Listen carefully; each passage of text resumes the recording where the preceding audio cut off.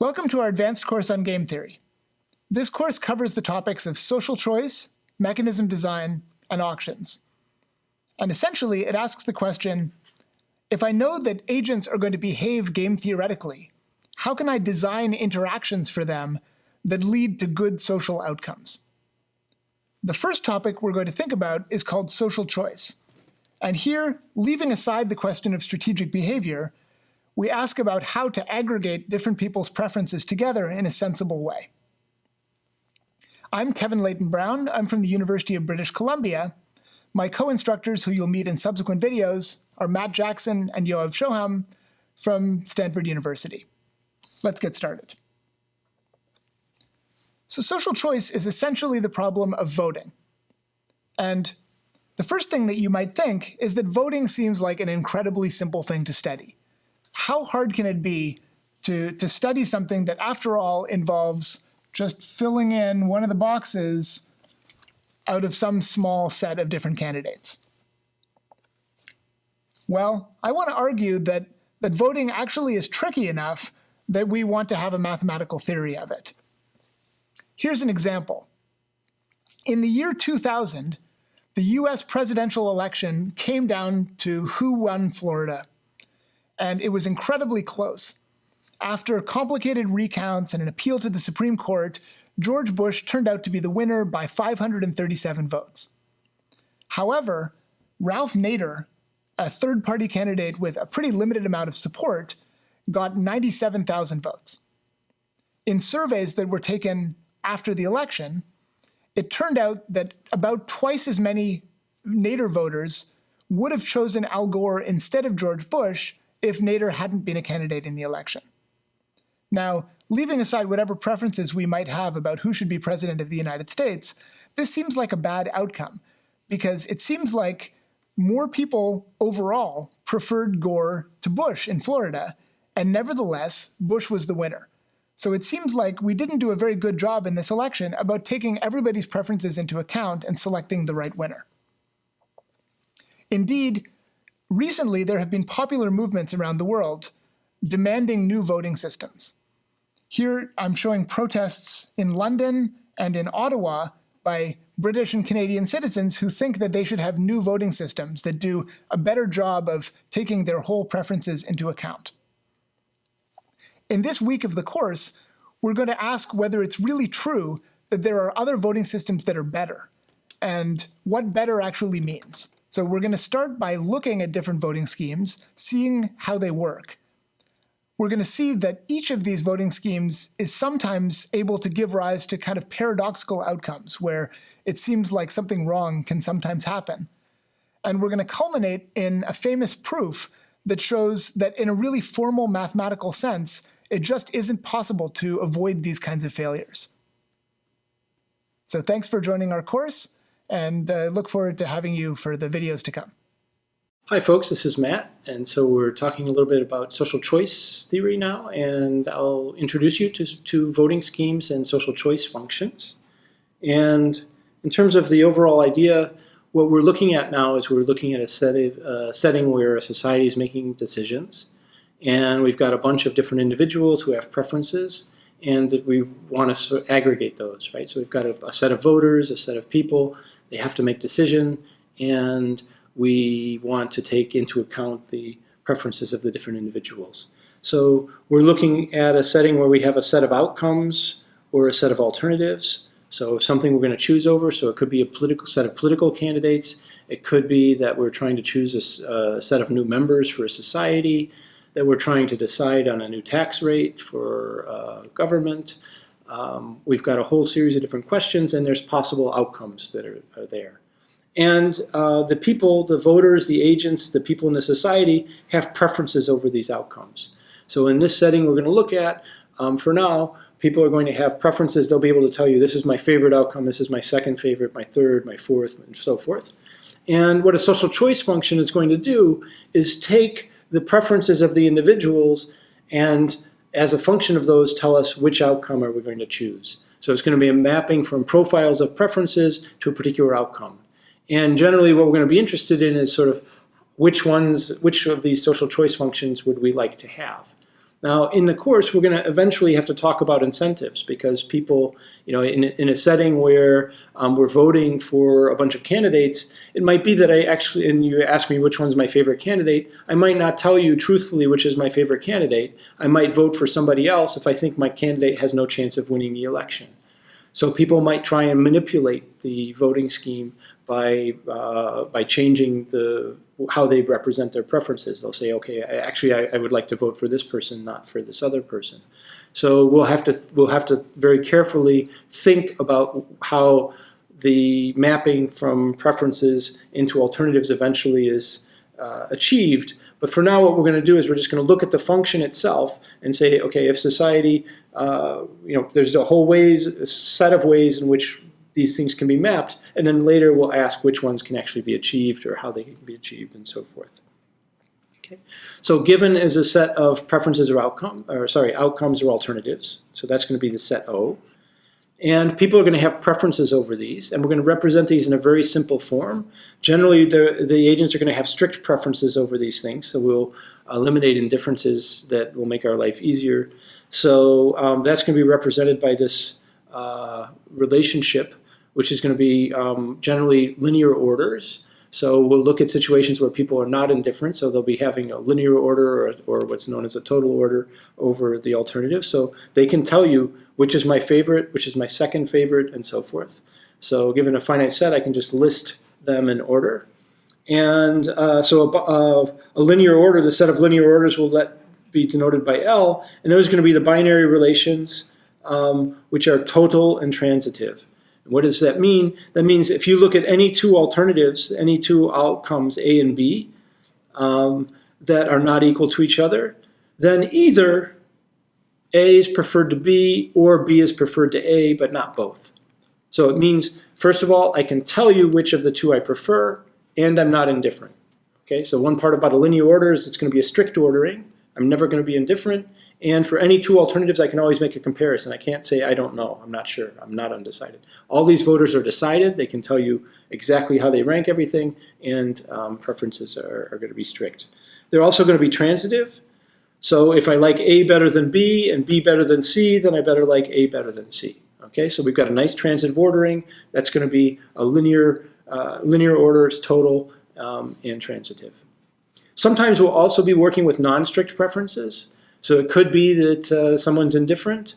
So then we'll allow for transitivity and completeness. You can make a comparison between A and B. So A could be weakly preferred to B, B weakly preferred to A, and you could have both relationships holding at the same time, which means you're actually indifferent.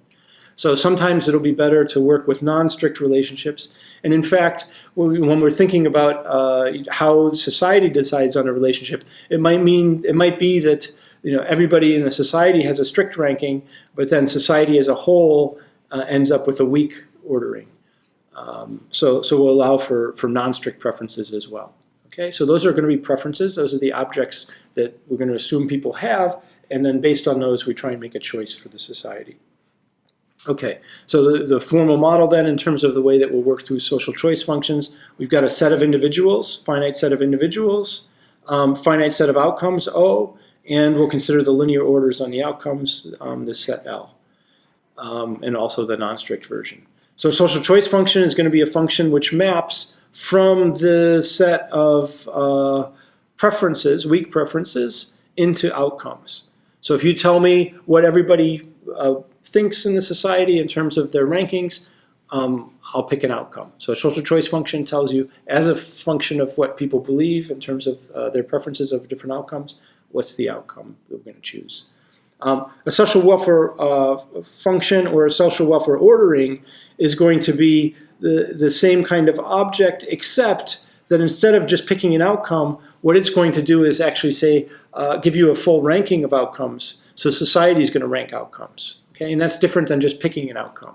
So it might be that we've got 3 outcomes A, B, C, and we ask people what their preferences are over these things, and we're going to pick one of them. So we just need to make a choice for who's going to be our president. Alternatively, we might actually want society to be able to rank these objects. Okay, So often when you look at rankings of organizations, like rankings of universities or rankings of schools, we'll take a whole series of different people who say, here's my ranking, and then we aggregate those up and say, okay, here's an overall ranking, and there might be ties. Okay, so we might have people express their preferences or their rankings, and then society might end up saying, here's society's rankings. Okay, and that's different. So sometimes we're picking an outcome, sometimes we're picking a ranking. Okay, so what are some examples of these things? The most basic and most widely used is what's known as plurality rule. What's plurality rule? That's just picking the outcome that is most preferred by the most people. So everybody just gets one vote, they get to express it, and generally if we'll assume that people are truthful, we'd assume that they'd express who's their favorite, and then the social welfare, social choice function just picks the outcome that is most preferred by most people. So that's known as plurality rule. Cumulative voting, that's another interesting voting rule. You give people multiple votes. So you get a set of votes, and you can give your votes to different candidates. So if there's 4 different candidates, I can assign several votes to the first. I can give 2 to my most preferred, and then 1 each, say, to my second and third. And then we'll count up and find who has the most votes. So now I've got multiple votes I can express. Approval voting is another interesting voting rule. And that's one where you can basically just express whichever outcomes you like and not express which ones you don't like. So this is often used in saying electing new members to a club or electing new members to a society, something like that. So you can, like a Hall of Fame, you can list which candidates you think should be included, and then give zeros basically to the ones you don't think should be included. So you just vote for the ones you think should be included, not for the ones you don't. And then there's some method of counting up and either picking just one if we just are going to elect one candidate, or picking several if we're going to pick memberships. There's some threshold. And so that's known as approval voting. So these are different methods of making choices, and they're going to have different properties. A set of other voting schemes based on more kinds of information ranking. Plurality with elimination. So what's known often as instant runoff or single transferable vote or transferable voting. It goes by a series of different names. And in that case, what one does is you actually express your whole preference ordering. And so we count everybody's favorite outcome. So think of everybody voting for their favorite outcome. And if some outcome has a majority, it wins. So if somebody gets more than 50% of all the votes, then it wins. But if nobody has a majority, so if we have, say, 3 or 4 outcomes, it could be that we have some candidates that are tied, or no candidate got more than a majority. And so what we do then is look at the outcome with the fewest votes and eliminate it. Okay, so knock out the one that has the fewest votes. You may need a tie-breaking procedure to, if there's 2 that have the fewest votes. So knock the one with the fewest votes out, and then re-vote. So now we've only got a subset of the candidates left. Everybody expresses their favorite out of this. If somebody has a majority, that's the winner. If not, knock another one out. Okay, and so forth. And actually, there are rules. There's variations on this. The French presidential election works this way, where you first vote, and then if nobody wins enough votes in the first round, then there's a runoff among a subset of candidates. There's a number of systems that work this way. Okay, another one that's very interesting and widely used, what's known as Borda rule, Borda count. How do we pick outcomes under this? In this case, you get to give your ranking, and so you're assigning a single number to each outcome. And so generally, if I suppose I have a ranking of I like A better than B, better than C, better than D. If we had 4 different possible outcomes, what I would give is I get to give a score of 3 to my preferred, 2 to my second preferred, 1, 0. And so my most preferred gets 3 votes, this gets 2, 1, and 0. And now when we look across different individuals, we add them all up, right? So somebody else has D, B, A, C. Somebody else has B, C, A, D, etc. Right? So in this case, D gets 3, 2, 1, 0. B gets 3, 2, 1, 0. So B gets 3 votes here, 2 votes here, 2 votes here. B is going to have 7 votes overall, and so forth. So board count will get numbers for each one of these things. Then we count up this total number of numbers, and the winner is the one with the highest score. And this is actually going to produce a social welfare ordering, right? It's going to tell us which outcomes are in first place, which ones are in second place, and so forth. So it's actually going to rank all the outcomes. And so board count gives us an overall ranking. And actually this is used in a lot of sports evaluations. So in the US for ranking basketball teams or football teams and different polls, and in a series of different situations where you're trying to rank alternatives, you can give votes and then aggregate those up and produce a ranking. Another one that's very interesting, successive elimination. You order the alternatives, and then you first have a vote over the first two. Do we prefer A or B? The winner of that gets matched against C. The winner of that gets matched against D. The winner of that gets matched against E, and so forth. So you order the alternatives, do a pairwise vote, and then do this. This actually works often in legislatures, where we could imagine that there was a bill introduced, then somebody amended the bill, then somebody had put an amendment to the amendment, and what we would do is first vote whether we do the amendment to the amendment or just keep the amendment. And then the winner of that gets put up against the bill. Do we want that versus the bill? And then finally we ask bill, no bill. So that's voting by successive elimination and is often used in many legislative processes. So you can see there's many different ways of voting and choosing alternatives. And these are all going to have different properties, and that's what makes this area so interesting. There's not a simple way to do things. There's many different ways to do things. They're each going to have pluses and minuses, and so there could be trade-offs involved. Now, one important concept that we'll be talking about a little bit in the future is what's known as Condorcet consistency. And Marquis de Condorcet defined this centuries ago. And the idea here is looking for a candidate that's preferred, that beats every other one in a pairwise majority.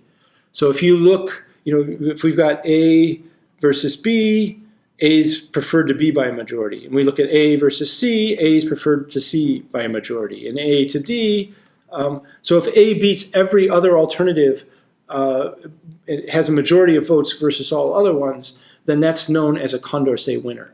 Okay, so it's something which majority prefers to any other alternative. And when those exist, then we'll say that a rule is Condorcet consistent if a social choice function picks a Condorcet winner when there is one. Okay, so that's a nice property that's sometimes desired of a rule. And there can be a cycle. So for instance, if we had 3 alternatives, person 1 likes A, B, C, person 2 likes B, C, A, person 3 likes C, A, B. Now you can see here A's preferred to B by a majority. 2 people prefer A over B. B's preferred to C by a majority, but C's also preferred to A by a majority. So we get a cycle here where we end up with majority rule. We have A beating B, but B beating C, and C beating A. So we can begin to see that there's going to be problems with voting rules in terms of making sure that everything's coherent in terms of the way that society is going to end up making a choice. And Condorcet cycles are going to be an important part of that. It's nice if we have a Condorcet winner. They don't always exist. So the next thing we'll be talking about is some of the properties of voting rules in more detail, and then some more general results on these things. This lecture will look at voting schemes a little more closely, and the main message of this segment will be that even very reasonable sounding voting schemes can run into problems. And we'll do it by a series of examples. We'll look at situation. I'll ask you to pause the video and think about the situation, and then to continue when you're ready. So let's get started. Let's start with the Condorcet condition, which on the face of it is incontrovertible. And consider the following examples. So here we have 1,000 agents, and And here are the preferences. So, for example, 499 of them prefer A to B to C, and so on for the others. First question is, not every voting situation has a Condorcet winner. Does this one have? So it's a good time for you to pause the video and think about it. Well, the answer is yes. There is a Condorcet winner, and it's B. And why is that? Well, let's look at the relative preference of B to A and the relative preference of B to C.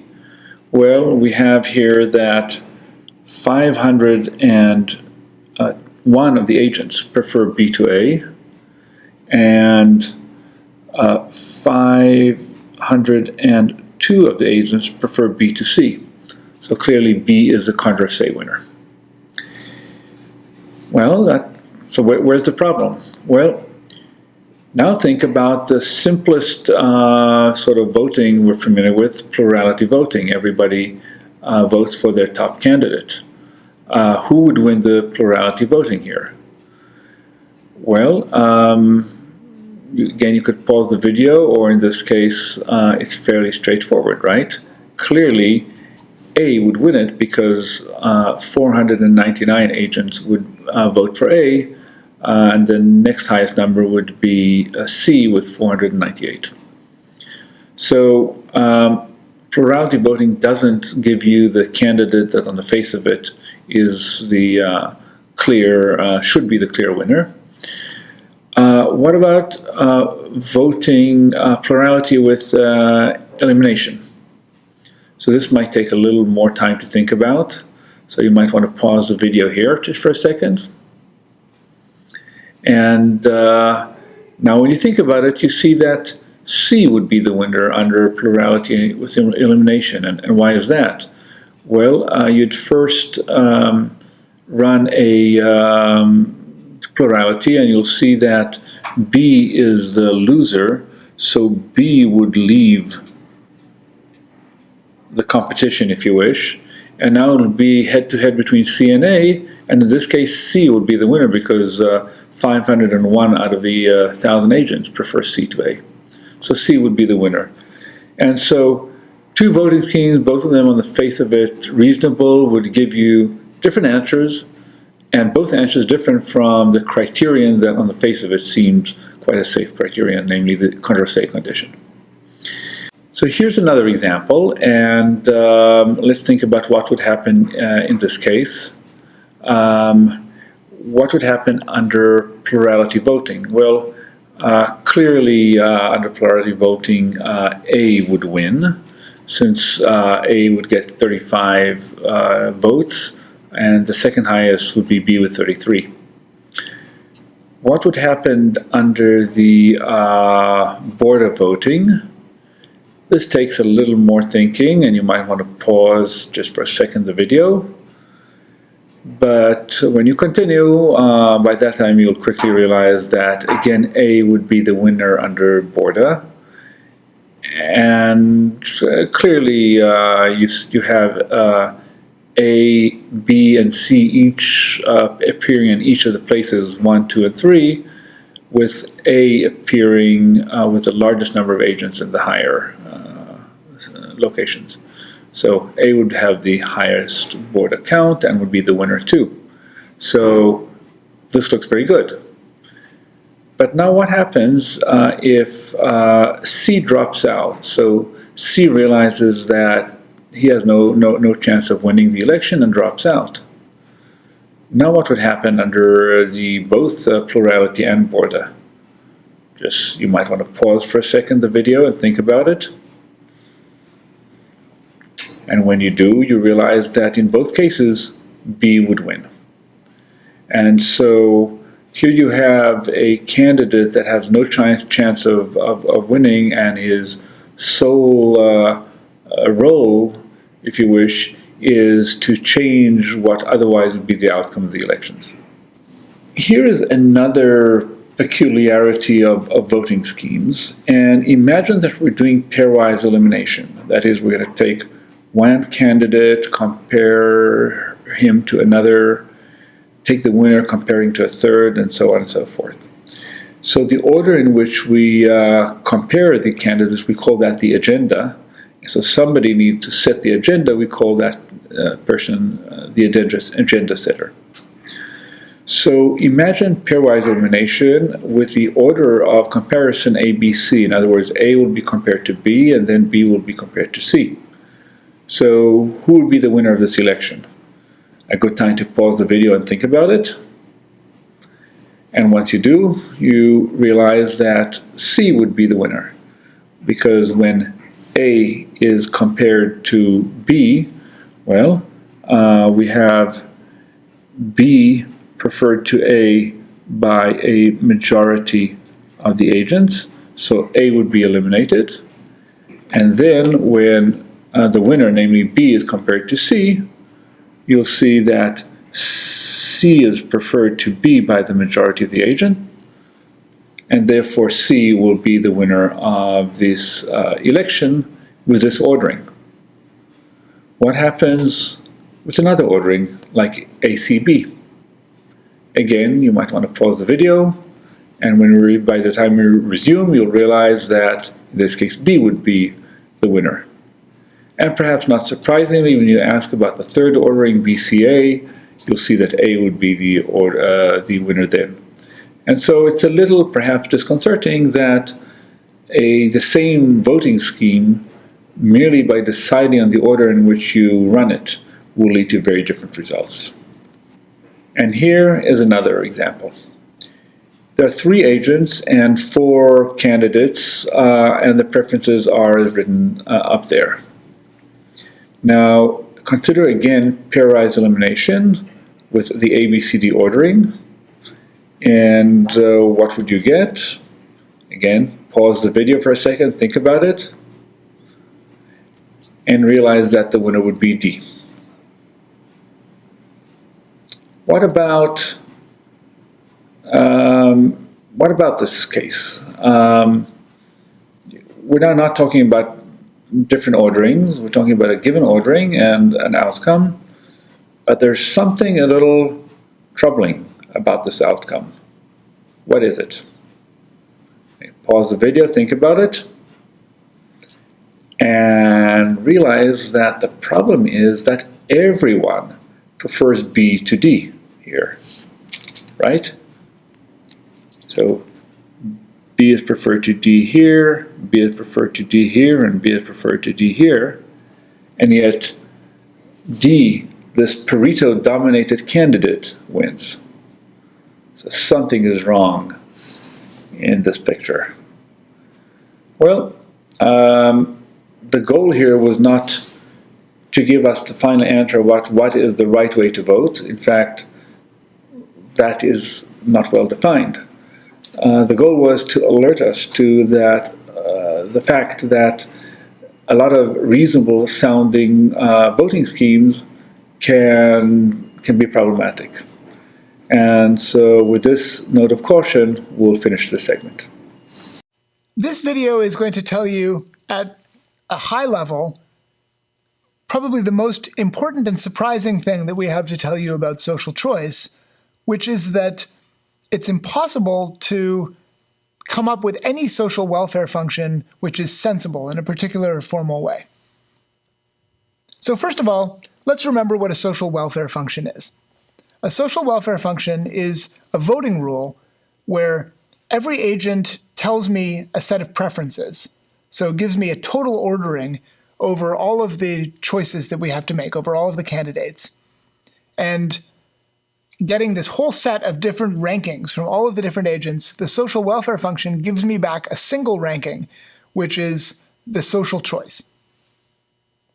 So think about voting over a set of candidates. Everyone has preferences over all the candidates that we're going to vote over, and getting back a single ranking that is the kind of aggregate ranking for all the agents. So what would we want such a ranking to do? What would it look like for such a ranking to do a good job? Well, here's one thing that seems pretty obvious that such a ranking function should do. We'll say that a social welfare function W is Pareto efficient if any time it's the case that all of the agents agree on the ordering of 2 outcomes. if everyone thinks that candidate A is better than candidate B, then the social welfare function also agrees about that part of the ordering. So it might say all kinds of other things about candidates C, D, and E, but if everybody thinks that A is better than B, then the social welfare function also is going to tell us that A is better than B. It's going to put A somewhere higher in the ranking than B. So, and that's all we're requiring by Pareto efficiency. We're just saying only in the case when everybody agrees, absolutely everybody agrees, the social welfare function has to rank in the appropriate way. A second thing we might want is what we call independence of irrelevant alternatives. So we'll say that a social welfare function is independent of irrelevant alternatives if the way that I rank between A and B only depends on the way that all of the individual agents ranked A and B. So if I want to decide in the social ordering how it is that I compare A to B, I should do that only by looking at how all of the individual agents relatively ranked A to B. So I shouldn't care about how everyone felt about A and C or about B and D. I should just look at the A-B rankings for everyone, and that should tell me how the social welfare function ranks between A and B. Finally, I'll say that a social welfare function has a dictator if there exists a single agent whose preferences we always just return as the social ordering. So in other words, if I've got n different agents and they always give me some kind of ordering, and I just say, you know what, I only care about agent 3. Everybody else, it just doesn't matter what you tell me. I'm going to throw it in the garbage. I'm not going to think about it at all. I'm just going to give you back agent 3, and I've decided in advance who agent 3 is. It's always going to be the same guy. That's what it means for a social welfare function to have a dictator. Now, it's kind of terrible for a social welfare function to have a dictator because it means that it's not aggregating in any meaningful way. It's just always reporting back what one person thinks. Notice that a social welfare function that does have a dictator trivially satisfies independence of irrelevant alternatives and Pareto efficiency, because Pareto efficiency says anytime everybody agrees, the social welfare function has to do the right thing. And when everybody agrees, in particular, the dictator also agreed. So we would get Pareto efficiency for free. Likewise, we would get independence of relevant alternatives for free because we're only going to care about the dictator's A-B rankings in order to decide the A-B ranking. And so we're not looking at anything else from any of the other agents. So we see we can satisfy our two properties from a dictatorial social welfare function, but dictatorial social welfare functions are pretty undesirable to us. Well, here's the punchline. Kenneth Arrow in 1951 famously proved the following theorem. Any social welfare function over 3 or more outcomes, so candidates in elections that have more than 2 candidates, that is Pareto efficient and independent of irrelevant alternatives must be dictatorial. So in other words, these two things that seem very natural that we would want, Pareto efficiency and independence of irrelevant alternatives, are so constraining on the set of social welfare functions that they imply that we would have to have a dictatorial social welfare function. Since we can't possibly live with a dictatorial social welfare function, what that really means is that we have to give up either Pareto efficiency or independence of irrelevant alternatives, and that's pretty bad news because these are both pretty natural things. So in this video, we're going to look at Arrow's theorem and prove it formally. So to begin, let's establish the notation that we'll use throughout this video. I'll let N be the set of agents. I'll let O be a finite set of outcomes. So these are the candidates that the agents are going to have preferences over. And the really important thing about O is going to be that there are at least 3 candidates. So Arrow's theorem is going to require that we have at least 3 candidates that we're voting over. I'm going to use L to denote the set of all possible strict preference orderings over O. So I'm going to be speaking here only about strict orderings. That means that agents don't have any ties in their preferences.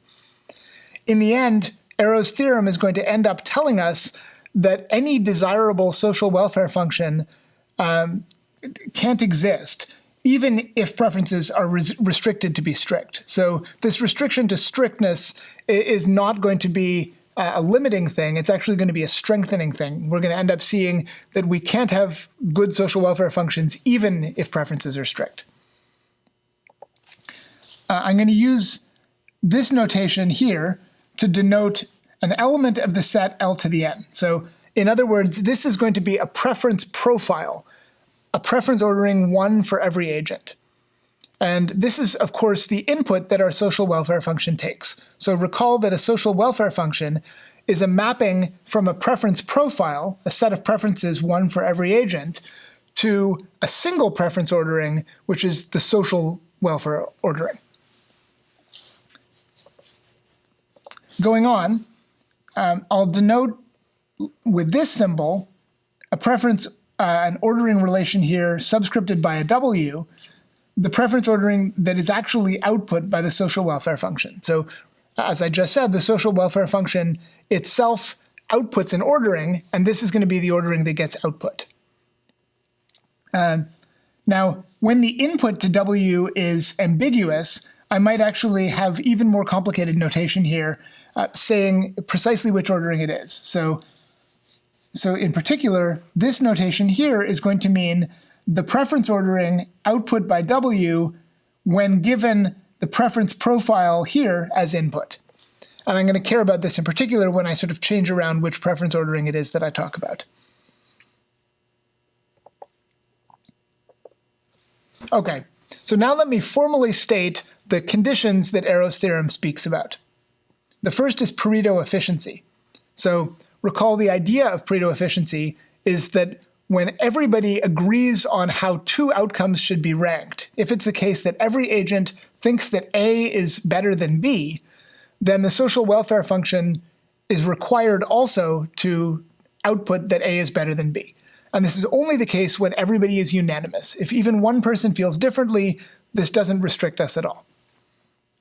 So formally, I'll say that a social welfare function W is Pareto efficient if for any pair of outcomes O1 and O2 from the set of outcomes, if it's the case that for all agents I, outcome 1 is preferred to outcome 2, then it must be that the social welfare function also chooses O1 preferred to O2.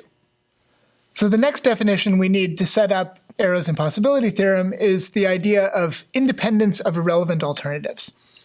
So intuitively, the idea here is that we want to say that the social welfare function should decide the ordering between 2 outcomes A and B based only on the relative rankings that all of the agents give to these 2 outcomes. So it should only be allowed to look at whether or not each individual agent puts A above or below B in order to decide whether A should go above or below B in the final ranking. And this should be true for every pair of outcomes. So let's look at how we say this formally. We'll say that a social welfare function W is independent of irrelevant alternatives if for any pair of outcomes O1 and O2 and any pair of preference profiles, I'll call them pref prime and pref double prime, the following condition is true. So let's look at what this condition here says. This says O1 is preferred by agent I in pref prime to O2 if and only if O1 is preferred by agent I in pref double prime to O2. So in other words, this is saying, when I extend it out to the for all I here, this is saying that all of the agents relatively rank O1 and O2 in the same way in both pref prime and pref double prime. In other words, if agent I likes O2 better than O1 in pref prime, it must also be that agent I likes O2 better than O1 in pref double prime.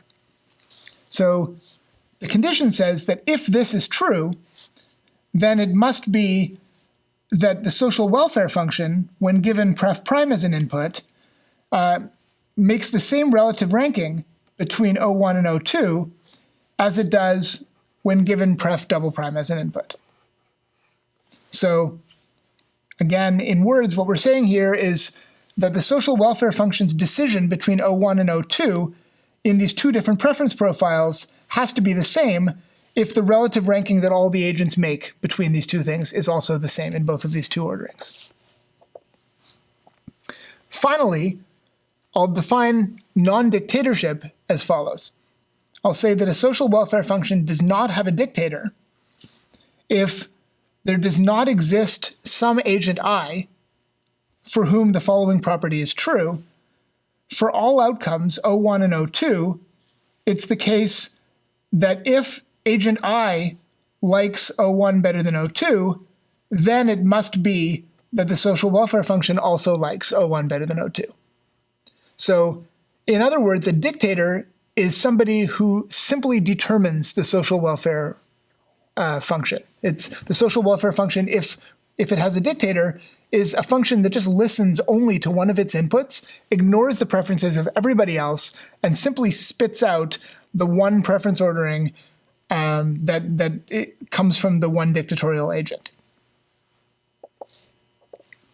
Okay, having said all of these definitions, we're now ready to formally define Arrow's theorem.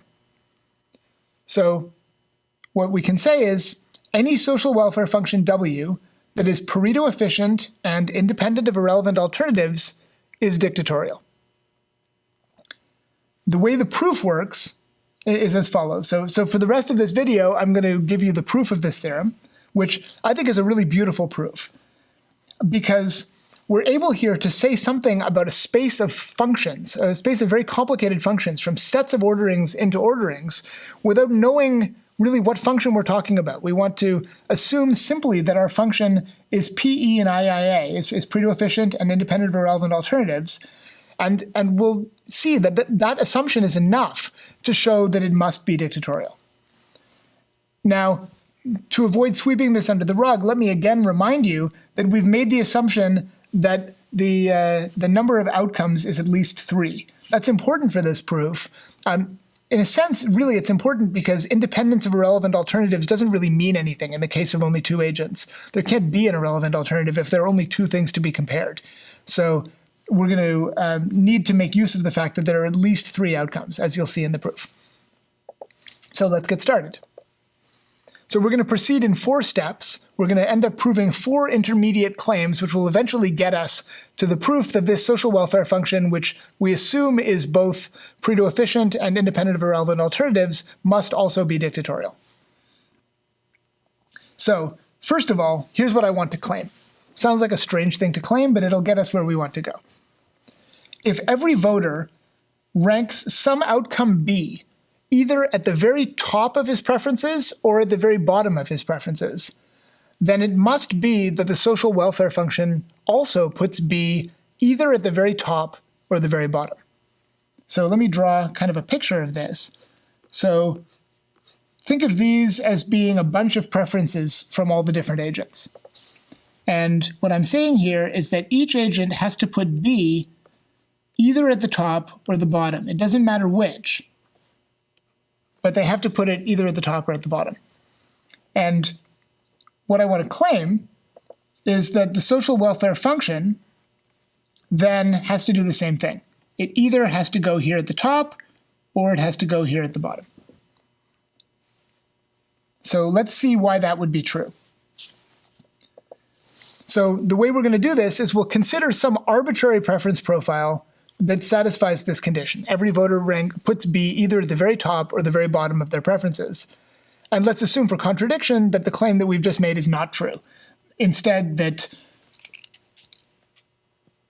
we don't have B here, but we've got it somewhere in the middle. Well, in that case, there must be some A and some C where A is higher up in the ordering for the social welfare function and C is lower down in the ordering. That's what it means to be in the middle. There has to be something above it and there has to be something below it. So let's call those things A and C. Well, now let's modify our ordering so that every voter moves C just above A in his preference ranking. So all of these rankings, we haven't drawn it, but we have C's and A's in here somewhere because everybody is ranking all of the different outcomes in their orderings. So let's modify whatever this ranking is by constraining where C and A go. So let's imagine that A was in all of these different places and so on. let's just move it so wherever C was before, let's just stick it right above A in the ordering and leave everything else unchanged. And let's call that new preference, let's call that new ranking pref prime. So now we're going to start using these definitions that we've assumed about the preference ordering. So we know from independence of irrelevant alternatives that in order for this to change or for this to change, these two facts, which we've assumed are true here, the pairwise relationship between A and B and or the pairwise relationship between B and C would have to change for some of the agents here. However, notice that B occupies an extremal position for all of the voters. And that means that C can be moved above A, moving from pref to pref prime, without changing any of the pairwise relationships between C and B and between A and B. And thus, we can conclude that in the preference profile pref prime, it's also the case that these two things are true, right? We assume that those two things are true in pref for contradiction, and because nothing has changed, we can use IIA to say that they must also be true in pref prime. And from transitivity, we can, just the fact that we're getting a strict ordering here, we can also conclude, therefore, that A must be ranked above C in the social welfare function. However, look at the ordering that we've actually made here. Recall that we put C above A in every agent's preference ordering. Wherever A was, we stuck C just above, right? Well, recall that Pareto efficiency says that any time all of the agents feel exactly the same way about something, the social welfare function has to also feel that way. Here, all of the agents think that C is better than A. And so Pareto efficiency requires that we would have C above A here. But in fact, we have the opposite, that A is above C. So that gives us a contradiction. So what does this all tell us? What we've established is what we have up here, that if every voter has some outcome B at an extremal point in his preference list, it must be that it goes into an extremal point of the social welfare function as well. Well, so far that sounds fine. It doesn't seem like that gets us into big trouble. Let's keep going and see what happens. This is the crucial step now. So now I want to claim that there exists some special voter, and I'm going to give that voter a name. I'm going to call him N star, who is extremely pivotal in the following sense. I want to say that he's able to change his vote at some preference profile. So there exists a preference profile where if he changes his vote, he can move a given outcome B from being at the very bottom of the social ranking to the very top. So there exists at least some circumstance in which some person is able to make a really big difference to the social choice. He can move B from being the very least preferred thing to the very most preferred thing. Let's see why that would be true. Well, let's consider a preference profile, pref, in which every voter ranks B last, and in which the voters' preferences are otherwise completely unconstrained. By Pareto efficiency, it must be that W also rates B last, because every pairwise relationship between B and something else has that something else being preferred to B, and so B has to be at the very bottom of the social ranking.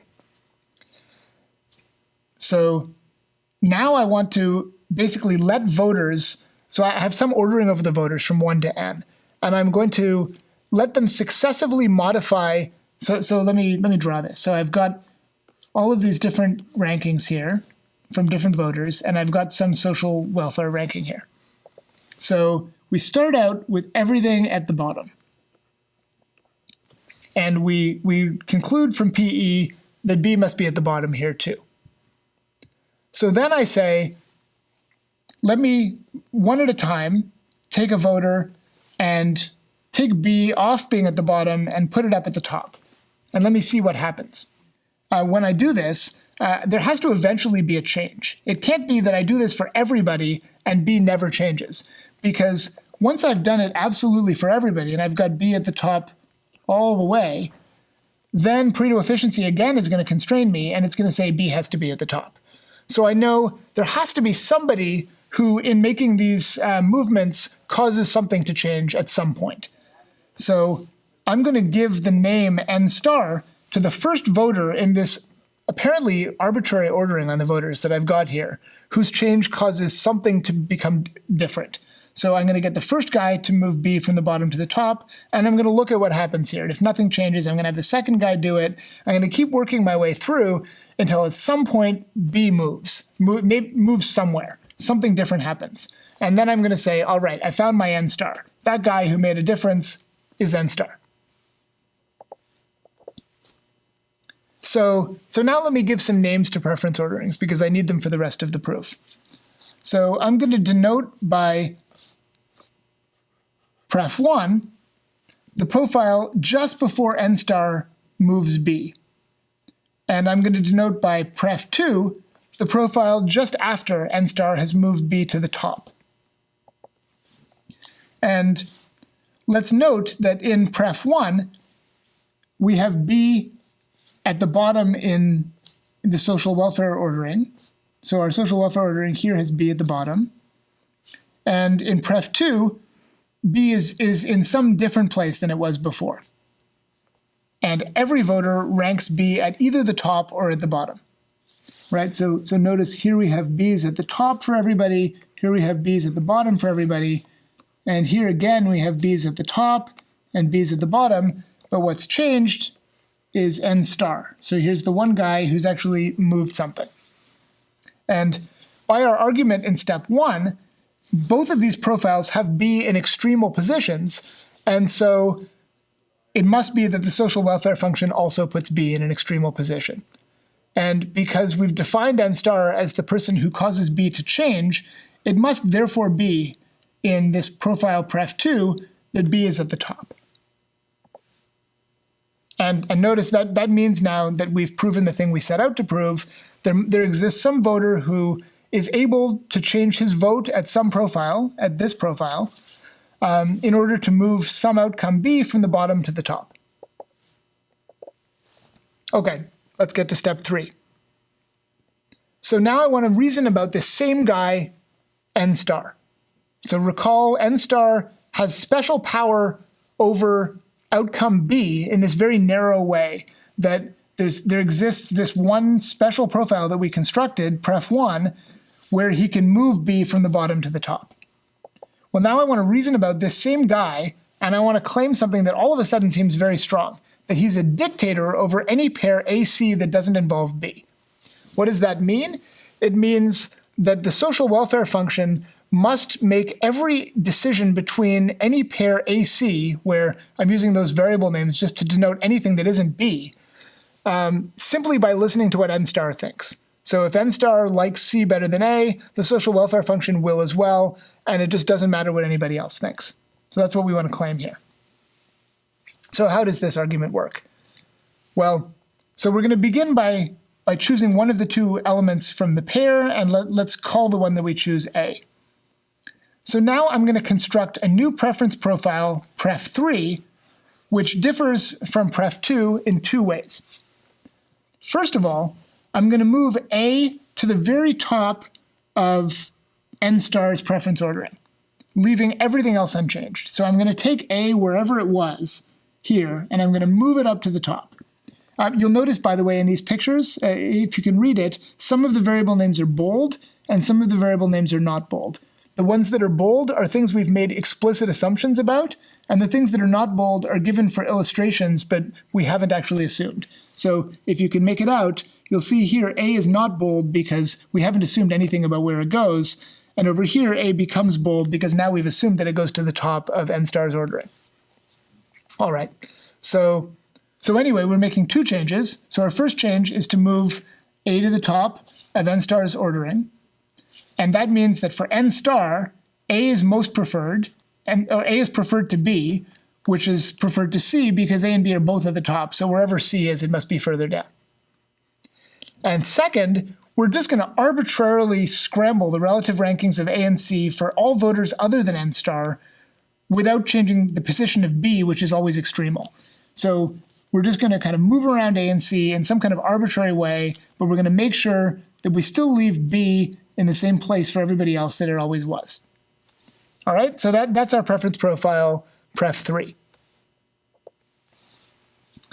Now, notice that in preference profile pref 1, we had that A was preferred socially to B. And the reason we can conclude that is that we know that B was actually at the very bottom of the social ordering. So everything was preferred to B. And so A in particular must have been preferred to B. Now, when we compare pref 1 to pref 3, the relative rankings between A and B are the same for everybody, because B is in the same extremal position for everybody, except for n star, who moves B, but we've then changed it to put A above B. And so it's the case that these guys over here have B above A in both cases. These guys have A above B in both cases. And n star also has A above B in both cases, because here we actually moved A to be above B. So from this fact, we can conclude that in pref 3, it must be that A gets socially preferred to B, because by independence of irrelevant alternatives, the social choice between A and B can only depend on their relative rankings by the different agents, and we've just seen those relative rankings are the same in pref 1 and in pref 3. Now we're going to say something similar comparing pref 2 and pref 3. So in pref 2, we had that B was socially preferred to C, because we know that in pref 2, B was at the very top of the social ordering. And so wherever C was, it was somewhere further down. And in a similar way to as what we argued before, the relative rankings between B and C are the same in pref 2 and pref 3. Let's see why that is.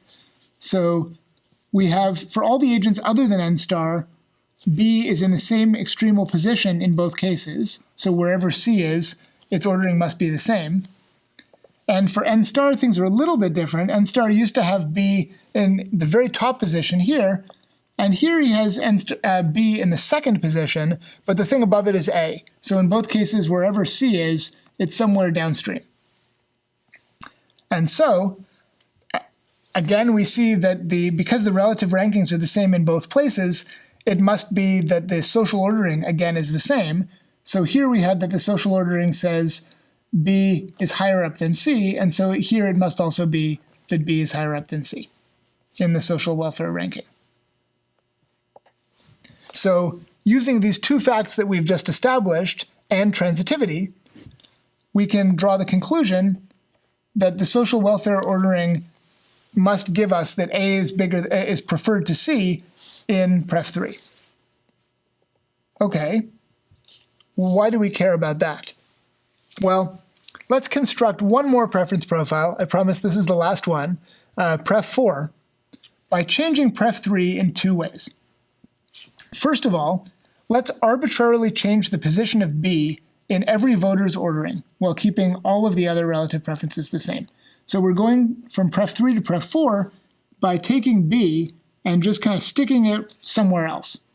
But we're not going to move around any of the other relative preference orderings. Secondly, we're going to move A to an arbitrary position in n star's ordering, with the constraint that A is kept higher than C. So let's look at that. So here we have A in a really special place. Here we're just going to stick it further down to here.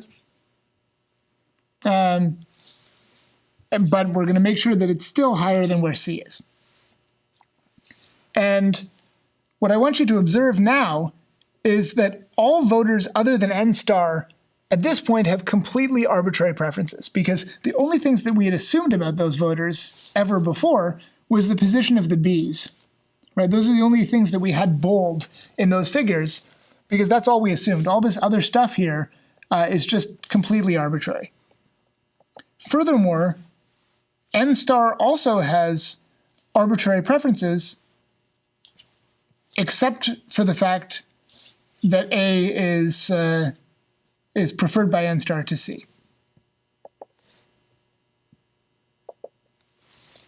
Now, what do we do with pref 4?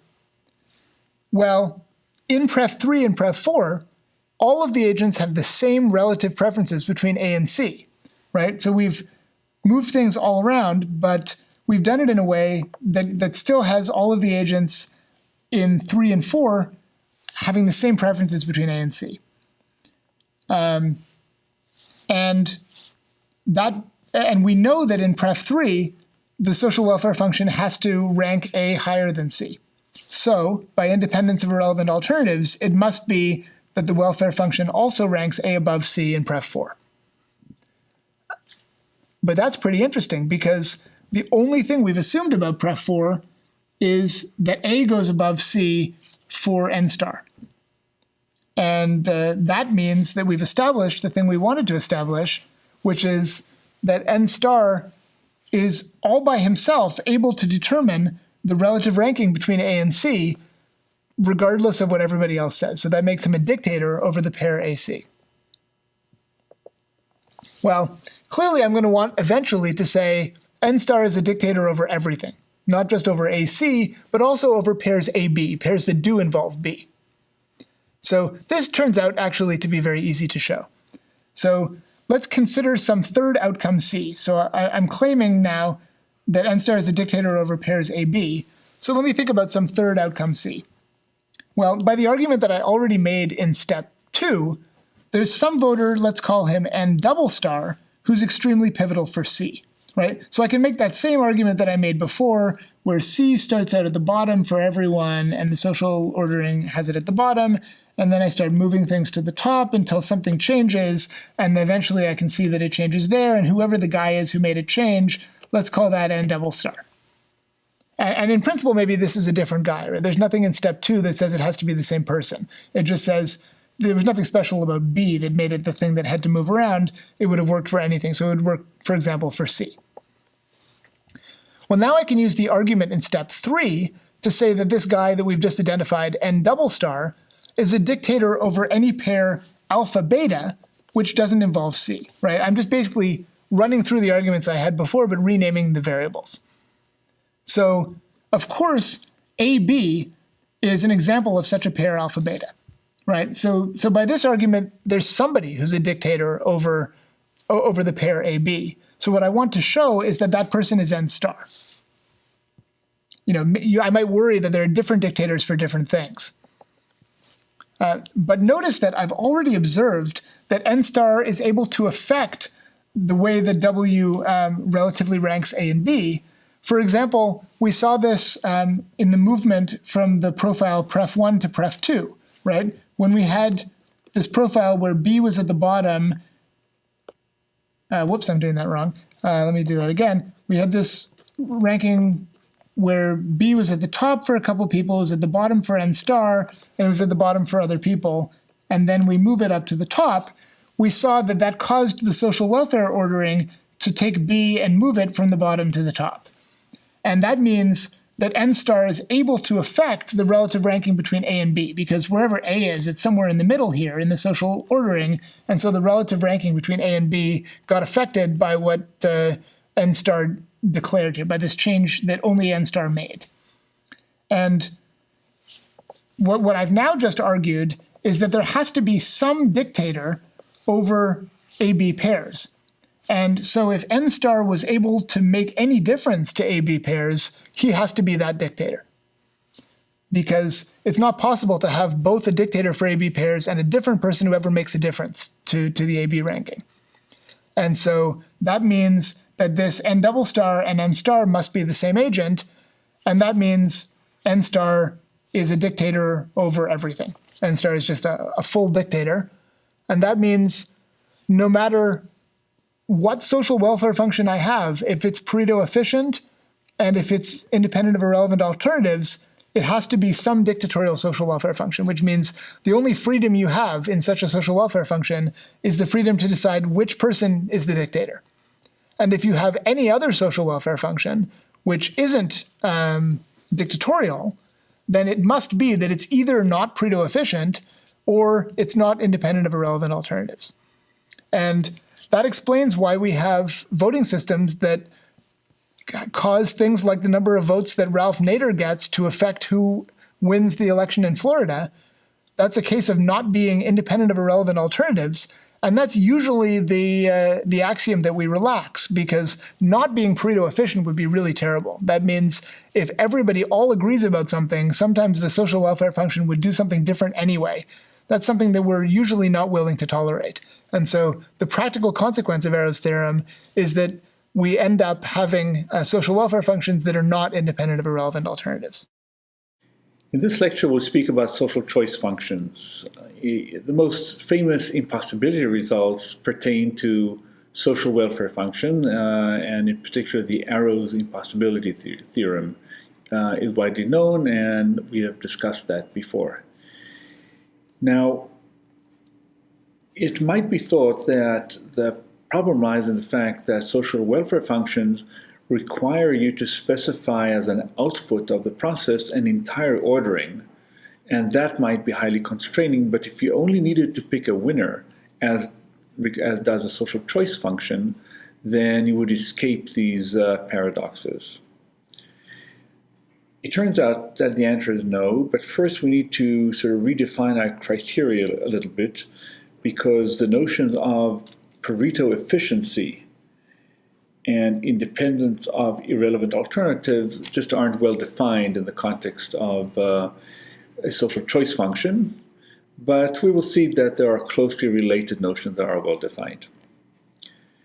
So let's first define weak Pareto efficiency.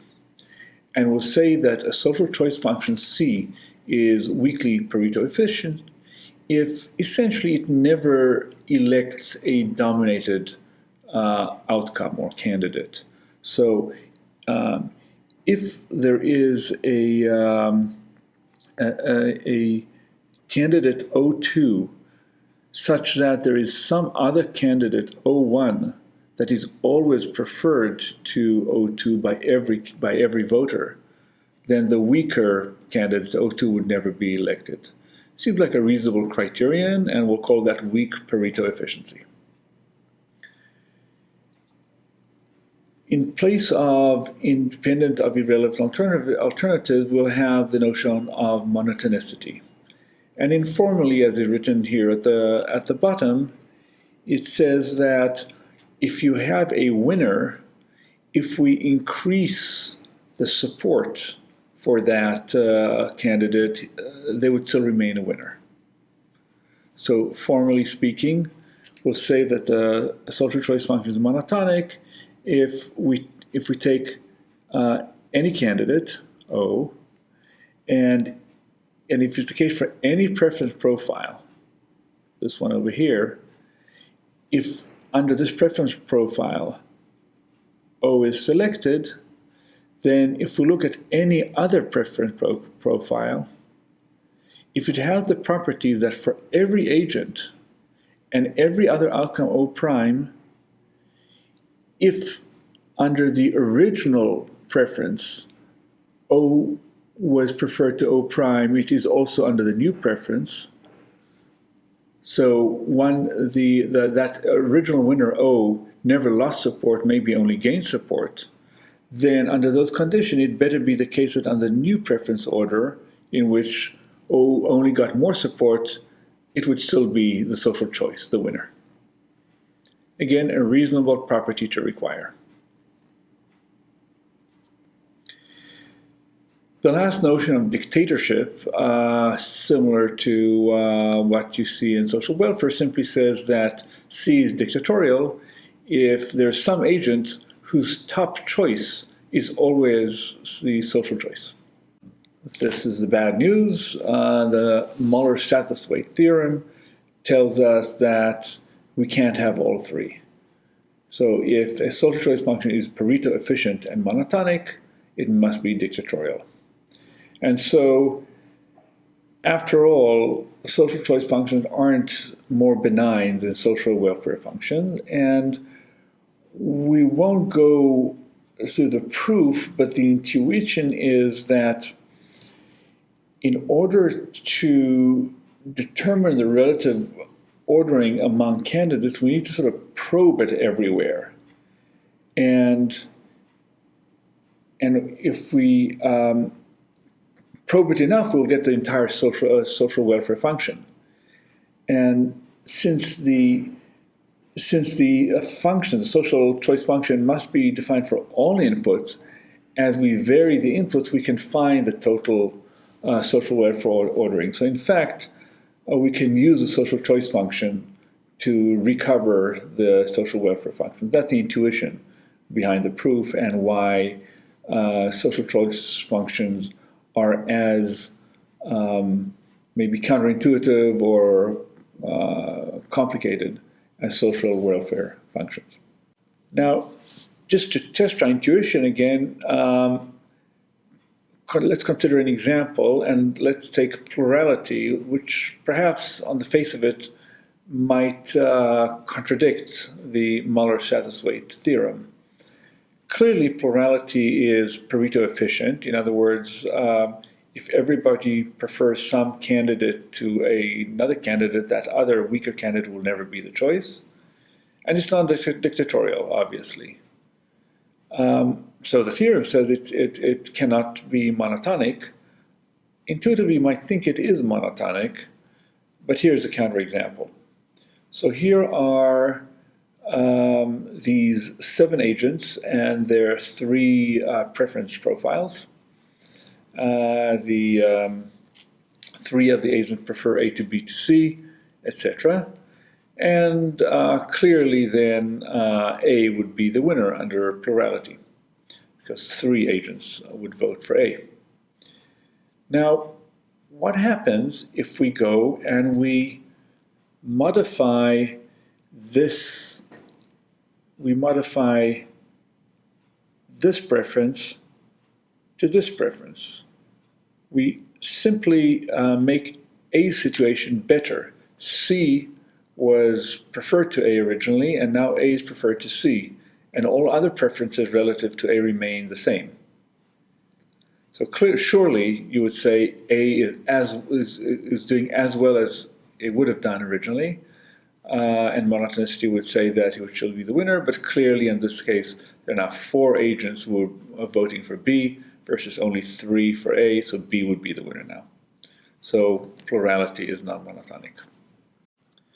Okay, we've seen some results on the difficulties associated with aggregating preferences coherently, and what I want to do is talk a little bit about a setting where things are nicely behaved, and these are known as single-peaked preferences.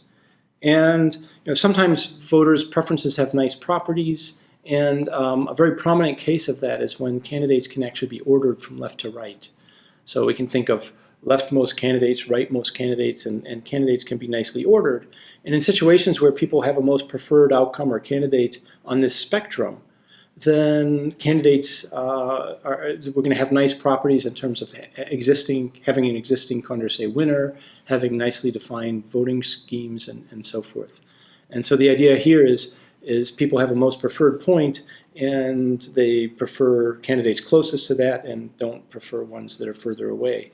Now, we can think of this in a political spectrum. You could also think of, how much tax would you like to have? Well, people might have an optimal tax rate and not like to have higher tax rates or lower tax rates, or what's the extent of some regulation. We can think of a series of different settings where we have a nice ordering over the alternatives, and people's preferences are going to have this property. So in particular, when we think about, so our set of outcomes, let's say our set of outcomes here is A, B, C, D, E, and we look at a person who has single peak preferences. We look at, say, the utility. So here, the utility, the payoff they get from a given alternative, and their most preferred alternative in this case is B. They get the highest. And then when we look at the other alternatives, in this case, C would be second highest, A would be third highest, then D, and then E is way down here. So their preferences would look like B, C, A, D, E in terms of a ranking. But what's important in terms of single peakedness is that the further you move this way, the lower the preferences, the lower the utility is. So the voter always prefers something which is closer to B than something further away on the same side. And similarly, the more you move in this direction, the voter prefers the alternative B to A or anything further to the left of A. So that's what's known as a single peaked preference. And the fact that you've got this nice ordering, and it can be ordered on a line with a most preferred alternative and things getting worse when you move away, that kind of preference means that you've got nice voting procedures and the existence of Condorcet winners. So let's have a peek at that, just to understand why things are going to be better behaved in this kind of world. So imagine we had 3 voters that have single peaked preferences, and we had our A, B, C, D, E. So we'll keep an odd number of voters to make sure we don't have to worry about ties. What's true then is if we look at the median most preferred outcome, that's going to be a Condorcet winner. So in this case, that's B. So B's most preferred by this middle person. So let's call this person 1, person 2, person 3. Person 3's most preferred alternative is D. Person 1's most preferred alternative is A. And let's verify that this outcome B is actually going to beat everything in a pairwise comparison. So suppose we compare B to C. Well, both persons 1 and 2 like B better than C. They also like it better than D and E, right? So given the fact that when we look at the median voters, all the voters to the left of the median are going to prefer the median's peak to any alternative which lies to the right, because going to the right, further to the right, is bad. And similarly, we're going to have a majority of people on the right preferring the median's alternative to anything that's to the left of the median's alternative, the median's most preferred alternative.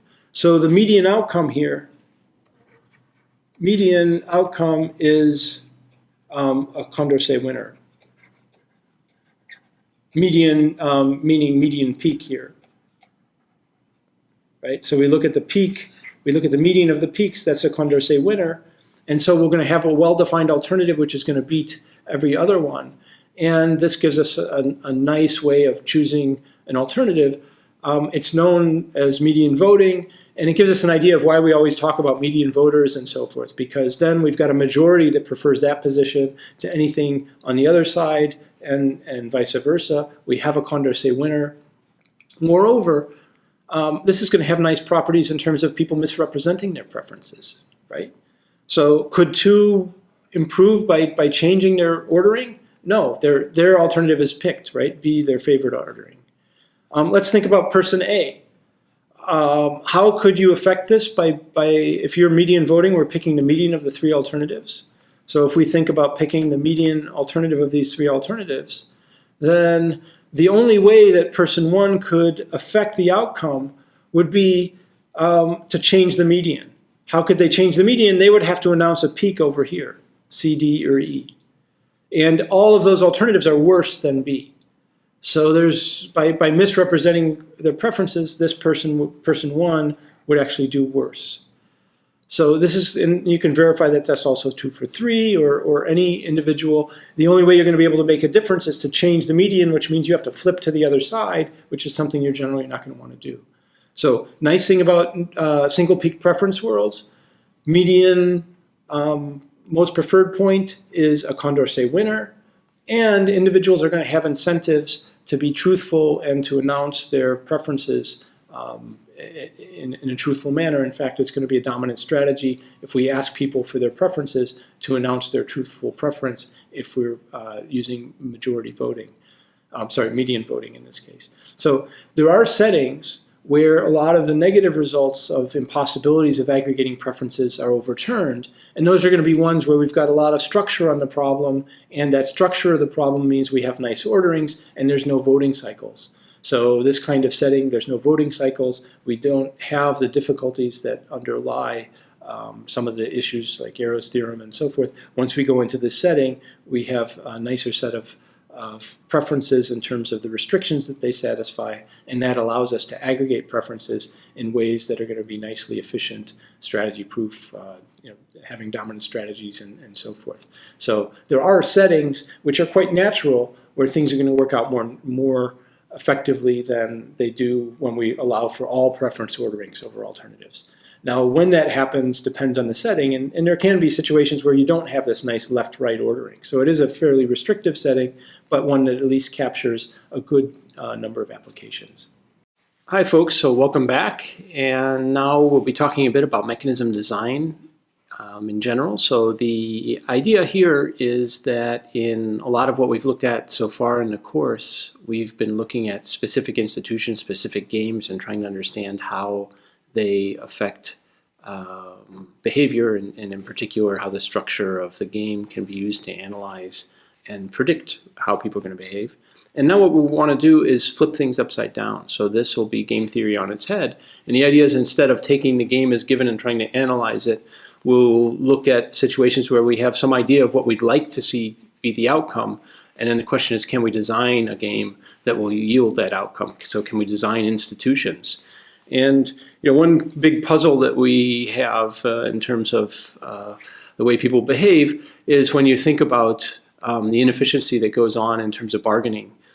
There's often bargaining breakdowns, and people spend a lot of time trying to figure out, how do we mediate bargaining? What's an appropriate technique to bring two sides together so that they can reach a bargain? And in terms of complete information game theory, if people can really see what the payoffs are, and you looked at a particular bargaining game, generally you would have situations where people would tend to reach agreements. They can look down the tree, they can figure out what's going to happen and unravel things and reach an agreement. And so here we can ask a question of, well, let's suppose now that we're in a Bayesian setting. So we have a situation where we have workers thinking about trying to get higher wages, and we have management and shareholders on the other side trying to keep wages low. And they each want different things coming out of a new agreement, labor agreement. Can we design a way in which they're going to come to a table and make offers and counteroffers in such a way that they'd actually reach an agreement and avoid a strike and avoid wasting resources and time? We see strikes all the time. So the answer evidently seems to be no, we can't necessarily design such a procedure. So the question becomes, which procedures can we design? What are the best that we can do? How do we begin to think about that? How do we begin to model designing an institution and then seeing what the outcomes are going to be and trying to design the best institution in terms of those outcomes? So we'll be looking at things like auction design. We'll talk about why we might have breakdown and inefficiency in bargaining settings when people have private information about what they'd like to see be the outcome. We're going to look at we've already had a look at voting rules, but we'll look at a general set of decision mechanisms that public enterprises can use to improve efficiency. So we're going to look at in some specific detail at how to design things when we want to achieve efficiency, we want to get the best possible outcomes, and we realize that people have private information and they're going to try and take advantage of that and have incentives to try and get the best that they can get out, which doesn't necessarily always coincide with social efficiency. So when is it that we can get socially efficient outcomes? That's going to be the central question in mechanism design. So let's get started. In this segment, we introduced a very central area of game theory called mechanism design. It's often also called implementation theory, and sometimes also called inverse game theory. And the intuition is that when we often think about game theory, we think about a given game that was somehow we inherited. It's a situation that we need to reason about, and so we do. But in mechanism design, we get to design the game so as to optimize for certain qualities. Think, for example, about voting. We get to design the voting rules. It can be plurality or plurality of elimination or Borda or pairwise elimination or any number of other mechanisms. Or think about selling a product. We can sell it directly by posting a price, or we can run an auction, and there are many different kinds of auctions we could run. These are all examples of mechanisms, and we'll be speaking about how to model this formally and what mechanisms aim to achieve. So when we design a mechanism, for example, a voting rule, we don't design it in a vacuum. There are some set of candidates, for example, that we don't get to control. Candidates will be what they are. We certainly don't get to control who the voters are. They are who they are. And we don't get to look inside their head and decide what they should care about, who they prefer to whom. That's a given. That's their type. Also, part of their type is what's their information. What do they know about various things in the setting? We don't get to control any of that. So all that part, all that background that we don't get to control is called the setting or the Bayesian game setting. And what will happen, and we'll go over it now, but what will happen is we'll be given a Bayesian game setting, which won't quite be a game, it will be a setting, and then we'll add to it the ingredients that will turn it into a game. And we'll try to design the game so as to optimize certain qualities. And so let's go over it. We have this tuple, and let's go over it in order. So N is simply the set of agents, and O is a set of outcomes. So we have the social choice function that has certain outcomes. For example, we have a voting situation with certain possible candidates, and that is that set O. Then we have those types. Those are exactly the objects we saw in Bayesian games. Again, we don't yet have a game here, but the notion of type is well defined. And so we have, and type is all that private information to agents. So intuitively think about it as, in a voting situation, what is my preference ordering among the candidates? What do I know about the preference ordering of other agents? What do I know about what they know about my preference ordering? And all of that private information is my type. We have, as we usually do, a common prior probability distribution over those types. That's commonly known by the agent. And we have a utility function that says, given an outcome and given the types of the agents, what is the utility to each of the players? And so given that my preference ordering is what it is, and given that a particular candidate was elected, for example, would give me some utility. This is all the setting that we as mechanism designers do not get to control and don't have access to. We know perhaps who the agents are, we don't know their types. We may know the common prior on those types. So now, what is a mechanism? A mechanism consists of those things that when added to the Bayesian game setting will make for a Bayesian game. So the two things that are missing are the actions. So far we had no action for the agents. So a mechanism simply specifies the action, for example, the voting rules or the auction rules. And it also specifies, because the actions, if they just live in a vacuum, don't have any force, so they need to interact with the setting somehow. The actions simply specify the outcome, or more generally a distribution of the outcome. So action is simply a set of actions for each of the agents. For example, in a voting situation, it might be to specify your entire ordering among the candidates, or to specify your top candidate, whatever the voting rules are. And a mapping says, based on those actions, for example, those votes, who is the winner. And as you see here, for technical reasons, we don't necessarily find one winner or one social choice outcome, but a distribution over those outcomes. Often for your intuition, think of it as specifying a specific outcome. You usually won't lose any intuition if you think about it that way.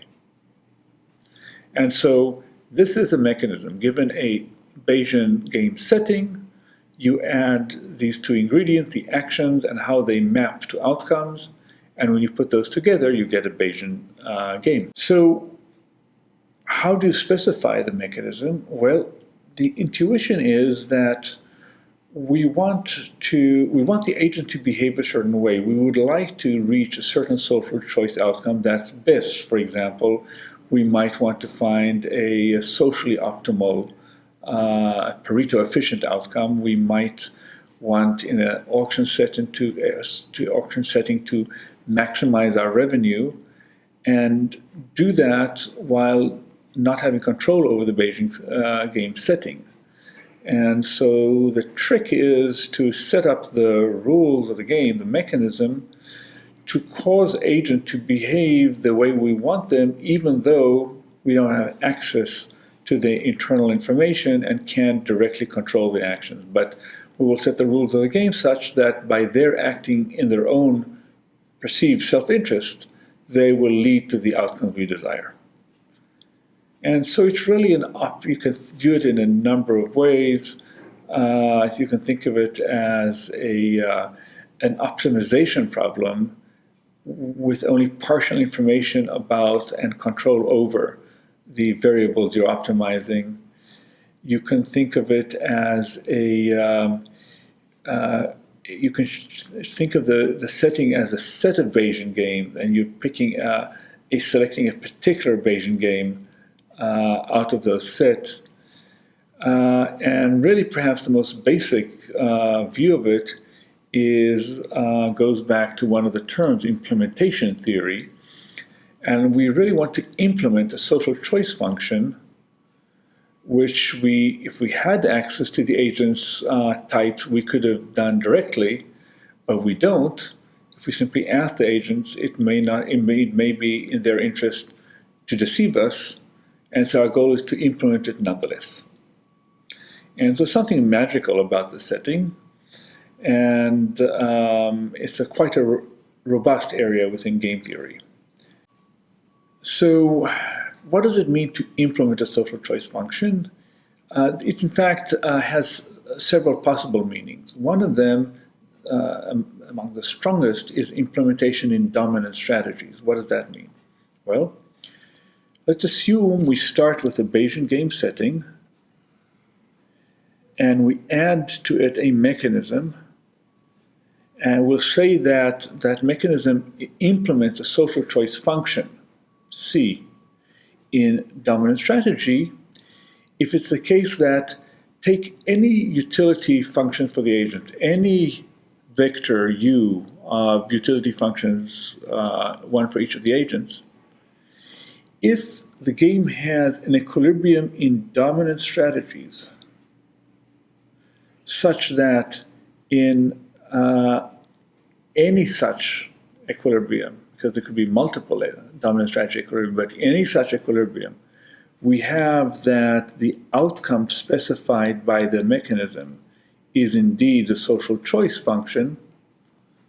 In that case, we will say that the mechanism implemented the social choice function in dominant strategies. You could ask several questions about it. Why should it be in all equilibria? Maybe it's enough that in one, indeed, you could define it that way. Why only dominant strategies? And in fact, the answer is it doesn't have to be in dominant strategy. So a more general, more relaxed definition of implementation is implementation in a Bayes-Nash equilibrium. And it is almost the same. We say that given this Bayesian game setting, we'll say that the mechanism implements the social choice function in a Bayes-Nash equilibrium as opposed to a dominant strategy equilibrium. If there exists a Bayes-Nash equilibrium of the game that results from the mechanism in the setting, such that for every type of agents and every action profile that can arise in this equilibrium, it's the case that the outcome defined by that action profile is the social choice function of the agents given their types. So it's perhaps a little bit of a mouthful here, but the intuition is very much the same as in the dominant strategy implementation. In dominant strategies, the situation is simple. We simply have dominant strategies, and we require that in all of those, the action profile lead to a social choice function. Here we have probability distributions, and so there can be multiple actions that instantiate these action profile, these strategies. And what we want it to be the case that every action profile would lead up, by definition, to some outcome according to this mapping. And we would like it to be the case that indeed there's a social choice of the agents as they are, meaning they have their own preferences. And with respect to those preferences, we want that action profile to lead to the optimal outcome, as defined by the social choice function.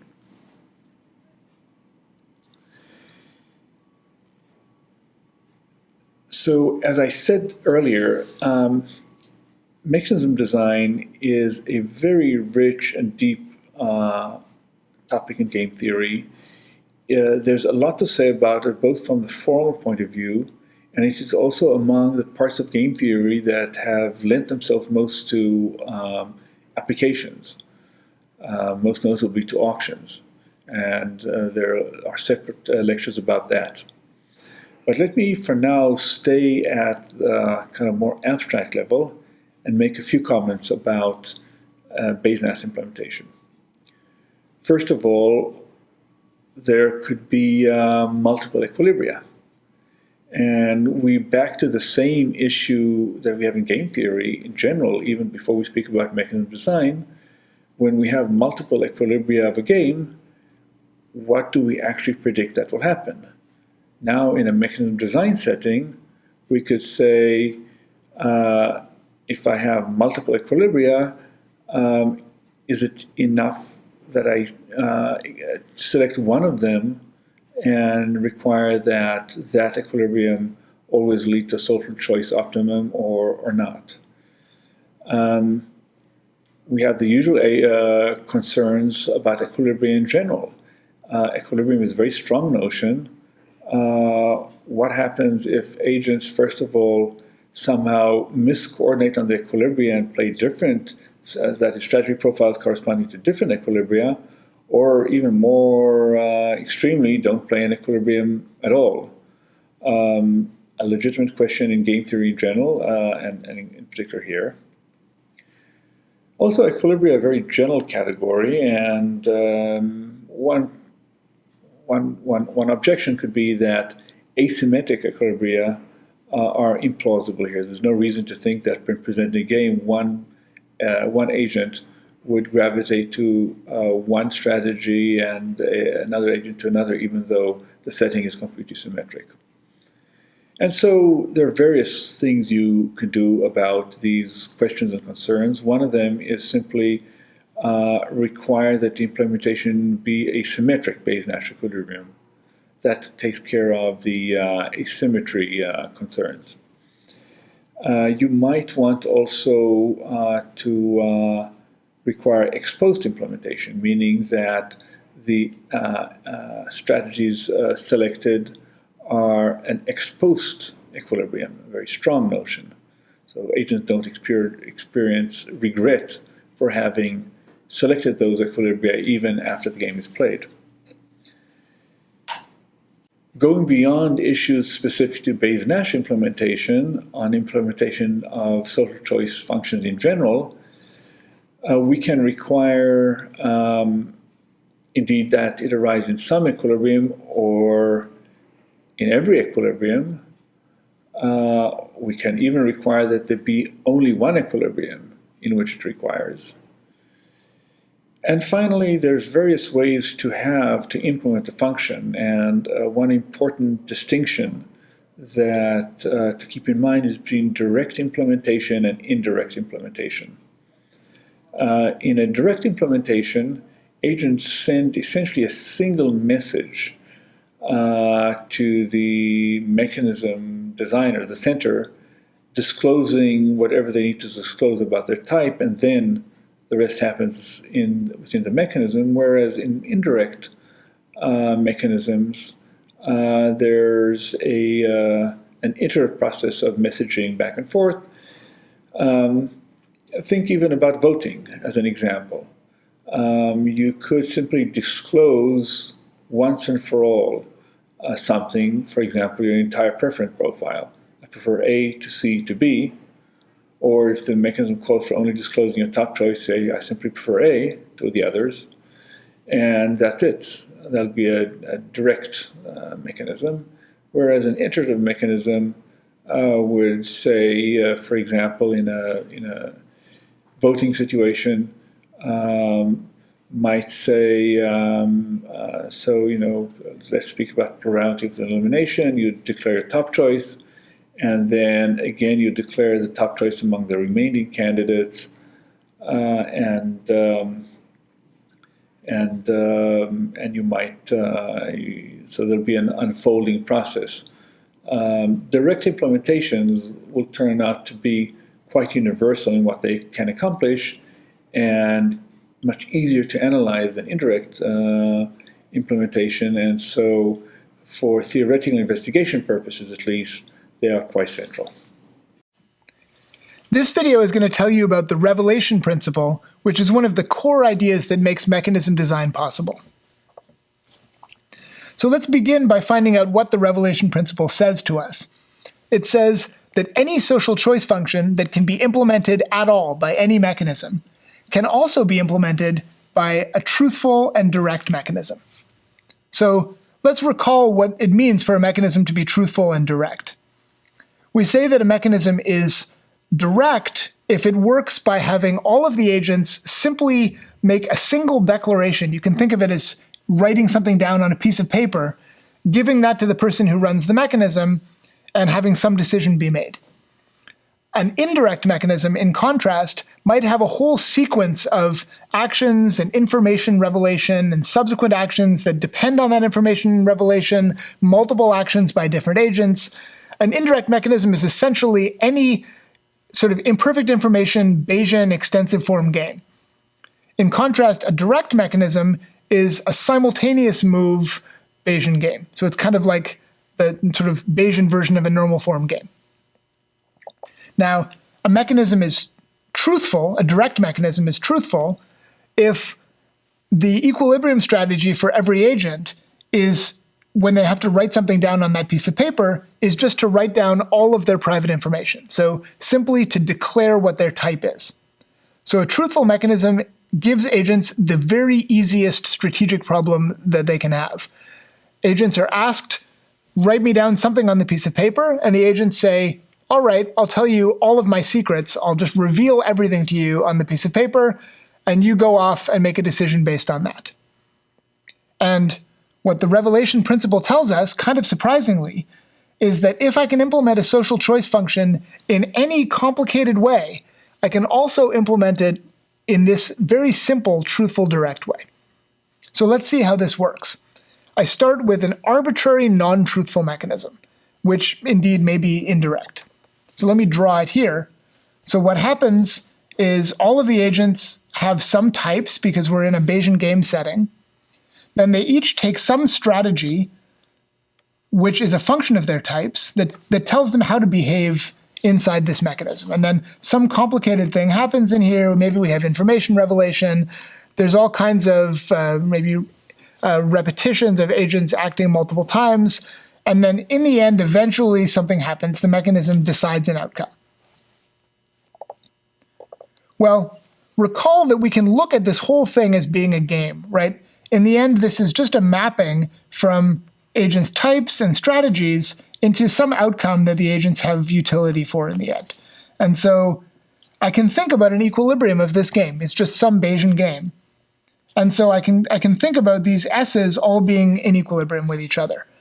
And that's exactly what I do when I talk about implementation. If I say that a mechanism implements a social choice function, what I'm saying is that in equilibrium, the mapping from types to outcomes is the same as the mapping that would be chosen by the social choice function. Well, here's the punchline. I want to show that I can make a new direct mechanism which is truthful. And here's how I do it. I take the original mechanism and I kind of embed it in this new mechanism here. So what I do is I say, I'm going to make a new mechanism whose action space is the same as the type space. So I'm going to ask each of the agents, tell me what your type is. And of course, the agents can do whatever they want. They don't necessarily tell me the truth, but they tell me something.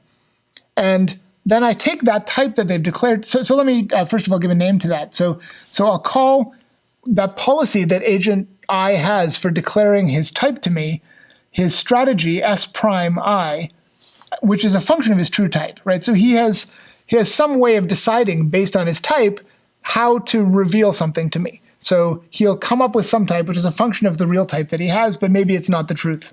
Maybe he'll tell me something else.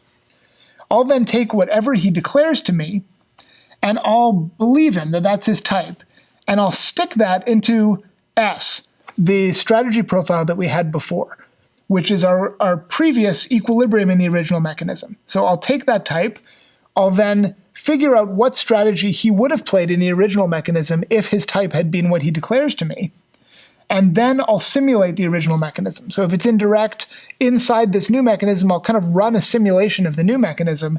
I'll figure out what the original mechanism would have done if everybody had played their declared types under the strategies that were previously in equilibrium, and I'll figure out what the outcome is, and I'll make that the outcome of the new mechanism. Well, I want to claim that this new mechanism is truthful. You can see that it's direct by construction. I want to claim that it's truthful, and this should be kind of easy to see. It's truthful by exactly the same argument that S was in equilibrium. So if this mechanism isn't truthful, that would mean that S wasn't in equilibrium. Why? Because it would mean if this mechanism isn't truthful, then I want to declare some type here that isn't my real type. And if I'm declaring a type that isn't my real type, that means I'm changing the strategy that I would have played in the original mechanism. I would have preferred to also, if I lie to the mechanism here, I would have preferred to lie to myself in the original mechanism so that I would effectively be playing a different strategy than I was playing before. And of course, the whole idea of an equilibrium is that nobody can gain by changing their strategy. So if I wouldn't have wanted to lie to myself in the original mechanism and change my strategy, nor would I want to lie to the mechanism now, because it's already playing a strategy for me that's in equilibrium for the original mechanism. And of course, that being the case, it chooses the same outcomes as the original mechanism. So kind of the slogan for the revelation principle is that the agents don't need to lie in this new mechanism because the mechanism already lies for them, right?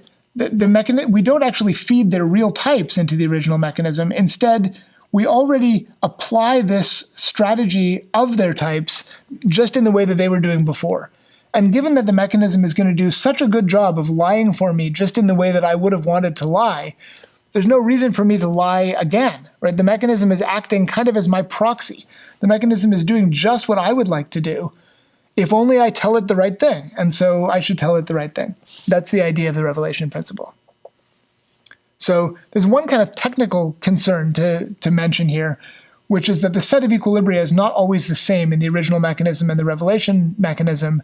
The revelation mechanism, of course, has the original equilibrium we're interested in. That's just what I've shown you. But it could actually introduce new equilibria, which we don't like. It's a bit of a technicality, but it's worth telling you. But let me give you the high-level point here, which is that the revelation principle really is important for mechanism design. So why? What is it good for? Well, there's kind of three ways to see it. It tells us that truthfulness is not a restrictive assumption from the point of view of what can be implemented. Likewise, it shows us that direct mechanisms are not less powerful than indirect mechanisms, which is a bit surprising because it sort of feels like direct mechanisms are much more rich and complicated and they ought to be able to do more. So this tells us, no, truthful and direct mechanisms are enough. If you can show that something is true for truthful and direct mechanisms, you've also shown that it's true for all mechanisms. And that's really important for analysis. So if I want to prove something about the space of all mechanisms, in principle, that might seem really hard to do because I would have to grind through every possible non-truthful indirect mechanism. Seems like a hard set to think about. So what the revelation principle tells me is that if I want to prove that no mechanism exists with certain properties, or that some given mechanism is the best one that exists with certain properties, it's enough to show that it's the best one among the set of truthful and direct mechanisms. And that's a much more manageable thing to do. So really the revelation principle, in telling us that we can restrict ourselves to truthful and direct mechanisms without loss of generality, opens up the analysis of mechanisms. And we're going to see in the future when we prove things about mechanisms, we always begin by saying, without loss of generality, let's restrict ourselves to truthful and direct mechanisms. And that step is very important. That's what makes mechanism design feasible in practice. And so that's why we're telling you about this so early on. This is a really important foundational principle to mechanism design.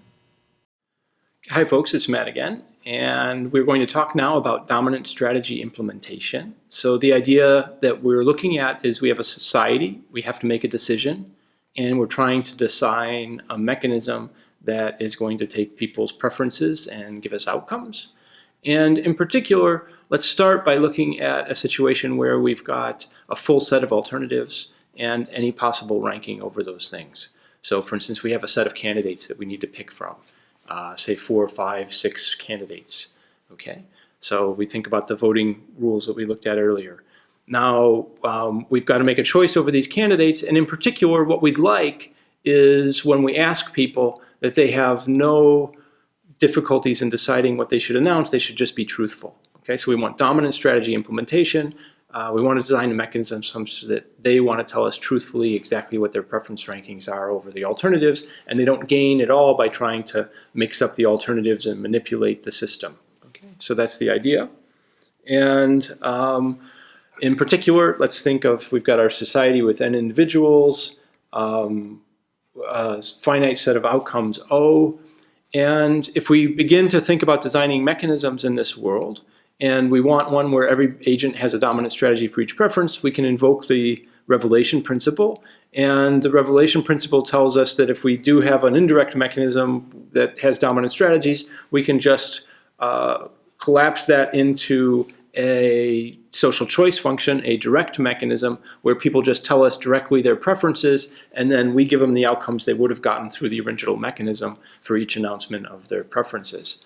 So if they'd followed the strategies that they had dominant strategies in the original one, so this makes truth a dominant strategy. So the revelation principle means that we can, without loss of generality, for this exercise, look at social choice functions directly. Okay? And so now what we want to do is think about which social choice functions can a society have, which are going to be dominant strategy truthful in this sense. Okay, well, so it's these things are also known as non-manipulable, strategy-proof. Sometimes they're called straightforward mechanisms or social choice functions. And the important result in this area, due to Alan Gibbard and Mark Satterthwaite in the early 1970s, is going to say we're going to have a really hard time doing this in a setting where people can have any possible ranking over the alternatives. So let's have a look at that. This is what's known as the Gibbard-Satterthwaite theorem. And it's another form of an impossibility theorem, similar to what we saw in terms of Arrow's theorem and the Muller-Satterthwaite theorem. So situations where we have a set of conditions we'd like to have, and the theorem says it's impossible to have this desirable set of conditions all at once. So what's the setting here? We've got a social choice function. We'd like to have one that's mapping all possible preferences. So people have linear orders. They can have any strict ranking over candidates. And we are going to look at situations with at least 3 outcomes. So we have at least 3 candidates to choose from. And we're going to also look at a social choice function which is onto. That means for every possible outcome, there is a profile of preferences which gives you that outcome. And that condition can be satisfied quite easily. For instance, if you just required that your social choice function be unanimous. So if all individuals prefer the same alternative, we all say we love candidate A, then society should pick candidate A. If you put that minimal condition in, then indeed in this domain of preferences, C is going to be on to. So if we put those conditions in, then what does the theorem say? The theorem says that we're going to have the strategy proofness condition, truthful reporting of preferences as a dominant strategy for every agent at every preference profile, if and only if C is dictatorial. Okay. So again, that means here there exists some particular individual I for whom the choice function is just always their favorite alternative, the thing that maximizes their preferences, and regardless of what anybody else says. So we just pick one individual, we just listen to that person. Okay. Now, in terms of the proof of this, it's clear that if we assign somebody to be a dictator and don't listen to anybody else, that's going to be strategy proof. Right? Nobody else can make any difference, doesn't matter what they say, and the person who is a dictator always wants to be truthful because they're getting their favorite alternative. The converse of this theorem is much more difficult, the part saying that if it's strategy proof, then it has to be dictatorial. And this can be proven by various means. There are proofs that relate this back to Arrow's theorem and show that there are similar conclusions it can get in terms of the basic steps, dilemmas that were proven there. There's a very elegant proof by Salvador Barbera, which works off of individuals being pivotal in terms of changing their preferences and changing the outcome, and showing that you can't have too many individuals being pivotal at once if you are going to satisfy dominant strategies. So there's a basic conflict of allowing people to make decisions and having multiple people make decisions at the same time and making sure that everybody cannot manipulate things by announcing things falsely. So we're not going to explicitly offer that proof, but you can find various versions of this in the literature, and we'll leave you to look at that directly. What this means is that any social choice function that we write down that we're interested in, assuming that we don't want dictatorial functions, are going to be manipulable in some situations. So if we're in a voting setting and we have a set of candidates that we're looking at, and we have to pick among those candidates, and any possible ordering of those is possible in people's preferences, regardless of what rule we use, we're going to end up having people manipulate that rule in certain situations. So that's a very negative result in some sense. It's a damaging result, and it's different from Arrow's theorem, because what this is doing is really looking at the incentives that people have and saying it's going to be difficult to get people to be truthful. When we were looking at Arrow's theorem, there was nothing said about whether people were being truthful or not. The kinds of conclusions that were being reached in Arrow's theorem were just saying that some basic independence conditions and Pareto conditions couldn't be satisfied by a social welfare ordering at the same time, but presuming that you could see what people's preferences were as the input. And this is saying that if you're going to make a choice, it's going to be difficult to get people to reveal their preferences to you in a truthful manner. One more thing about this, and this is something you can verify yourself. Suppose that you only had two alternatives. Then it's going to be easy to find a rule. Think of majority rule. So is that strategy proof? So imagine that we have just two candidates and you get to vote for which one you would prefer, and you always prefer one to the other. There will be a variety actually of strategy proof rules in that setting. If C is not onto, then we are ignoring certain outcomes. Then you're going to have some more limited conclusions here that things are going to be dictatorial, but only on the range of the outcome function, if it still has at least three alternatives in it. So there's some limitations on this, but in terms of really getting around this kind of negative result, there's various ways we can think of doing this. One is to use a weaker form of implementation. So here we were asking for dominant strategies for all individuals at all preferences. We could work instead for something like Bayes-Nash implementation, Bayesian implementation, where we ask people just to have it be a best response to announce truthfully, given that everyone else is. And that'll open some doors for us. that's going to be much more demanding in terms of an equilibrium concept. And the beauty of dominant strategies is people don't have to worry about what other people are doing, and they don't have to know or have beliefs about what's going on. Bayes-Nash structure, a Bayesian Nash structure, is much more demanding in that sense. We could relax the assumption that people have arbitrary preferences and look at more structured settings. And indeed, when we do that, we're going to find much more interesting and positive results in terms of rules that we can apply. So more interesting rules, I should say, not more interesting results. The Gibbs-Satterthwaite theorem is a very interesting result. But we'll find more interesting rules that we can work with. We've already seen one, in fact, median voting on a single peak domain. So as we mentioned there, if you're asked for your preferences, you have no reason to try and distort your preferences. The median peak wins, and the only way to change that is to flip over and announce something on the other side, which would be worse for a given individual. You could also take the max of the peaks. You could do, instead of median voting, have maximum voting. So whoever has the maximum peak, or the minimum peak, or any order statistic. So single peak domains are going to be settings where what we've done is we've limited the set of preferences, so not any ordering over candidates is allowed any longer. And once you do that, then it's easier to design strategy-proof rules. Another setting, trade. So imagine that you have an indivisible good. You have a buyer and a seller, and they might have private values for how much they value the good, and you're trying to get trade to go on. One mechanism that works in that situation is just to fix a price. So say you can trade the price at a price of 10. So individuals say, at a price of 10, am I willing to trade or not? And now there's a simple decision. You can't influence the price. All you can do is influence whether you actually trade or not. And so then you have an incentive to say truthfully, do you really want to trade or do you not? And then trade if both of the agents want to trade. So there you can design a dominant strategy mechanism.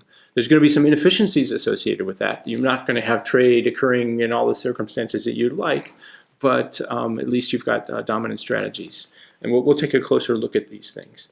We're going to see a whole series of other types of rules. We'll look at the Vickery-Clark-Grove schemes and other kinds of schemes. And when we look and narrow in the kinds of settings that we're looking at with more structure on preferences, we'll have a whole series of interesting dominant strategy compatible mechanisms which are going to be present. And we'll take a look at particular kinds of environments where that's going to be possible. Will be next up. Okay, so we are now going to talk about a setting which will be analyzed quite extensively, basically for the rest of the course in terms of the types of mechanisms we're going to be looking at and the alternative games we're looking at. And in particular, what this is known as is a setting with transferable utility. And what's looked at in these settings are situations where people have what's known as quasi-linear preferences. And the idea, before we get into the formal definitions, is that there's something like money, some transferable good that we can move back and forth between agents, and we know that how much that's worth to them, and we can trade that off versus utility. And that gives us a nice sort of private good that we can move back and forth, sort of payments in an auction or payments, contributions to a public good, and we'll assume that translates directly into some utility numbers. And the importance of doing that is it's going to give us a lot of power in terms of aligning incentives by making people's payments encapsulate the externalities that they're imposing on others in terms of decisions. So once we have transferable utility, it'll give us a lot of power in designing mechanisms in terms of making sure we basically can price everything, and we can figure out what kinds of prices people should be paying to change one decision to another decision, and that's going to be a very useful tool in designing mechanisms as we go forward. Okay, so what do the formal definitions look like? Instead of just having some abstract set of outcomes, now the outcomes are going to have structure, where there'll still be some basic sort of public aspect to it, some decision X. And then the other part is going to be a set of real numbers where we give each individual some payment or have them make a payment. So there's some transfers going on between the different individuals, and so we will have some list Rn of what those payments are. So in this particular setting, when we have quasi-linear preferences, so people have quasi-linear, so here what we're going to have is things are going to be linear in this second dimension. So we can think of an outcome now as being a list of what's the public decision, some x and x, and then also some p, which is going to be a p1 through pn of what those payments are. And a given individual's utility for the outcome can be split into a utility function which describes how they like the x's, and then also they subtract off whatever payment they're making. And that payment could be positive or negative. So it could be that they're paying something to into the society as part of the outcome, or it could be that they're receiving payments. And these payments are going to be very important in designing efficient mechanisms, designing mechanisms to align people's incentives with what we'd like. Okay, so quasi-linearity gives us a lot of power. You can see where the quasi-linearity, where's the linearity part of this? The linearity part is that the preferences are always just moving linearly with whatever this payment scheme is, whatever the money dimension is. Okay, so when we start talking about mechanisms in this world, then we can split the mechanism into making a choice. So it's going to choose something. So I've got our outcomes are equal to x cross Rn. So what it's doing is it's first of all going to make a choice out of the x, and then also have payments in Rn. So x and x is a non-monetary outcome. And we'll use the term money here. It's not clear exactly what the transferable good is, but there's some way of moving something back and forth which people can equate with utility. So there's some non-monetary outcomes. Often these are called public decisions, the aspect which is going to be common to all the agents. And then we've got these private payments where each person is making a payment into the mechanism, and if PI is negative, then that means they're actually getting a net payment to them. And the implications in terms of making this kind of assumption in terms of these preferences, first of all, the utility that somebody has for this outcome can be separated out from the utility that they get from the payment. So it's not influenced by the amount of money or wealth an agent has. And secondly, people care, a given agent cares only about X and their payment PI. They don't care about, say, PJ, where J is not equal to I, right? So they don't care what payments other people are making. They just care about what's the overall decision, which candidate do we pick, or which public good do we pick, or what decision are we making in terms of who gets what good, and then what payment do I have to make. And I don't care what other people's payments are to the extent that it doesn't enter into my payment. Okay, so that's the setting. And then a direct mechanism in this world is going to be a combination of some choice, some x theta, which comes out of x, and a payment scheme as a function of the thetas. So now we announce our thetas, and then society spits back at us a public decision, this non-monetary decision, and then a list of transfers or payments that we're each going to make. Okay, so that's a direct mechanism. One thing that's going to be very useful in these kinds of settings, and a lot of the analysis that we do going forward will be in a special case of quasi-linearity. And when we're thinking about the utility that individuals have, so now we're writing people's utility overall as a utility of what the x is and the theta minus pi of theta, right? So, and this x can depend on theta. What we're going to do now is we're going to make a look at situations where there's a further assumption made, where instead of having people's preferences depend on the full vector of types in the society, it's going to depend only on their own type. So we'll say that preferences have private values or satisfy conditional utility independence if a particular person I's utility function depends only on theta I. Okay, so the utility for this overall outcome does not depend on anybody else's type. It only depends on my own type. So that means that once I know my own theta, I know everything about my preferences. And what this rules out is things like investing in a stock, where I'm not quite sure what the value of that investment is. I don't know how well it's going to pay off. And other people might have information that would be very valuable to me. That's ruled out here. Once I know my information, I know everything I need to know about my preferences, and nobody else's information enters into that preference calculation. Okay, so if we're talking about a particular candidate, I know whether I like this candidate or not. Or if it's a public good, I know whether I want that public good bill. So what's nice about the private good setting is now, instead of just thinking about theta i's, we can think of just people just telling us what their utility function looks like. So we can think of the private information they have is just a valuation function, vi of x, which is equivalent to this ui of x of theta I. So the theta just becomes telling us what that function is. Okay, so agents have a valuation function, which is basically the value that they have of any particular allocation x. Okay, and so then when we start thinking about direct mechanisms, we can think of the space of individuals that the private information individuals have as these VIs. So in particular, everybody can tell us, instead of a type, they tell us now their valuation function. And the standard notation we'll use is that people will tell us some v hat I, which might be a lie. I mean, so dominant strategy mechanisms might not always exist. It could be that people are going to tell us some alternative valuation function instead of the true valuation function. And so we can look at when is it that they're going to want to tell us their true valuation function. So now we ask people, how do you value these different alternatives? And under this private value or conditional utility independence condition, they know their own preferences, and they can tell us what that preference function is. And then we can look at mechanism design and ask it, when is it that possible in now this quasi-linear world with these private values to get people to truthfully tell us what their preferences look like.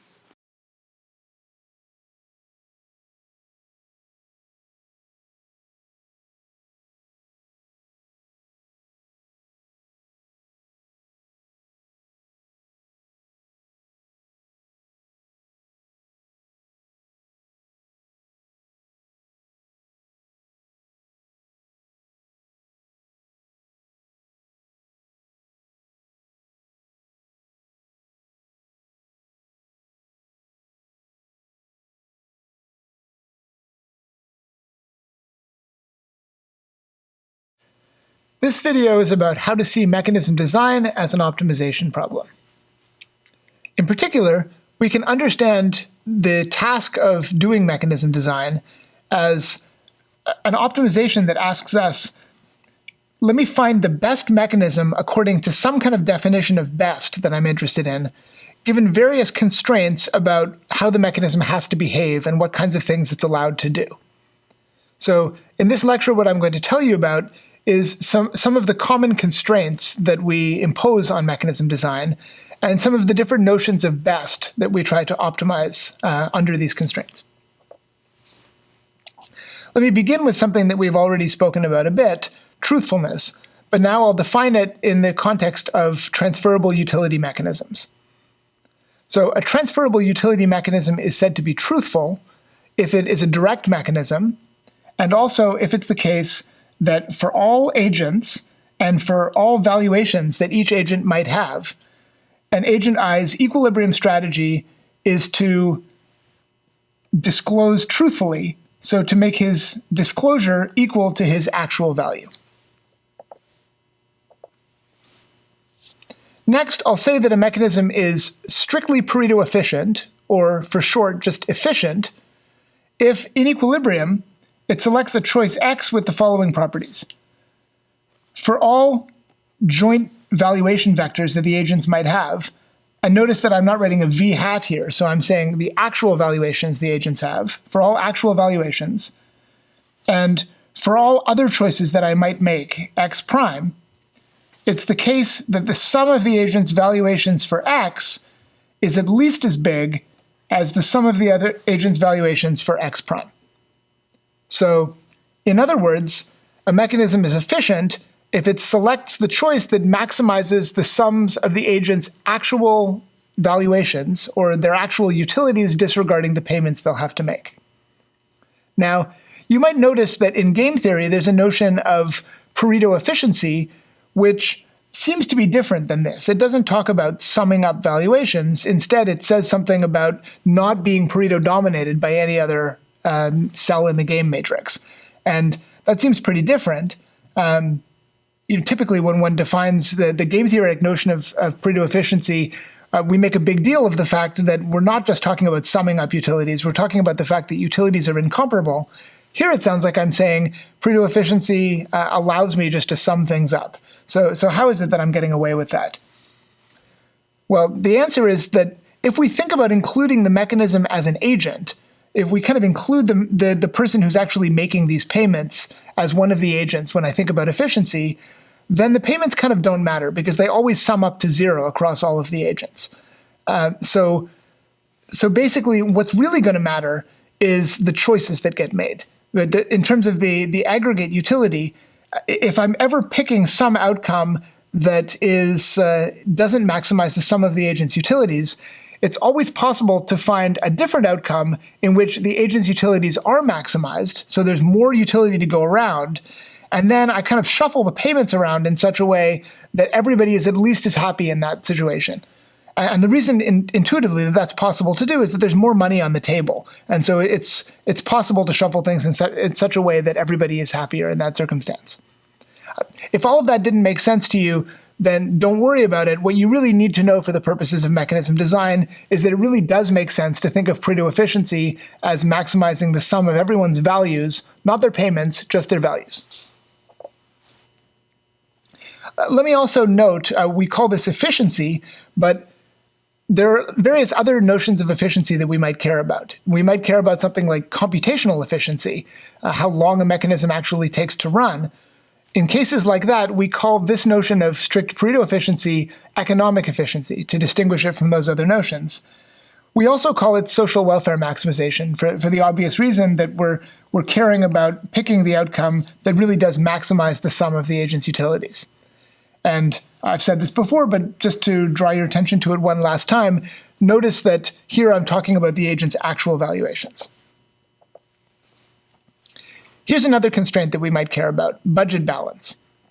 I'll say that a transferable utility mechanism is budget balanced when it's the case that for all joint valuations that the agents might have, and where S is the equilibrium strategy profile that they follow, their equilibrium strategies, given their valuations, yield payments that sum to 0.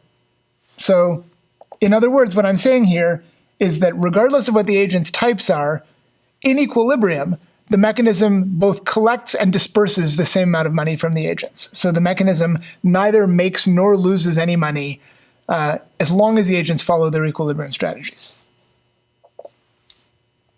Now, you might wonder, why would I want the mechanism not to make any money? The answer is, it might be that I really want the money only to serve to get around impossibility theorems, and I really just want the mechanism to make good decisions. On the other hand, I might be running a mechanism and be perfectly happy to make money, but just be concerned about ever losing money. In that case, I would want a relaxed version of this condition called weak budget balance.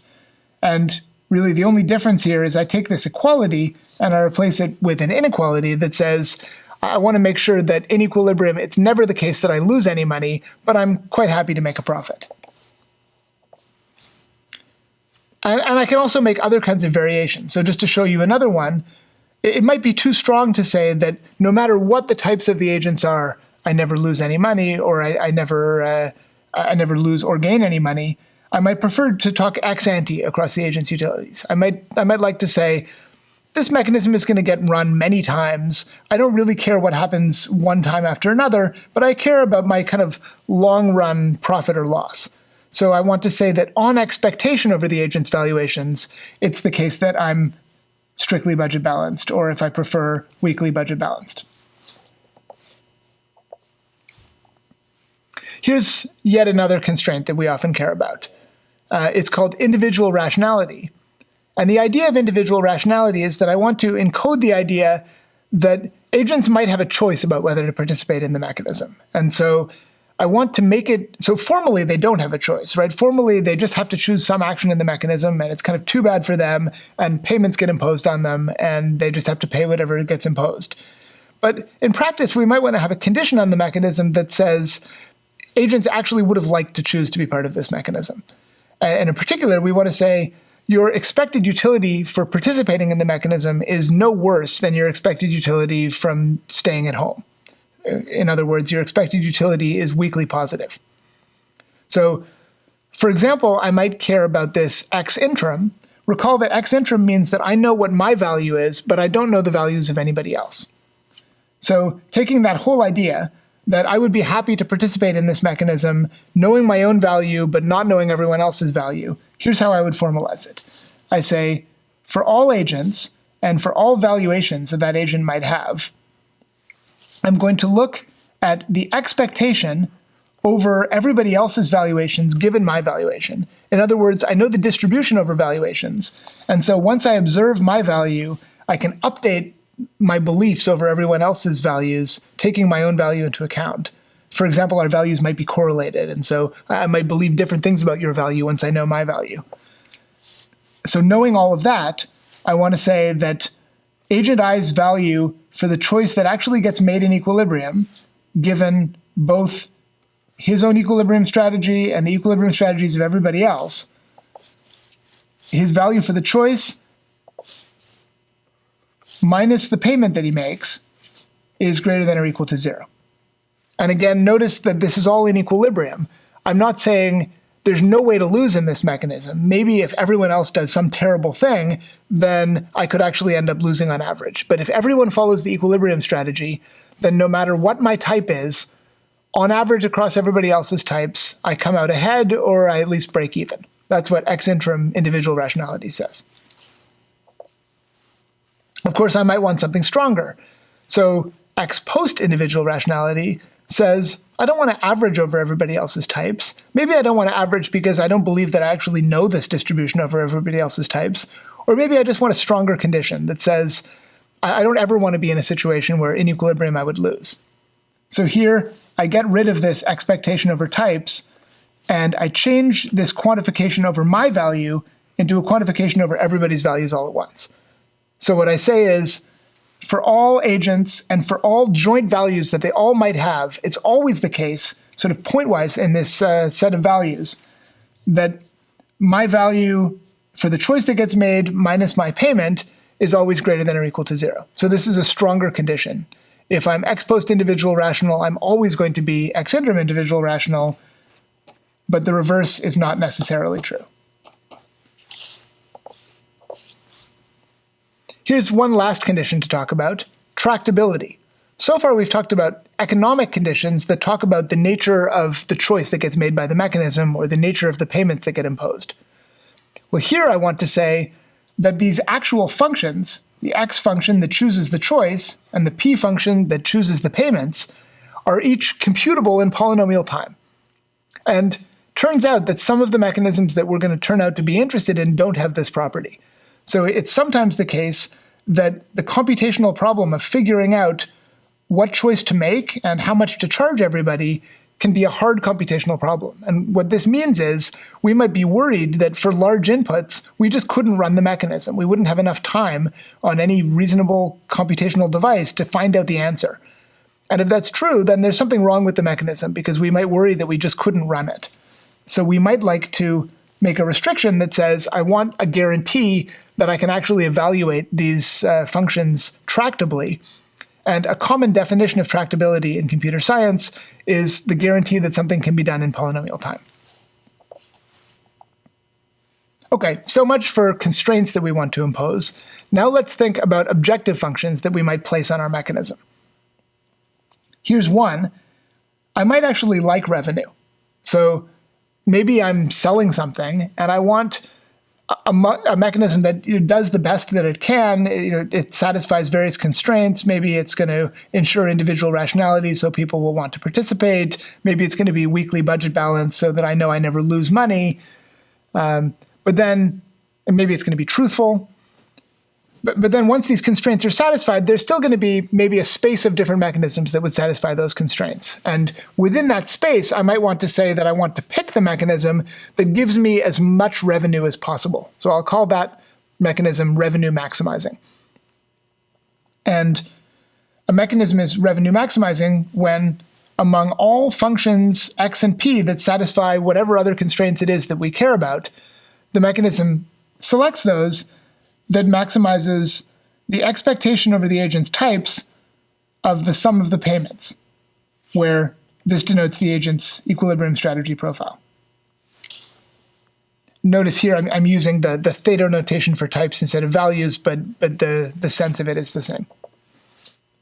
So the next objective function that we might care about is actually to minimize the amount of revenue that the mechanism collects. And this makes sense if I don't actually want the mechanism to make money, but I just want it to make a good decision. And the only reason that I have payments at all is that quasi-linear mechanism design is easier than mechanism design when I don't have payments, based on impossibility theorems that you've already seen. So, and I might just prefer strict budget balance. That might be the best thing. But there are cases where strict budget balance is impossible to satisfy. So I might just want to minimize the amount of revenue that I collect.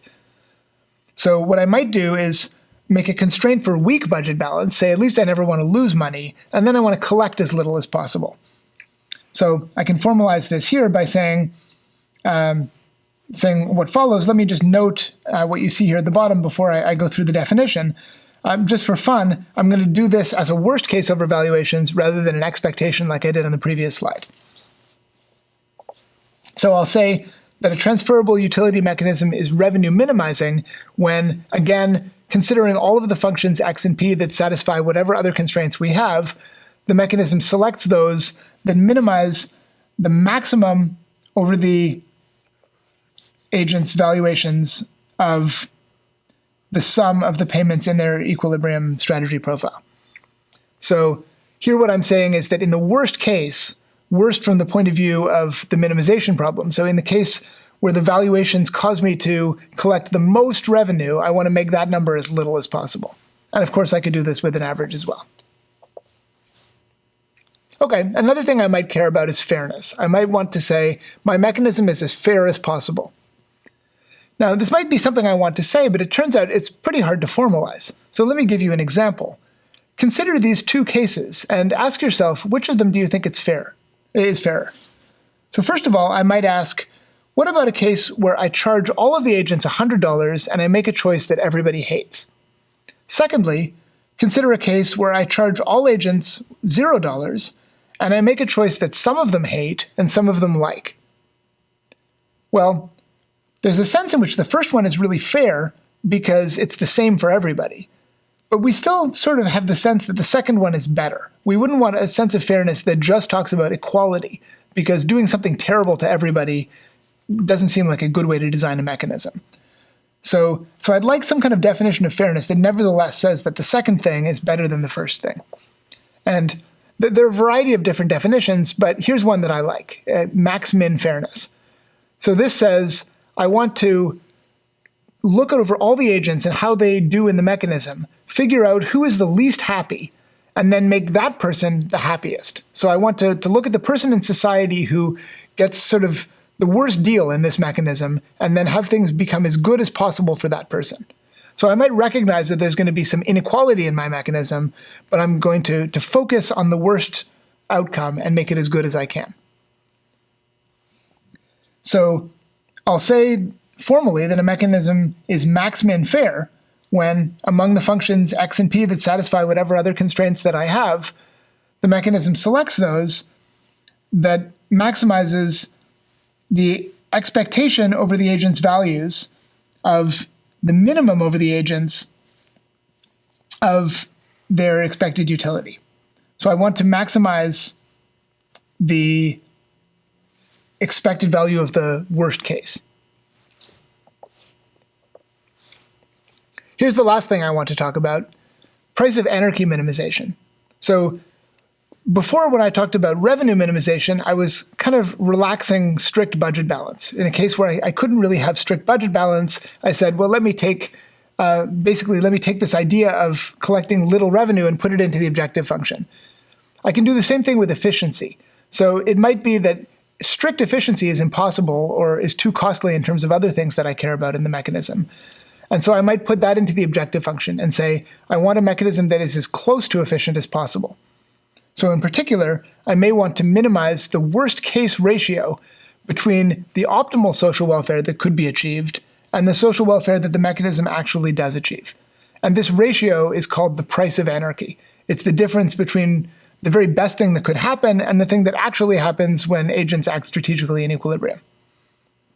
So formally, a transferable utility mechanism minimizes the price of anarchy when, among all of the functions x and p that satisfy the other constraints, it selects those that minimize this ratio. So the ratio is the maximum over all of the choices that could be made of the sum of the agent's utilities, divided by, so this is the social welfare, this is the best social welfare that I could have. And I'm going to divide that by the sum over all the agents of the values that they actually obtain in equilibrium for the choice that actually gets made. And I'm going to look in the worst case here over all values. So I'm going to look at the set of values that makes this as bad as it can be. And then I'm going to try to minimize this by choosing x and p that make this worst case price of anarchy as little as it can be. So those are all of the constraints and objective functions that I'm going to define for you today. Overall, you can kind of imagine just listing them all and essentially having an optimization problem that says, I want to find the x and the p that maximize or minimize whatever objective function I care about, subject to various constraints on how x and p work in terms of things like budget, individual rationality, truthfulness, and so on.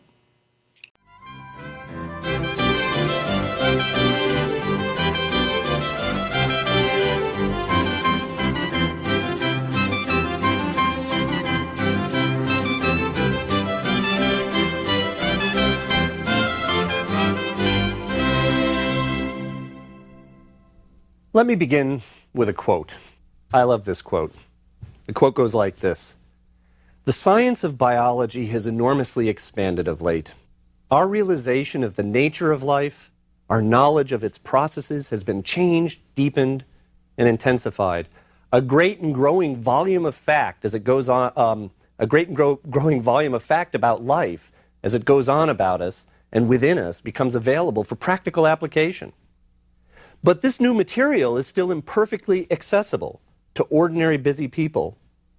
The quote goes on, "It's embodied in scientific publications, in a multitude of books. It's expressed in technical terms that have still to be translated into ordinary language. It's mixed up with masses of controversial matter and with unsound and pretentious publications." Finally, the quote ends, "In the care of his health and the conduct of his life, the ordinary man draws far less confidently upon the resources of biology than he might do. He is unavoidably ignorant of much that is established and reasonably suspicious of much that he hears." I think that statement describes well the situation we now face here at the beginning of the 21st century. But in fact, those words were written close to 75 years ago, in the early part of the 20th century, by the famous novelist and intellectual H.G. Wells. The quote is taken from the introduction to a remarkable book, published in 1929, that Wells wrote in collaboration with the renowned biologist Julian Huxley and his own son, G.P. Wells, a book he called The Science of Life. A decade earlier, Wells had published another monumental tome, this one titled The Outline of History, a book in which he summarized the entire history of Earth, beginning with what was known at the time about the origin of the solar system, continuing through geological history, and then through all of human history up to the Great War, World War I, which Wells saw as a culminating event in the social evolution of humankind. Now, Wells saw his project, The Science of Life, as actually being even more difficult. As with his outline of history, Wells intended The Science of Life to be read by, following his quote, ordinary busy people, professionals, leaders in government or industry, or just curious educated people looking to better understand the nature of the living world around them and how it impacted their lives. Wells's motivation was simple. He saw that the social, economic, and political significance of biology was expanding at an astounding rate, and he felt it was imperative to educate non-specialists about fundamental issues in biology and how they impact our daily lives as consumers, as citizens, and as decision makers. At the same time, Wells saw that the rapid advance of knowledge in biology, with increasing specialization, the development of ever more obscure technical jargon, the sheer volume of material, made it increasingly difficult, if not impossible, for ordinary busy people to get some big picture overview of what the basic picture issues are and what's at stake with those issues. Well, it's almost 75 years later, and we find ourselves in much the same position as Wells described in 1929. Our knowledge of biology has exploded in recent years, and it continues to expand exponentially. And this knowledge plays an increasingly vital role in our everyday lives. My goal for this course is to provide you with a conceptual framework for understanding biology, much the same way that Wells attempted to provide a framework with his book, The Science of Life. As you might guess, it's Wells's book that inspires the name of this course, although, of course, we'll take a very different perspective 75 years later from what Wells did. So, where do we begin? Where do we begin to try to pull all of this together? Well, like Wells, what I want to do is to begin at the very beginning, with the origin of life. My reason for starting with the origin of life, starting the course with this, is that the question of how life arose is a useful way to begin to define what life is. And in so doing, it's also a useful way to introduce how we're going to move through this material in the course. Now, it is possible to define life by giving a list of life's characteristics. This is often done in textbooks. For example, we might include on that list that living things are characterized by a high degree of orderliness, or that living things grow, or that living things require energy for their existence. Living things move. Living things reproduce themselves. All of these are true, but this kind of list can be very misleading because each of these characteristics can be applied equally well to any number of things that we agree are not living. For example, crystals are extremely orderly. A flame requires energy for its existence. Wind moves. Oil droplets, in fact, can reproduce themselves in a sense if they grow too large and split apart. Trying to develop a list of the characteristics of living things also tends us to get bogged down in particulars, and this isn't what I want to do in this course.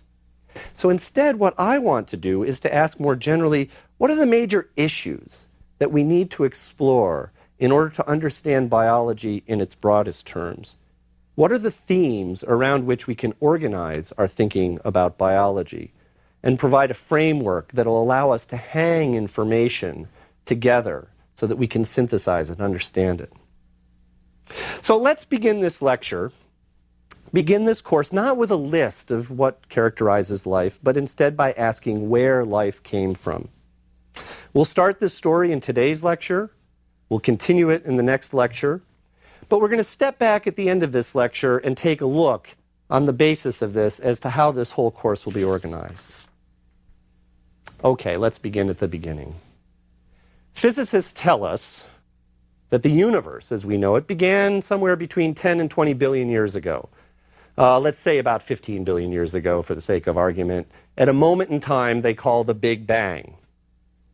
Now, our own star is comparatively young. Estimates are that it formed about 5 billion years ago, more or less, about 10 billion years after the Big Bang. Now, as our solar system was forming, cosmic dust that was left over after the formation of our sun gradually got swept up and lumped together to form planets.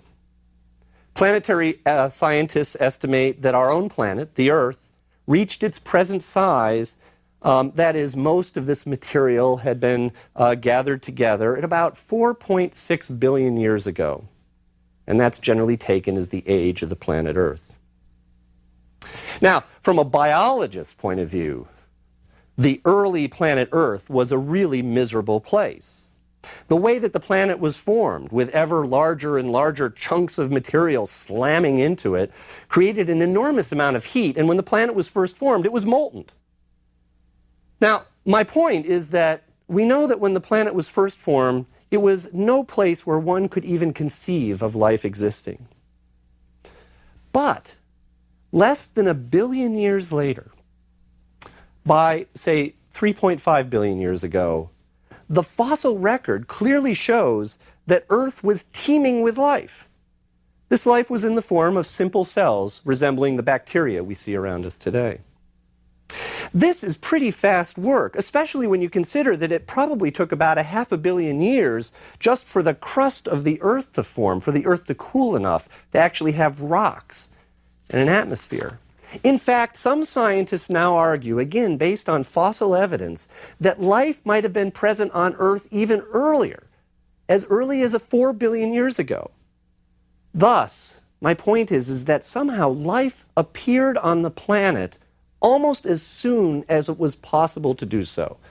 As soon as there were rocks to record the existence of life, we find evidence that life is there.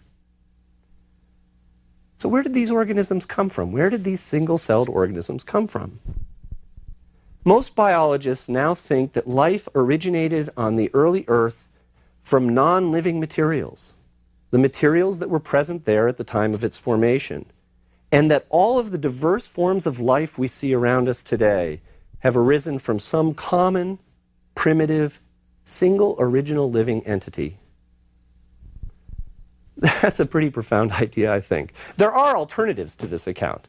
Many religious faiths, of course, hold that life was bestowed on the planet, on the non-living world, by the work of a deity. Another alternative, one that's been suggested repeatedly over the years by a number of scientists, is called the panspermia hypothesis, which suggests that actually the first life on Earth came from somewhere else in space.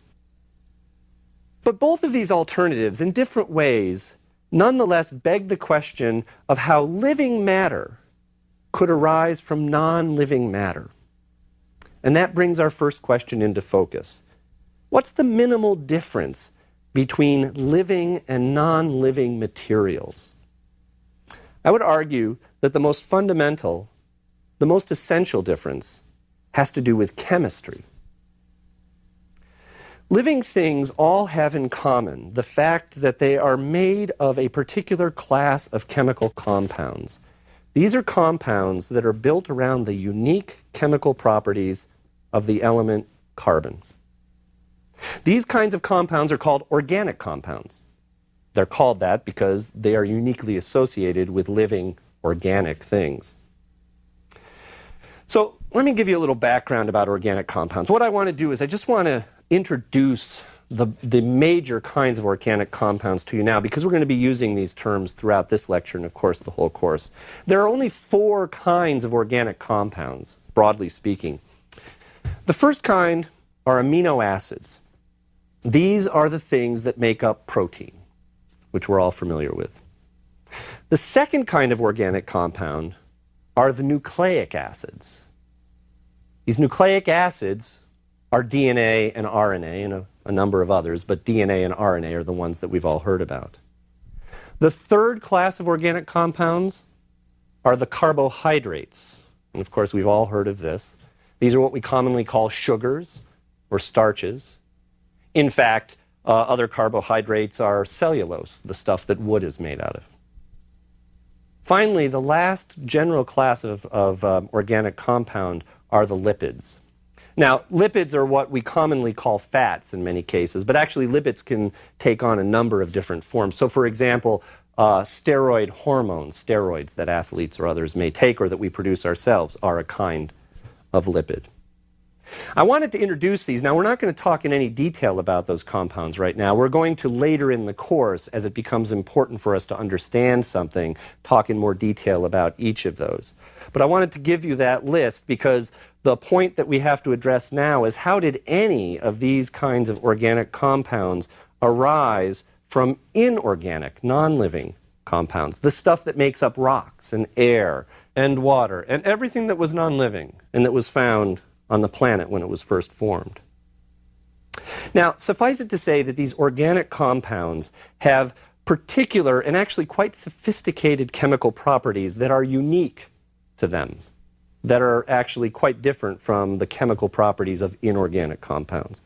There's only one property that's worth noting at this point, and that is that the complex organic compounds that we find on the planet today, the stuff we're made of, is generally only produced through the action of living things.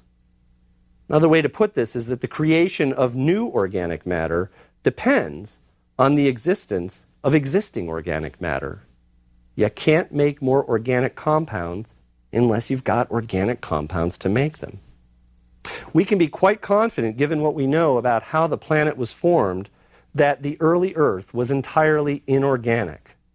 A number of compounds, actually, heavy metals and a number of other inorganic compounds that have been identified. So the first question we have to ask about the origin of life is, where did the organic compounds that life depends on, where is the stuff that life is made of, come from, if in fact there was nothing to make it on the early Earth? This leads us to a pivotal experiment, actually the first important experiment that got people interested in this question of the origin of life seriously. It was done in 1953 by Stanley Miller, who was at the time a graduate student at the University of Chicago. For decades, scientists had speculated whether the complex organic compounds characteristic of living things could have somehow been generated spontaneously on the early Earth. Now, it's important to realize that spontaneous generation of organic compounds can't happen today.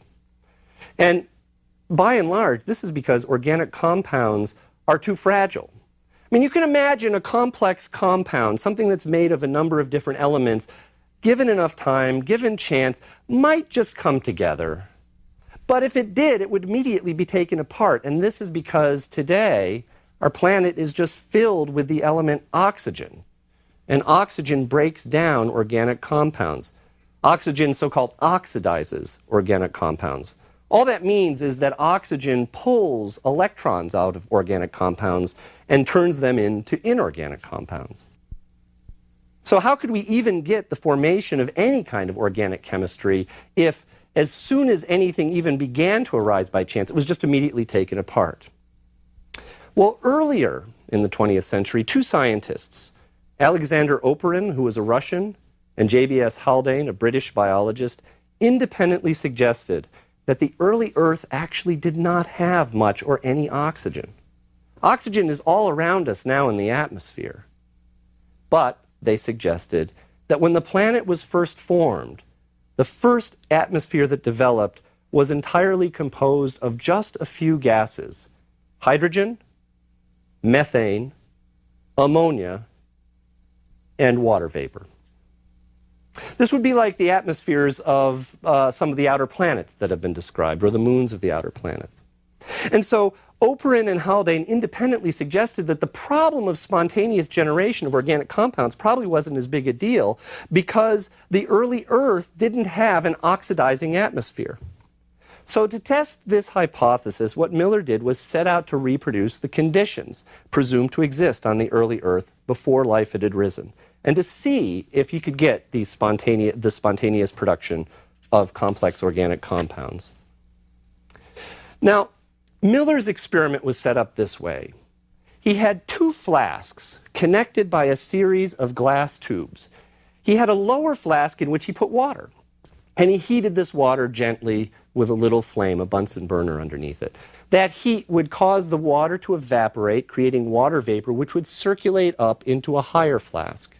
Now, in the higher flask, in the upper flask, Miller also added a number of other gases. He created an atmosphere of the early Earth consisting of hydrogen, methane, ammonia, and water vapor, just as Haldane and Oparin had suggested.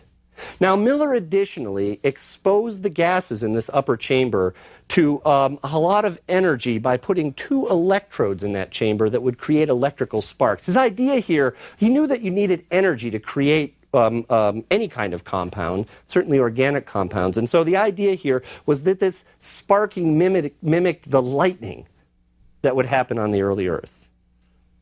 There's a lot of volcanism on the early Earth. There was a lot of UV radiation. So presumably there was a lot of energy, and what Miller did was use these sparks to create kind of a lightning.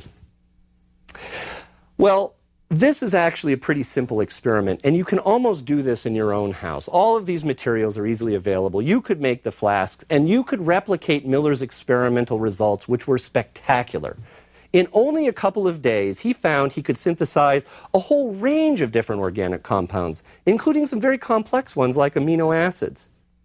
Well, the scientific community immediately set out to replicate this. Many people replicated the experiment, and it quickly became clear that depending on the starting conditions, that is, depending on what recipe of gases you would put in that upper chamber and so forth, it was possible to spontaneously, without any pre-existing complex organic molecules, or what we might say abiotically, produce all of the amino acids that are normally found in living material, a whole range of complex carbohydrates and lipids, and most intriguingly of all, you can create nucleotides, which are the building block molecules that form the backbone of nucleic acids, DNA and RNA.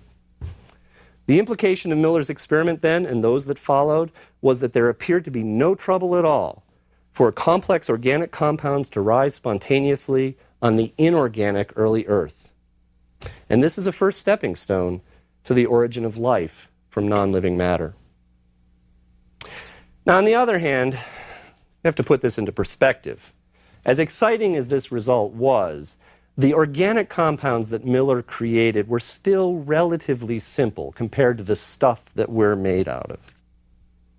So what I want to do now is to ask, what else do we need, at a minimum, to get something from non-living material that we would call living?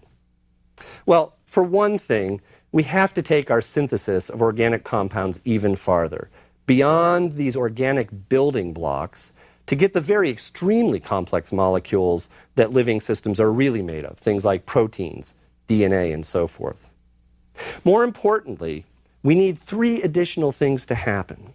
Even if we get all of the stuff that we're made of, we have to have some way of reliably making more of it.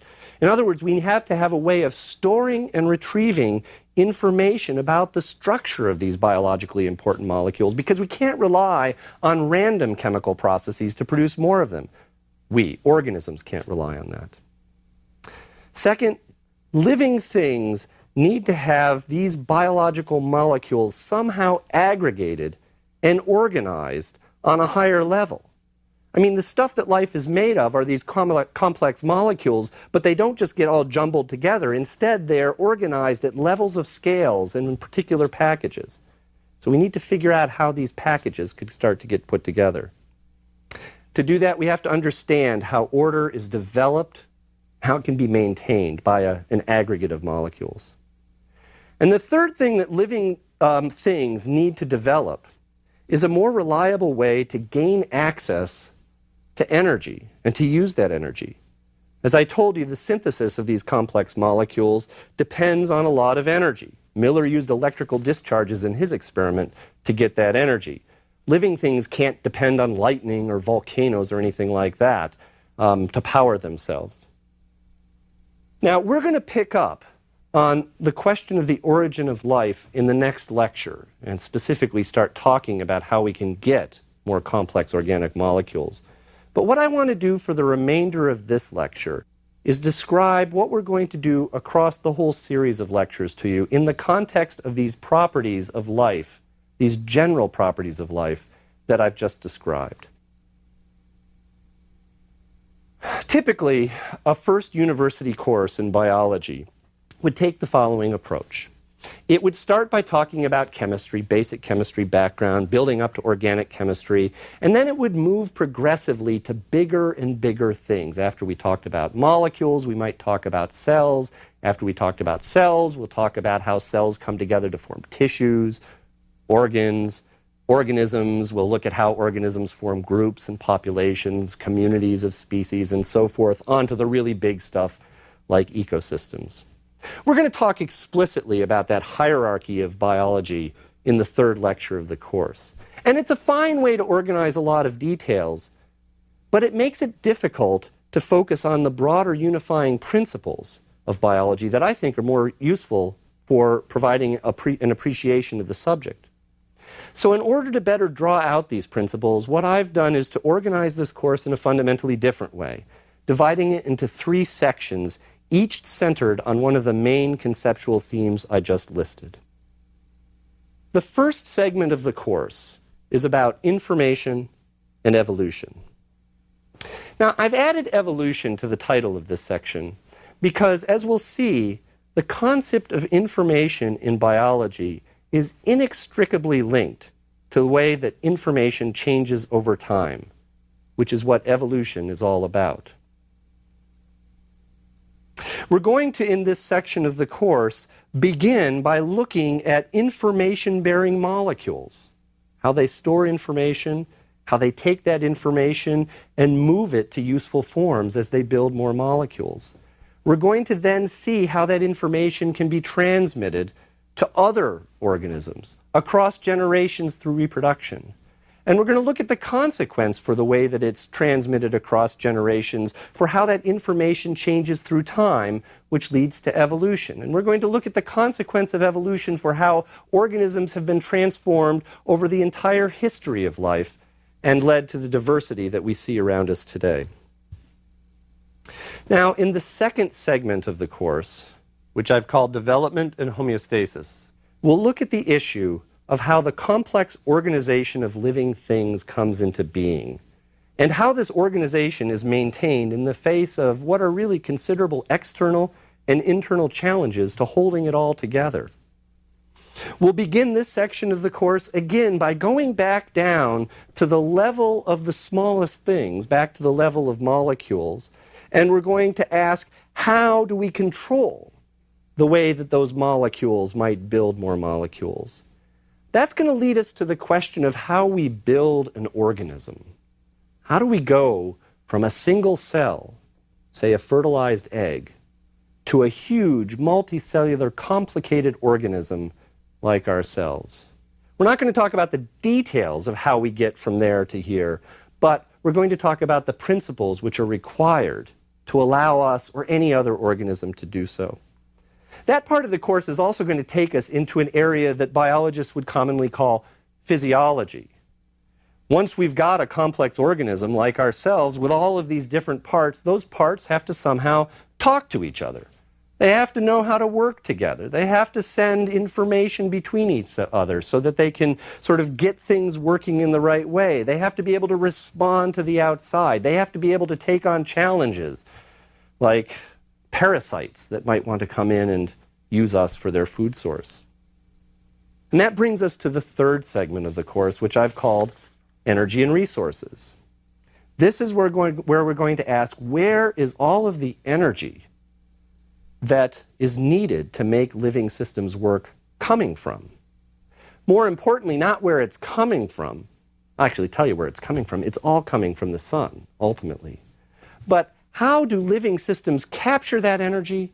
How do they store it? How do they control its use? Again, here, we're going to start at the level of the smallest things. We're going to start with molecules that are responsible for capturing energy from sunlight, molecules that are responsible for converting that energy into a storable form, molecules that are responsible for taking that energy and packaging it in particular ways that real organisms can use. We can't just light a fire to get energy if you're a living thing. You have to control the use of this energy very carefully, and we're going to look at how that's done on the molecular level. Now, the interesting thing about energy and other stuff we're made of, I mean, we're not just made of energy. We have to get a bunch of other things to provide the building blocks that we're made of. The interesting thing about energy and resources is that the way that they're used by organisms ultimately determines the highest levels of biological organization. It determines, for example, how many individuals of a particular kind of organism can live together in one place. That brings us to population biology. It determines how different kinds of organisms interact, an area that we call community ecology. Most organisms would like to eat other organisms. And that leads then to the way that biological systems are structured on the higher levels, above the level of the organism, in populations, communities, and ultimately, as we'll see, in ecosystems, where these organisms of all sorts of different types have to interact together and somehow interact with the available resources on the planet. And that distributes them in particular ways. So finally, at the very end of the course, what I'm going to try to do is to summarize all of this information and take a look, at the very end, at where life might be going. You just have to look around about us now and see that there are a lot of interesting challenges. This is what Wells was talking about when he said that biology is having such an impact. And he only could have imagined the impact that it's having now. We can take organisms and modify them and make them be what we want. We can create new organisms de novo. We can use those organisms to modify the way the rest of the planet is working. All of this is fine if we understand what we're doing. But sometimes we might get it wrong, or sometimes it might get a little out of control. Some of the things that we are doing ourselves as organisms, that we are doing ourselves as the dominant species on this planet, are changing the planet in ways that we're not fully understanding yet. And so I want to end by taking this view of where we've been and projecting it onto where we think life might be going into the future. And that's how the course will end.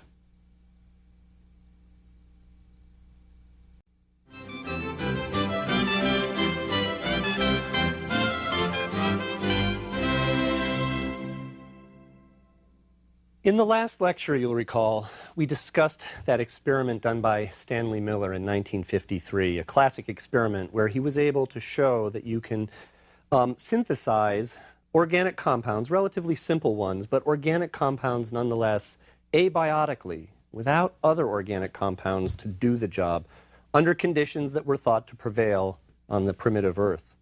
Now, in today's lecture, we're going to pick up where we left off with that discussion. Remember, our interest in the origin of life is that it's going to tell us something about how to define life. But where this material will take us today and in the next lecture is to begin to introduce the concept of information in living systems, framing the central theme for this first part of the course. The significance of Miller's experiment was simply to show that non-biological processes could result in the formation of organic molecules, including amino acids and nucleotides and those other things we talked about last time. But as I told you last time, these organic molecules that Miller got were still relatively simple, and they thus only represented the first small step. Now let me explain in more detail what I meant by that. You see, amino acids, nucleotides, and so forth by themselves don't get us very far because we need to get these simple organic molecules linked together. They act as building blocks to make the more complicated stuff that we're really made out of. Now, the technical term for this is polymerization. In other words, complex organic molecules like proteins or, say, DNA or RNA, these things are polymers that are long chains of building blocks, which we might call monomers. So what Miller was able to do was he was able to make the building blocks. But living things need to have those building blocks strung together in polymers. As we'll see later in the course, actually starting in just a couple of lectures, polymers are essential because the most important biological molecules, especially proteins and the nucleic acids, DNA and RNA, are polymers made up of different combinations of just a few monomer building blocks. Now, ordinarily in living things today, there are a whole series of specialized proteins. We call these proteins enzymes, and we'll talk about that more later in the course. But these proteins acting as enzymes are what are responsible for building these polymers out of the monomeric building blocks. What happened on the early Earth in the absence of this specialized protein machinery that could possibly have led to polymerization? Could polymers also have arisen abiotically? Now, the first evidence that this was possible actually came fairly early on, again in the late 1950s, and it was work by Sidney Fox, who was at the University of Miami. Fox took Miller's experiment one step further. He was able to take, for example, amino acids that might have been created in an experiment like Miller's and get them to start joining together, but only under certain conditions. For a few kinds of amino acids, in just the right proportions, at just the right temperature, the right amount of time that you might heat them, he could get short polymers of amino acids. By the way, I'll use this term periodically through the course. We call a polymer of amino acids a protein, but we also call it a polypeptide chain. And that's simply because the chemical bond that links these monomeric amino acids to form that chain is called a peptide bond. So I might say polypeptide chain, I might say protein. What Fox was able to do was to get fairly short polypeptides, showing that you can get spontaneous abiotic polymerization. The problem was that Fox could only do this under a very narrow range of conditions. In Miller's work, you could just throw a bunch of stuff into those flasks and you'd get some sort of organic molecules. But Fox's work required much more controlled conditions, conditions that are unlikely to have been found on the early Earth. But Fox and a number of other scientists speculated that maybe you could increase the hit rate. Maybe you could get more spontaneous formation of polymers if you had some sort of non-biological catalyst. Now, a catalyst is just a term that refers to something, anything, that makes a chemical reaction run faster. Okay, so what Fox and others suggested was that maybe there was something that was not biological that could catalyze these polymerization reactions. And specifically, what they suggested, thinking about the composition and the structure of the early Earth, was that perhaps there were certain kinds of clays that acted as inorganic, abiotic catalysts. Why clay? Well, it turns out that some kinds of clays, when they dry out, form very regular lattice-like structures, almost crystalline, not really crystals, but very regular structures. And furthermore, these clays will also have weak electrical charges on their surface. And these weak electrical charges can adhere organic molecules. Now, the idea here is that sometime in the early Earth, the shores of a primitive ocean had a bed of clay. And as the organic molecules that were being created in that primitive ocean got lapped up onto the shore, they adhered to that clay, and the clay, because of the regular order, the spacing, and holding those molecules in place, would increase the probability that you'd get some sort of spontaneous polymerization. Well, that's an interesting idea. Is there any evidence that this could work? I mean, we don't know what the primitive Earth was like on that scale, but it turns out that recent work by James Ferris, who's at the Rensselaer Polytechnic Institute, has shown exactly that this process does work under abiotic conditions in the laboratory. Ferris and his colleagues have been able to synthesize not only short polypeptides, but also short stretches of DNA from the component building blocks, amino acids on the one hand, nucleotides on the other, that were created from experiments like those done by Miller. Now, of course, the proteins and DNA that Ferris and others have produced are not functional. In other words, these are strings of monomers that have been polymerized, but they're not really, they don't make any sense. It's not like they're a string that would do anything like a real biological molecule might. But it's a start. We can postulate that biological polymers could arise spontaneously. Okay, so let's imagine. Let's imagine that we've got complex polymers. Let's imagine that we've got a primitive ocean brimming with a whole bunch of organic polymers, what's been called in the popular press the primordial soup. Where do we go from there? Let's imagine even that some of these polymers, by chance, have come together as strings that might even have some sort of useful biological function, like modern polymers. The experiments of Miller, Fox, Ferris, and others have shown that this is possible. But even with all of this, we still don't have anything approaching what we'd want to call life. Why not? Well, because we know that the organic molecules that make us up are not just a jumble of things floating around in a primordial soup. They're highly ordered. And specifically, they come in highly ordered packages. There are many such kinds of packages in living systems, and we're going to be talking about packaging throughout the course. But the most common kind of package, or I should say really the most fundamental package, is what we call the cell. All living things are made of units called cells. We're going to talk more about cells in the next lecture. So minimally, for something to be living requires a barrier between the living part and the non-living part. And that barrier is what would define the outline, the barrier of what we might want to call a cell.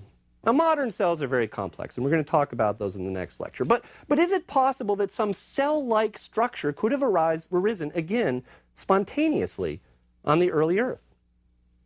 Here, too, laboratory experiments suggest that the answer is yes. I won't go into the details. There's been a lot of work on these. Are called early life studies. But a number of experiments have been done that demonstrate, under conditions that are not too rigorous, the kinds of conditions that might have happened in the early Earth, you can get aggregations of abiotically produced complex organic molecules that will spontaneously form themselves into cell-like structures. So these kinds of spontaneously made cells in the laboratory are generically called protobionts. I'll use that term later. Protobiont literally just means, sort of first biological thing, protobiont.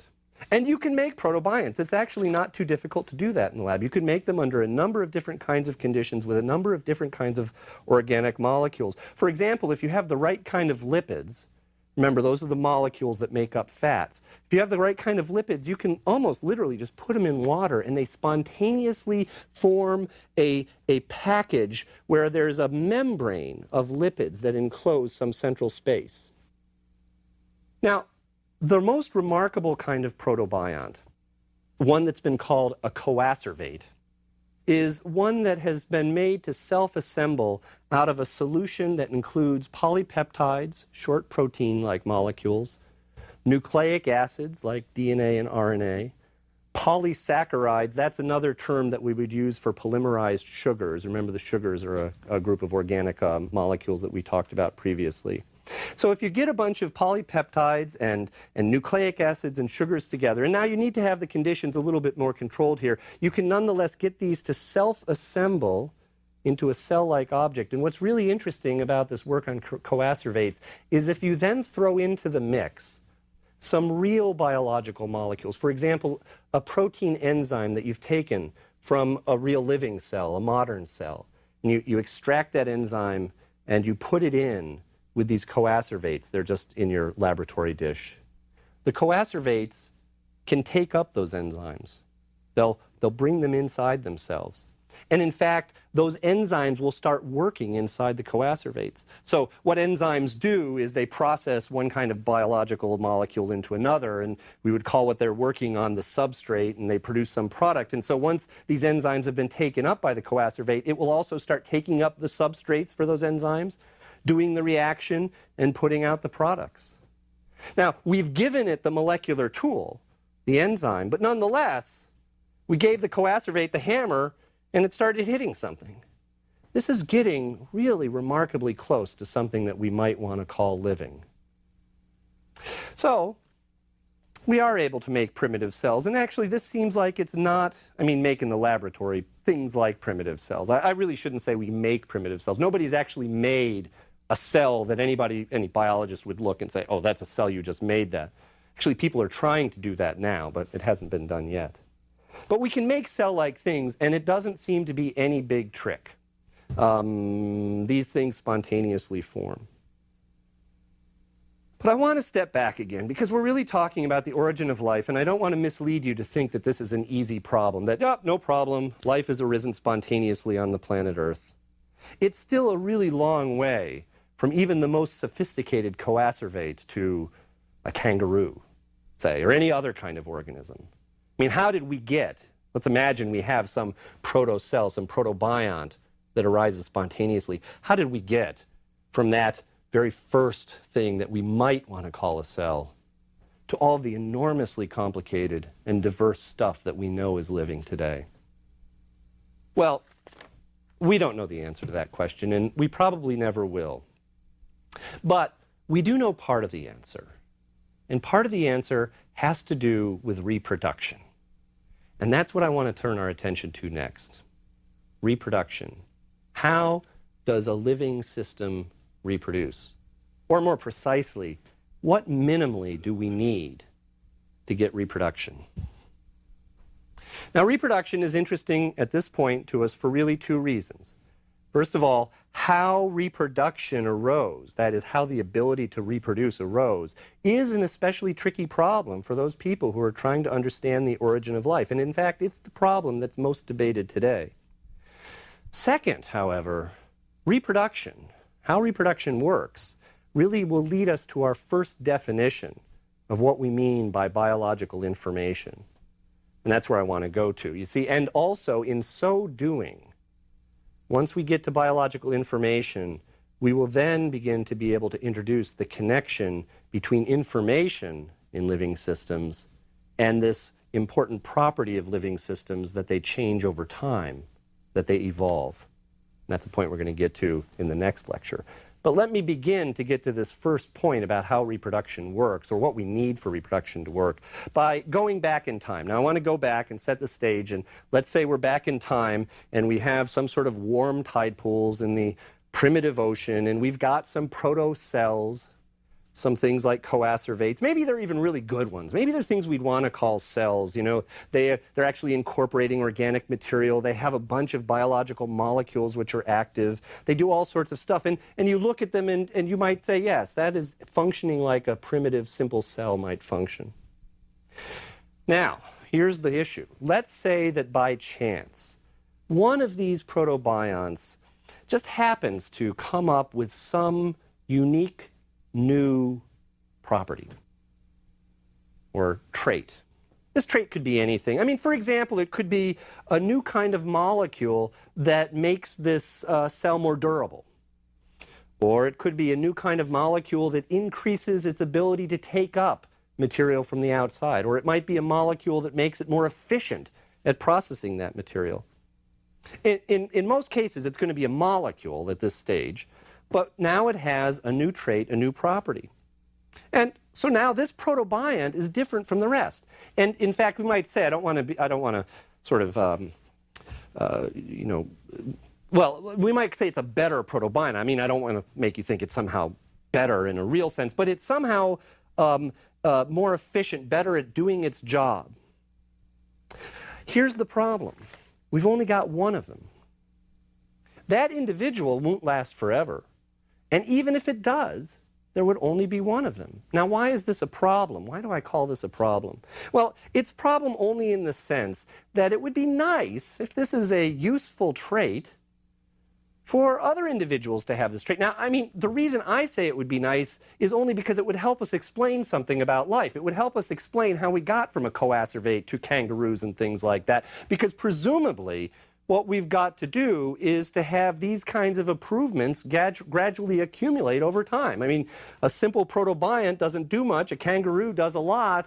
Somehow between here and there, a lot of new traits must have arisen. I mean, an unbelievable number of new traits must have arisen. Well, if every time a new trait arises and we can't pass it on, then it means every individual is going to have to somehow randomly come up with that new trait. It would be very inefficient, if nothing else. So you can see, I think, how this issue leads us to the question of reproduction. Because our problem, if it's a problem, would be solved if our protobiont could reproduce itself in a way that would pass that useful trait that it's come up with somehow onto its progeny. Now, reproduction, simply speaking, isn't really sufficient. Now, I want to make that point by going back to the early Earth and imagine that we've got some protobionts and one might have a useful trait. How is it going to reproduce? Well, what you might imagine, and what a lot of cells in the modern world do today, all of them in fact, is they reproduce by splitting in two. You have one cell, it grows a little bit larger, pinches off, it splits into two cells. In a sense, that's reproduction. But it's not enough to just grow larger and split into two. Why not? Well, you see, if that trait is a molecule, which of the daughter cells gets the molecule? I mean, even if there's a lot of it, let's say that the parent cell that's going to split in two has a lot of these molecules. So each daughter cell gets half of it. Well, as those daughter cells divide, then each of their daughters gets half of it. And eventually, this property would fade away. What we need instead is for these primitive cells to somehow be able to make completely new and accurate copies of themselves, to make accurate copies of the parts of themselves, say the molecule that we're talking about. They have to be able to store information about the structure of that molecule and somehow transmit that stored information about building the molecule to its offspring so that its offspring could build their own. How such a mechanism for storing and transmitting this kind of information about building molecules is the most unresolved question about the origin of life. Now, we all know that there is such a molecule in modern cells, a molecule that acts as what you might say a blueprint for making more molecules. And that molecule, you're probably aware of, it's called deoxyribonucleic acid, or DNA for short, a kind of nucleic acid. Now, we're going to begin to look at DNA in some detail beginning in a couple of lectures. For now, all we need to know is that DNA actually passes its information onto another kind of nucleic acid, RNA, and then the information goes from RNA into proteins. This is the way that information works in modern cells. We're going to talk a lot about this in a few lectures. But for the moment, just note that DNA is, in this sense, acting as a kind of a blueprint. It's not exactly a blueprint as we see. It's actually different in blueprint in a lot of ways. And proteins are the product of this blueprint. Proteins are the things, as we'll see again, that actually do most of the real work in modern cells. And so in modern cells, we have our blueprint DNA, which passes the information on through a process we'll call transcription later to another nucleic RNA, which acts as just an intermediary to carry that information to a process by which the information is translated, as we say, into different kinds of proteins. But here we encounter a really serious problem, a catch-22. DNA could not have been the storage molecule that first arose with early life. Why not? The reason is that DNA can't replicate itself. DNA actually requires, as we'll see, a huge number of other proteins acting as enzymes to replicate it. So DNA in modern cells contains information, and it can be replicated, but only if there are proteins to do the replication job. Now, proteins that could do that replication job might have arisen sometime in the early planet or early history of life on Earth, but they couldn't have arisen unless there was DNA, or they couldn't have been maintained unless there was DNA to store their code. So we would need to postulate simultaneously the creation of DNA that could store information about proteins and proteins that could then replicate that DNA. Which came first, the chicken or the egg? Well, actually, logically, neither could have come first because DNA and proteins can't exist functionally without each other in modern cells.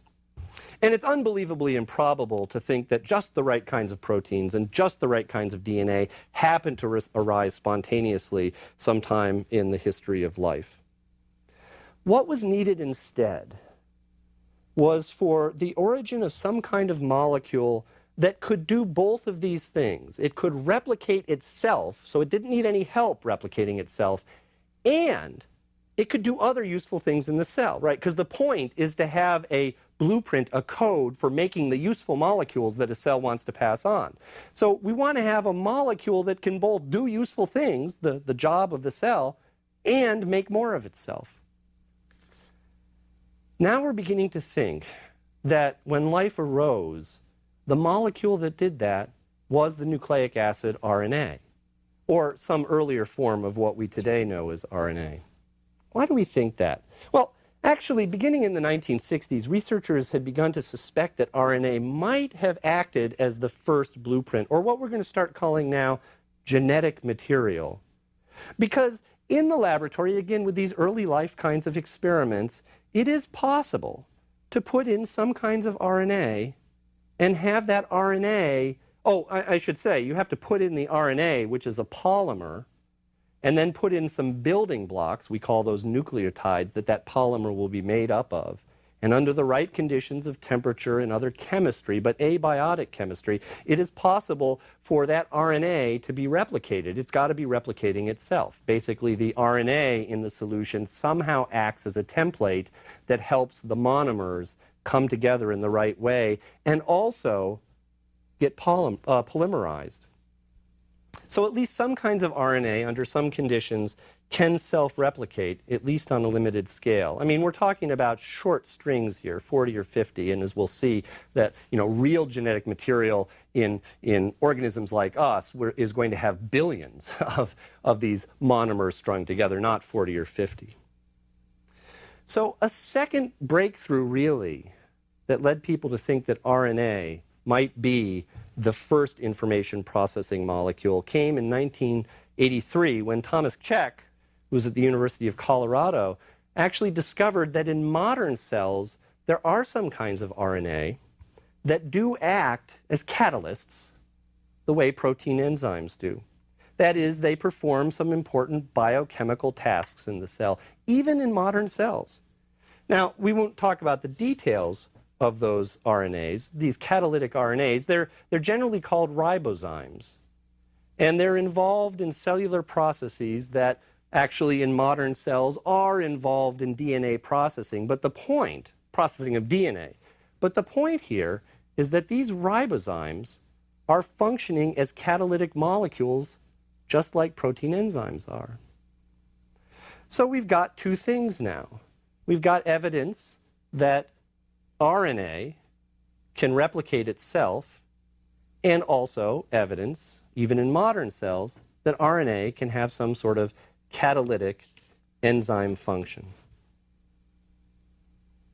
Taken together, these two sets of results suggest that in the very earliest stages of life, really that must have been a magical point where a non-living protobiont somehow slipped over the edge into the state where we might want to call it a living cell. That happened in what we would now call an RNA world, where RNA, which in modern cells really primarily acts just as an intermediate between DNA and proteins, actually dominated as the key biological molecule, the molecule that did the work of those primitive cells, that catalyzed reactions that allowed those cells to grow and so forth, and also served as its own genetic blueprint for replicating itself. Well, at some point after the RNA world, things had to have changed. RNA had gotten the system rolling according to this hypothesis, but eventually DNA and proteins took over.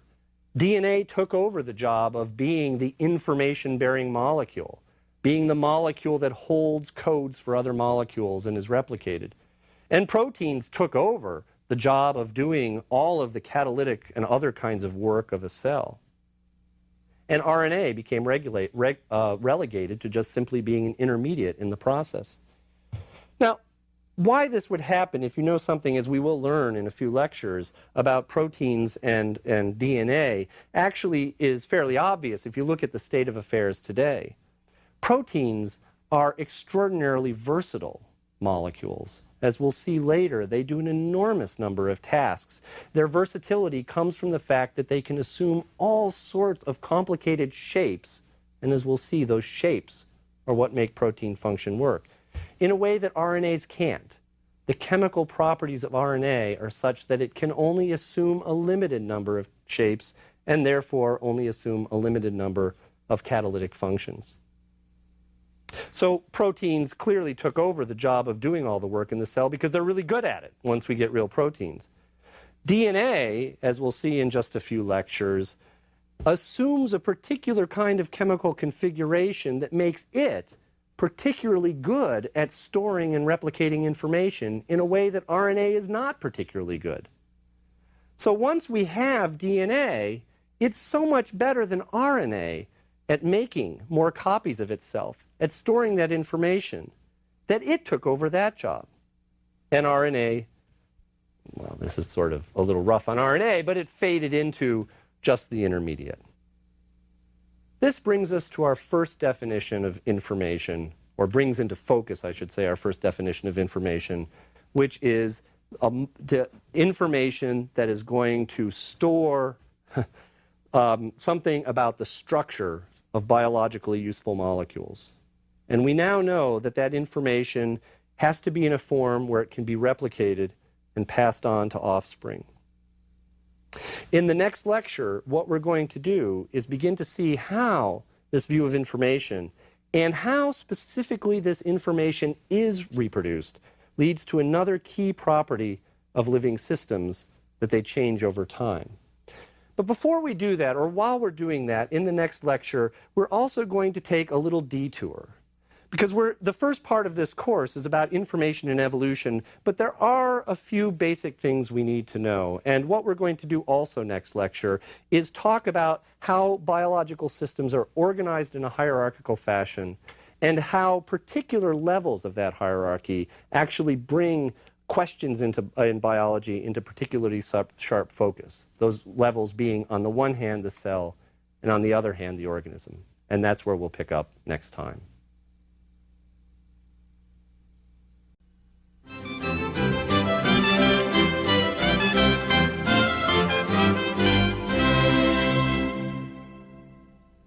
Okay, so last time I introduced the idea that information in a living system can be thought of as a kind of a blueprint that a cell could use to make more copies of itself, or actually more copies of the molecules that it's made of.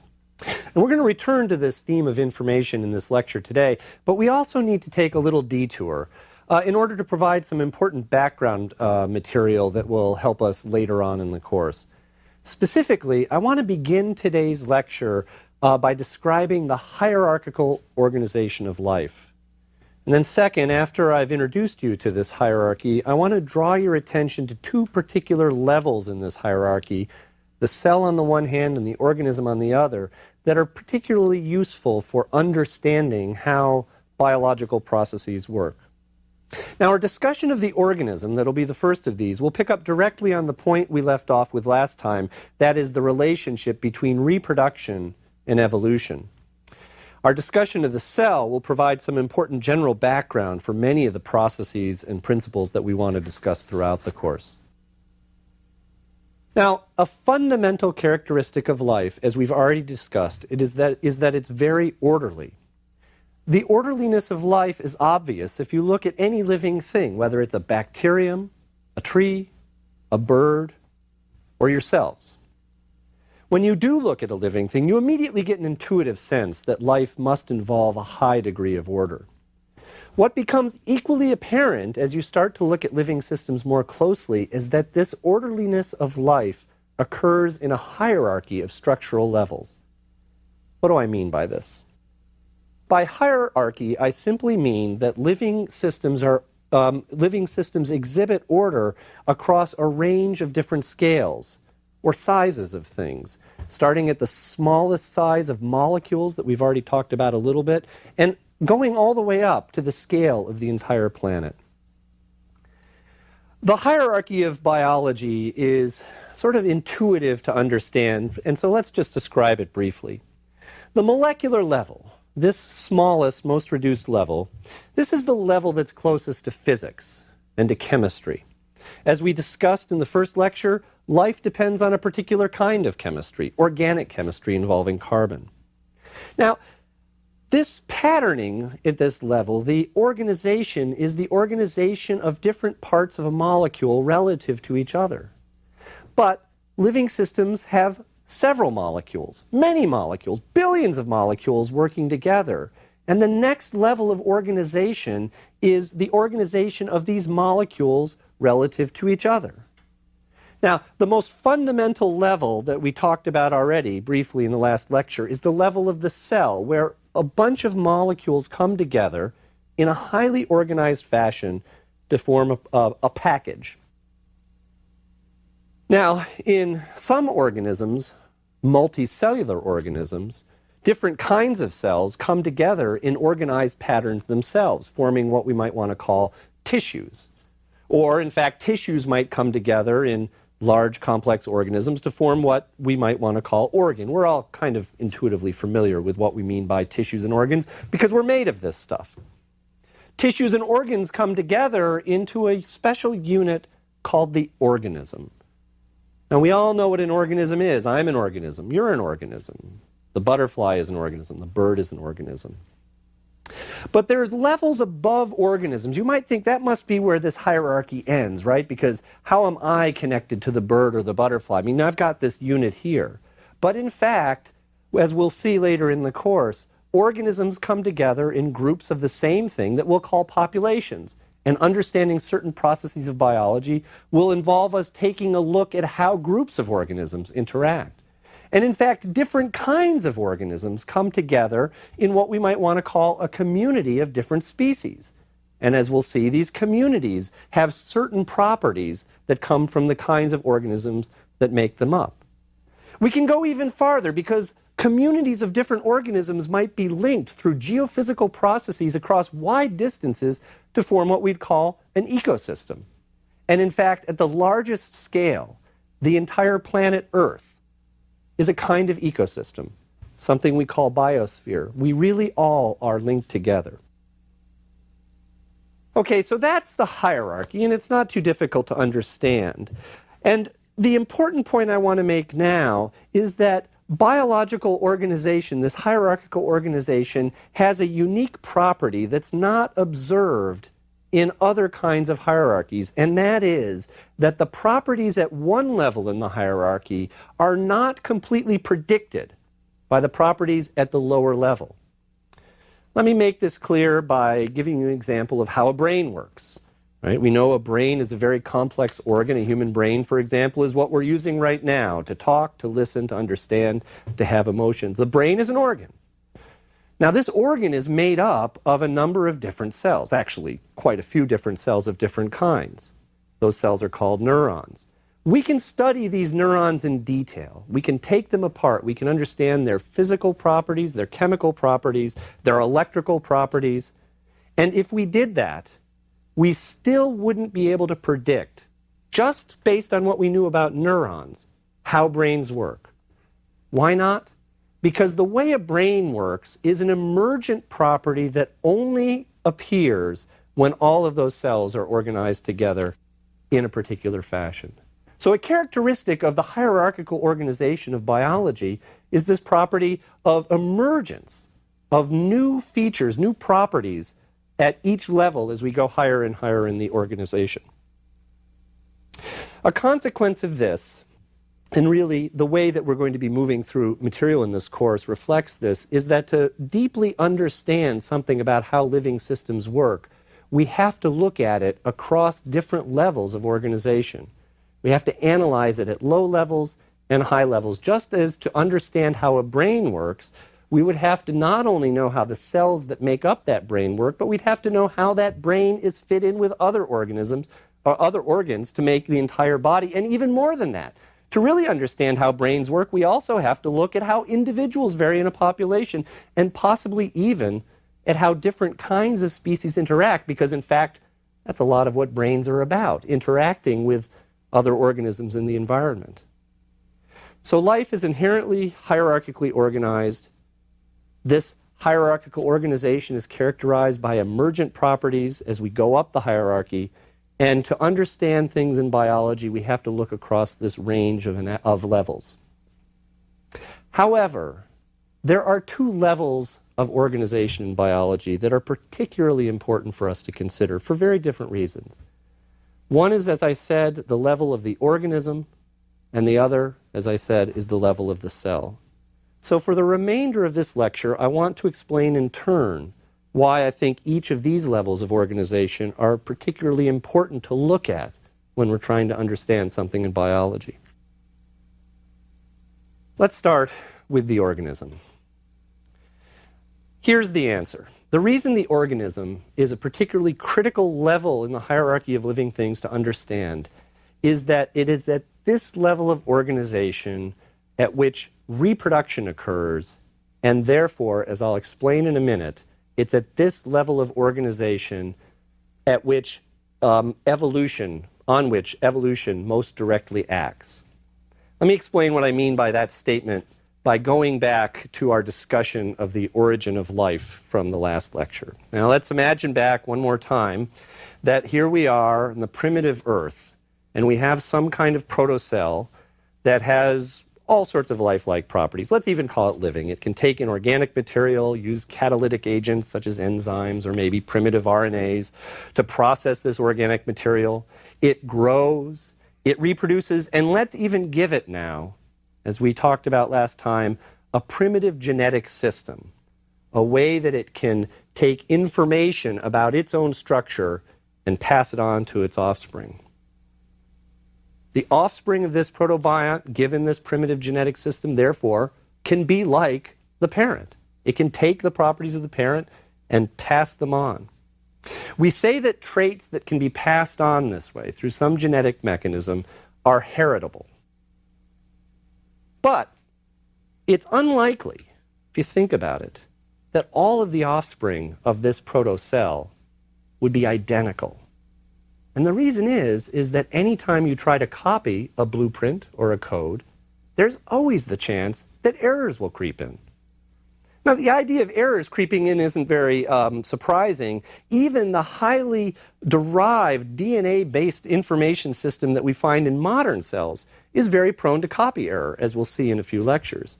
And this is in spite of the fact that there's a huge amount of molecular machinery devoted to trying to find and correct those errors. Mistakes are made.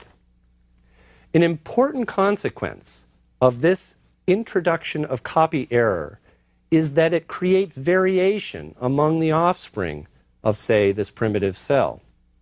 Not all of the offspring will necessarily be identical. So now we've introduced variation into a group of primitive cells. Knowing how this error might creep in isn't important to us right now. We'll talk about this later when we talk about DNA. But an important consequence or important fact to keep in mind about it is that these errors are random. Thus, it's hard to predict what the nature of the variation in offspring will be. Okay, finally, now imagine that different versions of these protobionts among the offspring actually are not all equally good at doing whatever this primitive cell does. Remember last time I told you we might have something arise and it would make a primitive cell do something a little better.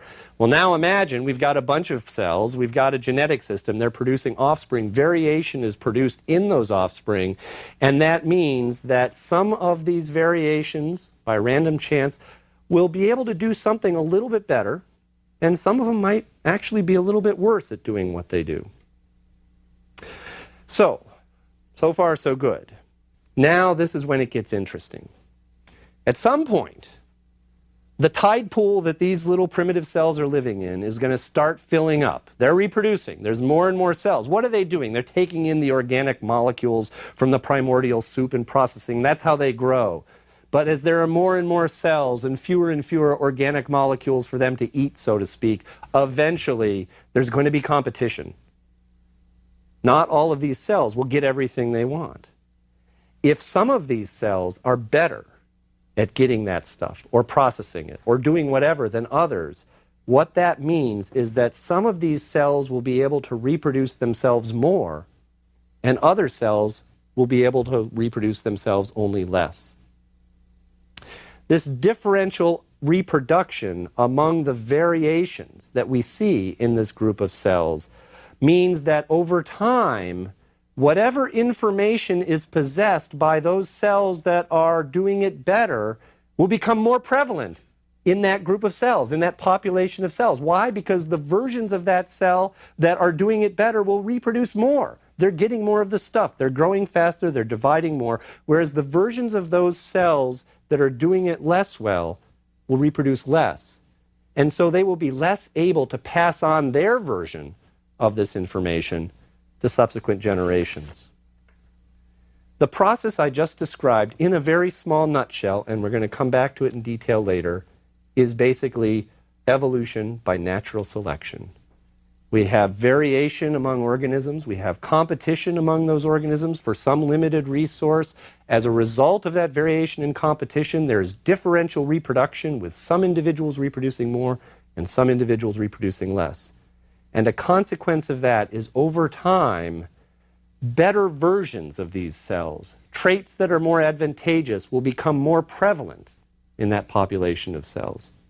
And we call those traits that become more prevalent, those traits that evolve through natural selection, adaptations. Now, it's these adaptations that in the early Earth must have somehow taken those protobionts and made them more and more complicated, more and more diverse, until finally we get kangaroos and things like that. But from our point of view, the key thing to keep in mind is that as we look at biological, at biology now, as we look at biological processes now, how life works, pretty much everything we're interested in is, in one sense or another, some sort of adaptation. It all came from this protocell that could do virtually nothing to doing all of the stuff that biology does now. And it's all the result of adaptation from natural selection. And this is why the organism is such an important level of organization to understand in biology. Even as life became increasingly complex and diverse, with these primitive cells leading to large, diverse things like kangaroos and us, the individual organism, whether it's a single cell or me, is still the unit that does the reproduction. And therefore, the organism is the level on which natural selection acts in the evolution of adaptations. And what that means is that if we want to understand adaptations, and another way to say that is if we want to understand pretty much anything that goes on in biology, then we need to see how that works in the context in which selection acted. We need to understand it in the context of organisms. So organismal biology is very important to us because ultimately that's where our questions in biology come from. Life does stuff. That life that's doing stuff are organisms on which selection has acted over a long period of time, and we can understand biological processes by putting those questions into organisms. Okay, so now let's turn back to the level of the cell. Why do we still care about cells then if in fact a lot of organisms like ourselves have now become multicellular? What's the point of the cell? Why is that an important level? Well, there are two related answers to this question, really. The first answer is that the cell is the minimal unit of structure capable of independently performing all the activities of life. That is, the cell is the smallest unit that could be truly called living. Even in multicellular organisms like ourselves, we're still made up of individual single cells, and most of the fundamental processes that make us work are working in the context of this unit of the single cell. In fact, in large complex organisms like ourselves, there are a whole bunch of different kinds of cells, each with its own unique structure and function, each with its important role to play. But each of those roles is played out in the context of this fundamental, most important package. So, the cell is important because it is the fundamental unit of organization that can function on its own. And so as we take apart even the most complex systems, we often find ourselves bringing it down to how a cell functions. Now, the second reason that the cell is such an important level of organization, which is really related to the first, I mean, it's how the first works, has to do with this idea of packaging that I introduced earlier. By packaging, I simply mean the ability to separate this from that, to separate the inside from the outside, to separate one kind of molecule from other kinds of molecules, to separate one chemical reaction from other kinds of chemical reactions. The chemistry of life is very complex. And it's this complexity of chemistry that allows us to do all the diverse things we do, at least on that one fundamental level. And here's the point, it's the packaging provided by cells that allows this complex chemistry to occur, because different processes can be kept separated. Let's look at cells a little bit. Now, there's a little bit of background about cells. They're actually, in living things, fundamentally two different kinds of cells. Everything that's alive is made of one kind of cell or another kind of cell. And I just want to give you some background about this. We call these two types of cells prokaryotes, or prokaryotic cells, and eukaryotes, or eukaryotic cells, respectively. Now, prokaryotic cells are the things that sort of we've been talking about when we've been giving these arguments about the evolution of life or the origin of life on Earth. And like those protocells, prokaryotic cells are enclosed by a single membrane. This is sometimes called the cell membrane simply. It's sometimes called the plasma membrane.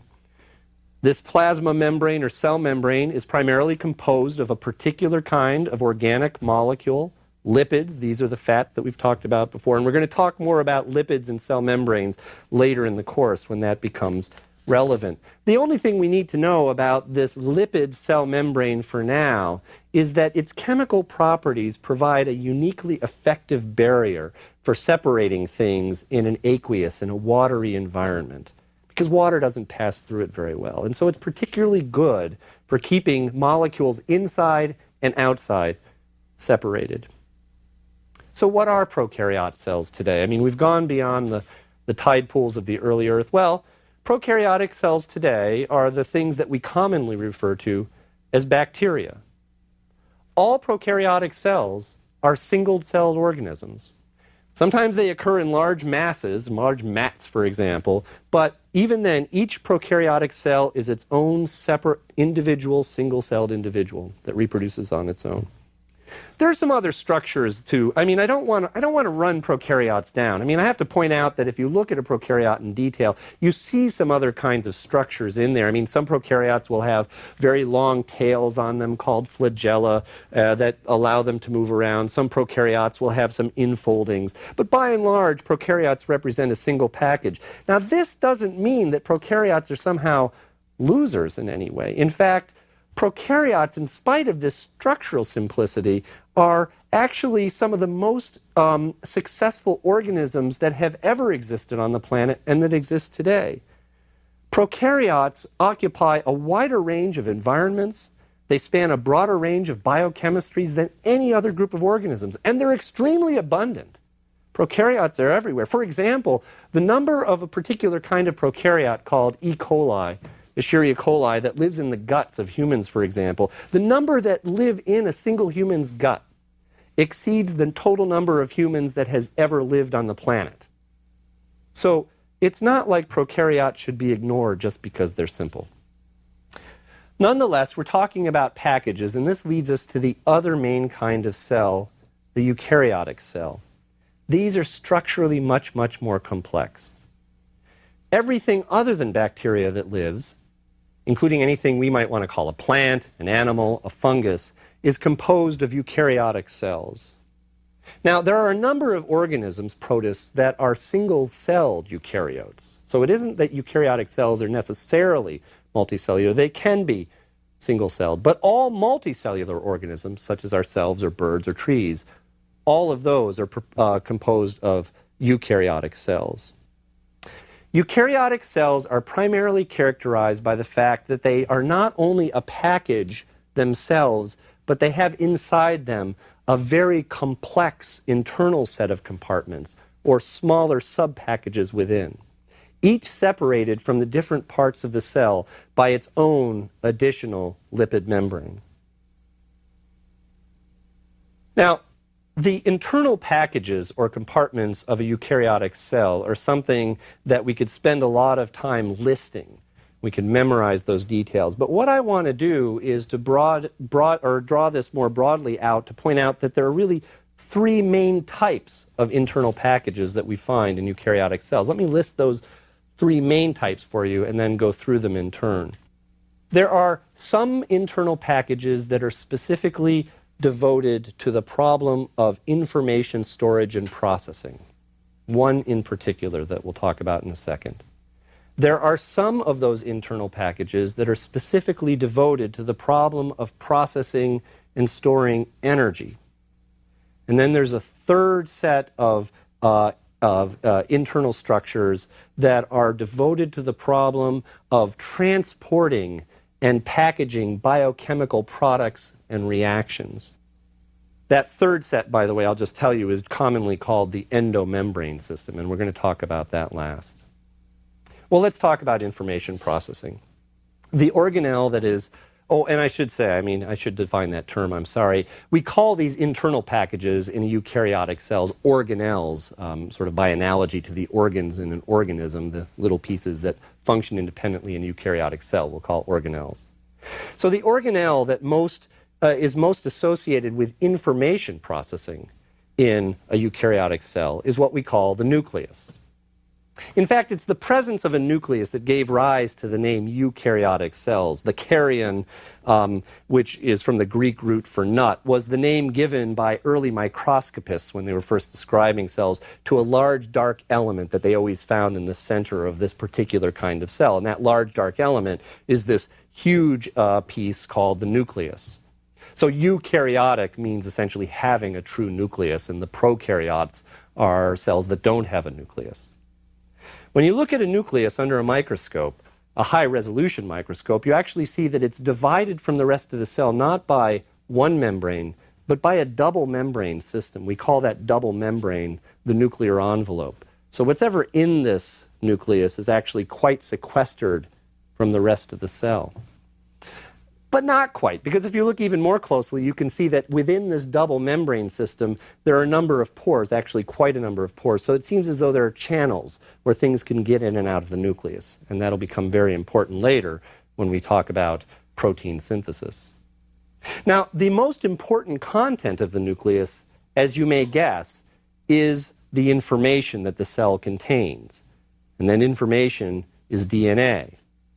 Actually, in cells, that DNA is physically packaged in long strings that are chromosomes. During most of the life of a cell, those chromosomes are just dispersed. You can't actually see them as individual strands. Yes, the chromosomes are actually dispersed. You don't see the DNA as individual strands. It's only when the cell divides that this DNA starts condensing and bunching up and becomes what we would call chromosomes visually, that we could see, you know, the little squiggly X and Y things that cell biologists might look at under a microscope. So that's what the nucleus does, is it acts as a package for DNA in the form of chromosomes. Now, we're going to come back to DNA starting in just a couple of lectures in some detail, so I'll leave that for the moment. Now, there are two kinds of organelles that are specifically devoted to the problem of processing and storing energy. And these are called mitochondria on the one hand and chloroplasts on another. We're going to come back to mitochondria and chloroplasts in detail at the beginning of the third segment of the course when we start talking about energy more specifically. But for the moment, let me just give you a bit of an overview. Mitochondria are the site where the cell actually obtains energy by breaking down carbohydrates and other organic molecules, but especially sugars. Chloroplasts are the site where a process known as photosynthesis, that we'll talk about later in the course, actually captures energy, captures it from the sun, and uses that energy to build these organic molecules like sugars, which the cell will use to store energy over the long run. All eukaryotic cells have mitochondria. All eukaryotic cells need to be able to break down things to make energy that it can use for cellular processes. Only plants and a few other green single-celled organisms actually have chloroplasts. So that one special organelle that's devoted to capturing energy is only found in some subset of eukaryotic organisms. There's an interesting other thing about mitochondria and chloroplasts is that they also have their own internal, complex internal structure, and we'll look later at how that structure is necessary for them to perform their functions. They also have their own DNA. Mitochondria and chloroplasts actually need to replicate themselves so that when the cell divides, what happens is all of the genetic information that will be found in the nucleus gets replicated, copied, and separated into two daughter cells, but not all of the information necessary for building the mitochondria and chloroplasts. In fact, the mitochondria and chloroplasts themselves have to divide with some help from the cell, and then they just separate, sending some mitochondria over here, some mitochondria over there, as the daughter cells are created. The reason for that, interestingly, just as a little aside about the origin of life, is that it's thought, in fact, there's pretty good evidence that the place that these organelles came from was by some early cell engulfing another cell. Imagine one prokaryote engulfing the other, and then the cell that got engulfed becomes an organelle. And it's thought that independently, chloroplasts on the one hand and mitochondria on the other have arisen through that interesting evolutionary process. So the third and last major set of organelles found in eukaryotic cells is collectively known as an endomembrane system. This is very, very complicated, and I don't want to go through listing all the parts of the endomembrane system. Suffice it to say, the one piece of it that we want to name right now is called the endoplasmic reticulum. And this is just an extensive network of interconnecting, branching compartments, all bound by a single connected membrane. The endoplasmic reticulum forms sort of an internal transport and processing system for the cell. This is the system in which different components associated with different parts of biochemical processes that the cell has to do are segregated.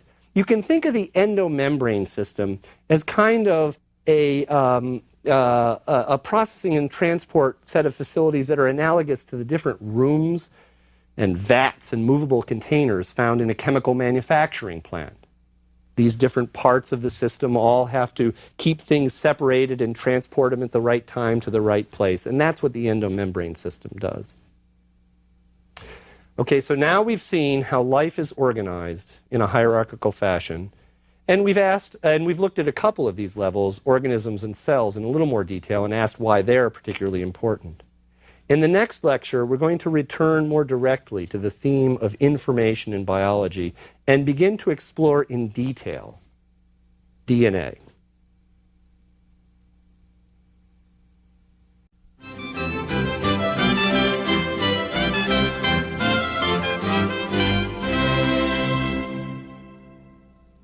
Okay, in today's lecture, what we're going to do is to begin to look more formally at the concept of information in living systems, which, as you know, is the organizing theme for the first third of this course. Now, in the second lecture, you'll remember, we discussed how one of the key problems to be solved concerning the origin of life was how to account for the way that a new trait that might arise is going to be preserved and, more importantly, transmitted to subsequent generations. To do this, we said, we need some sort of blueprint, a blueprint that somehow contains information about how to make other molecules. And we know that in modern cells, this blueprint is the molecule DNA. So DNA then represents molecular information, and we know that we'll eventually need to understand how information can be encoded in and extracted from this molecule. But first, before we look at the blueprint and how it works, what we have to do is look more closely at what that blueprint describes how to build. This means that we have to begin to understand something about the structure and function of proteins, which is the topic of today's lecture. So let's begin talking about proteins by looking at what they do. In Greek, the word proteos means first place, and this is a fitting origin for the name protein. It would be a little bit of an exaggeration to say that proteins do absolutely everything in cells. There are some things that proteins don't do, but it wouldn't be much of an exaggeration, and it's no exaggeration at all to say that proteins play at least some role in almost everything that cells and organisms do. Let me give you some examples of the kinds of things that these molecules called proteins do. They form structural elements, acting as supports to strengthen the outer wall of cells, or actually acting as little girders on the inside of cells, giving them their shape. They form what's called the cytoskeleton. That just simply means the cell's skeleton. As structural elements, proteins also help to hold together other large molecules that aren't as sturdy as they are. An example of this that's very important is DNA. If you look at DNA in a cell, it's actually surrounded by a whole series of proteins which are serving as a scaffolding to hold that DNA together. In fact, if you look at a chromosome, as we'll mention later, it's actually made of much more protein than it is of DNA, even though DNA is what's interesting about the chromosome.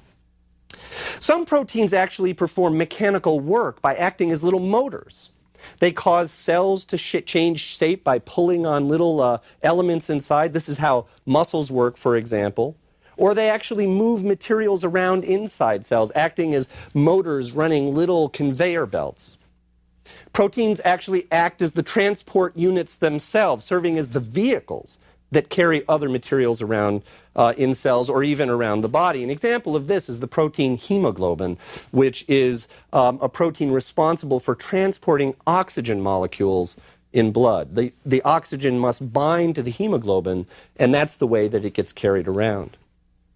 Proteins also act as signal receivers. They act as receptors, taking in molecular signals, detecting signals within the cell or from other cells.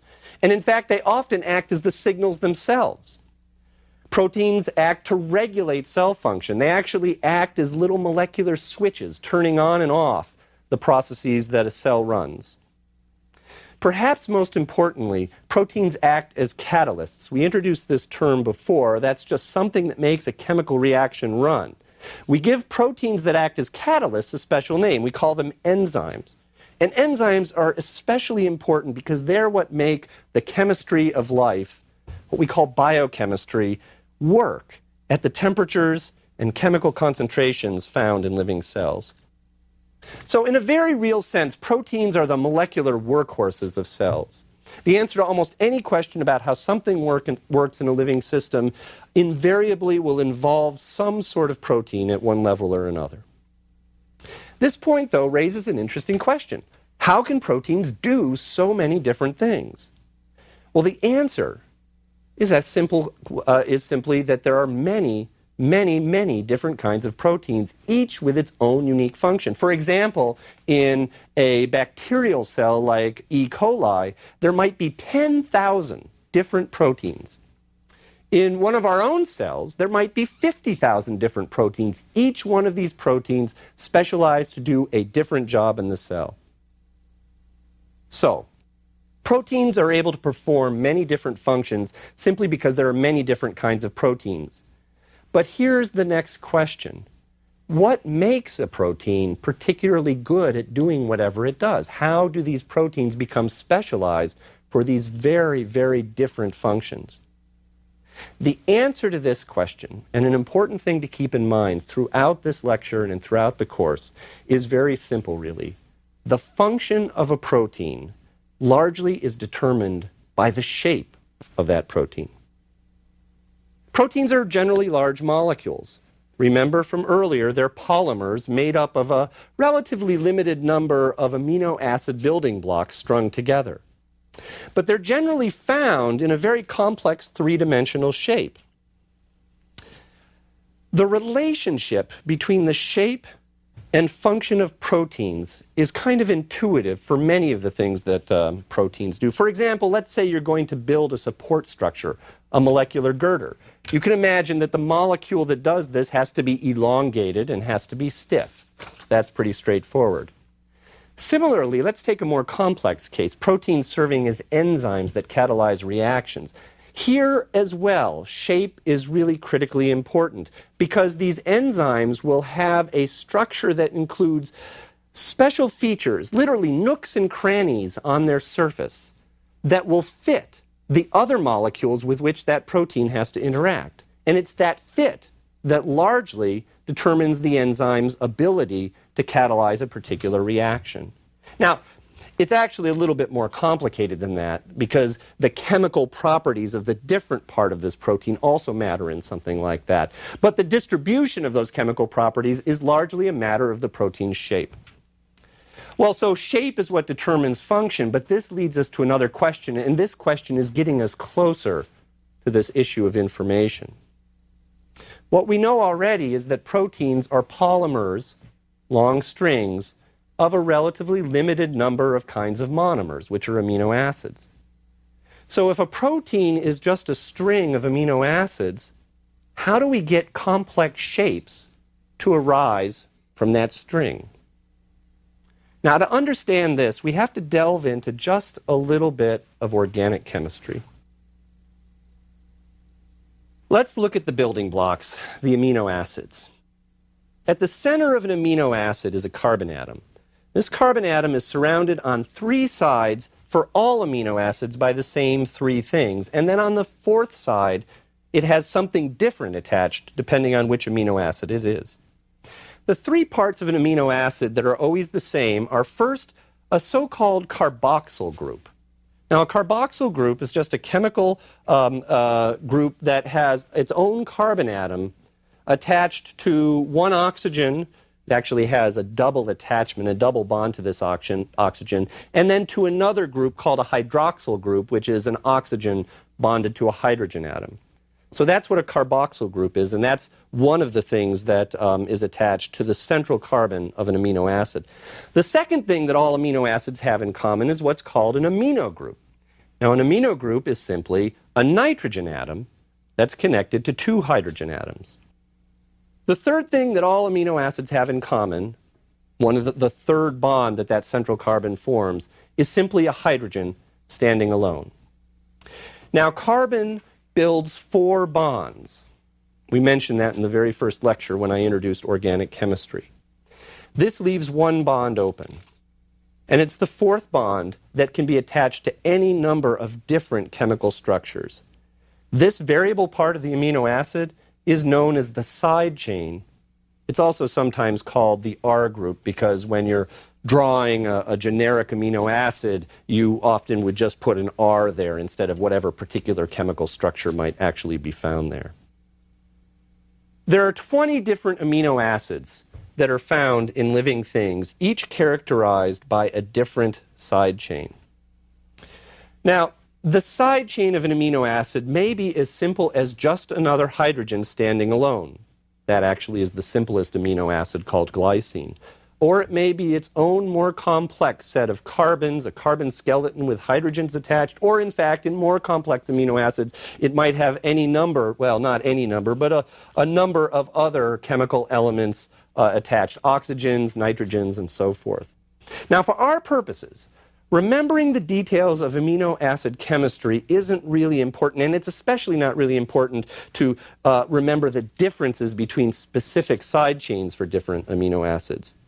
The important point is this, that the physical and chemical characteristics of the side chain of a particular amino acid determine that amino acid's particular characteristics, particular chemical characteristics. And this fact is going to become important later on because those particular properties, chemical properties of an amino acid side chain, contribute to the way that that amino acid in turn helps determine the protein's structure. Okay, now let's take another step. Remember, proteins are polypeptide chains. That means they're a polymerized series of amino acids, as we've discussed. I want to just look at how we get a polymer built of 2 amino acids.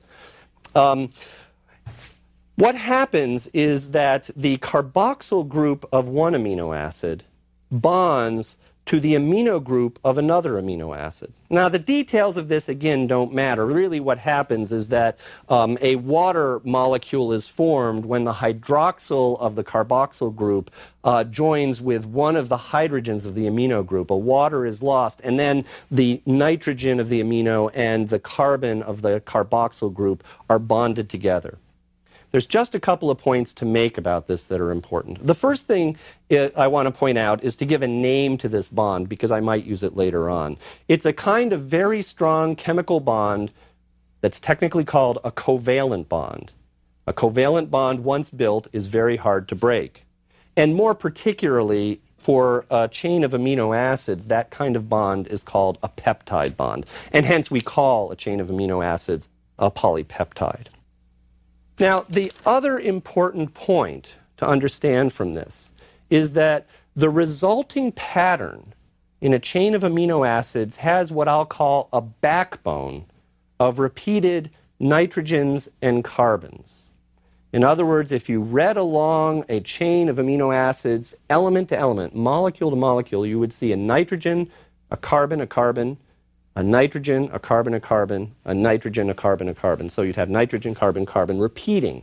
And that nitrogen, carbon, carbon repeating backbone is essentially the string that has been put together as we've polymerized a series of amino acids.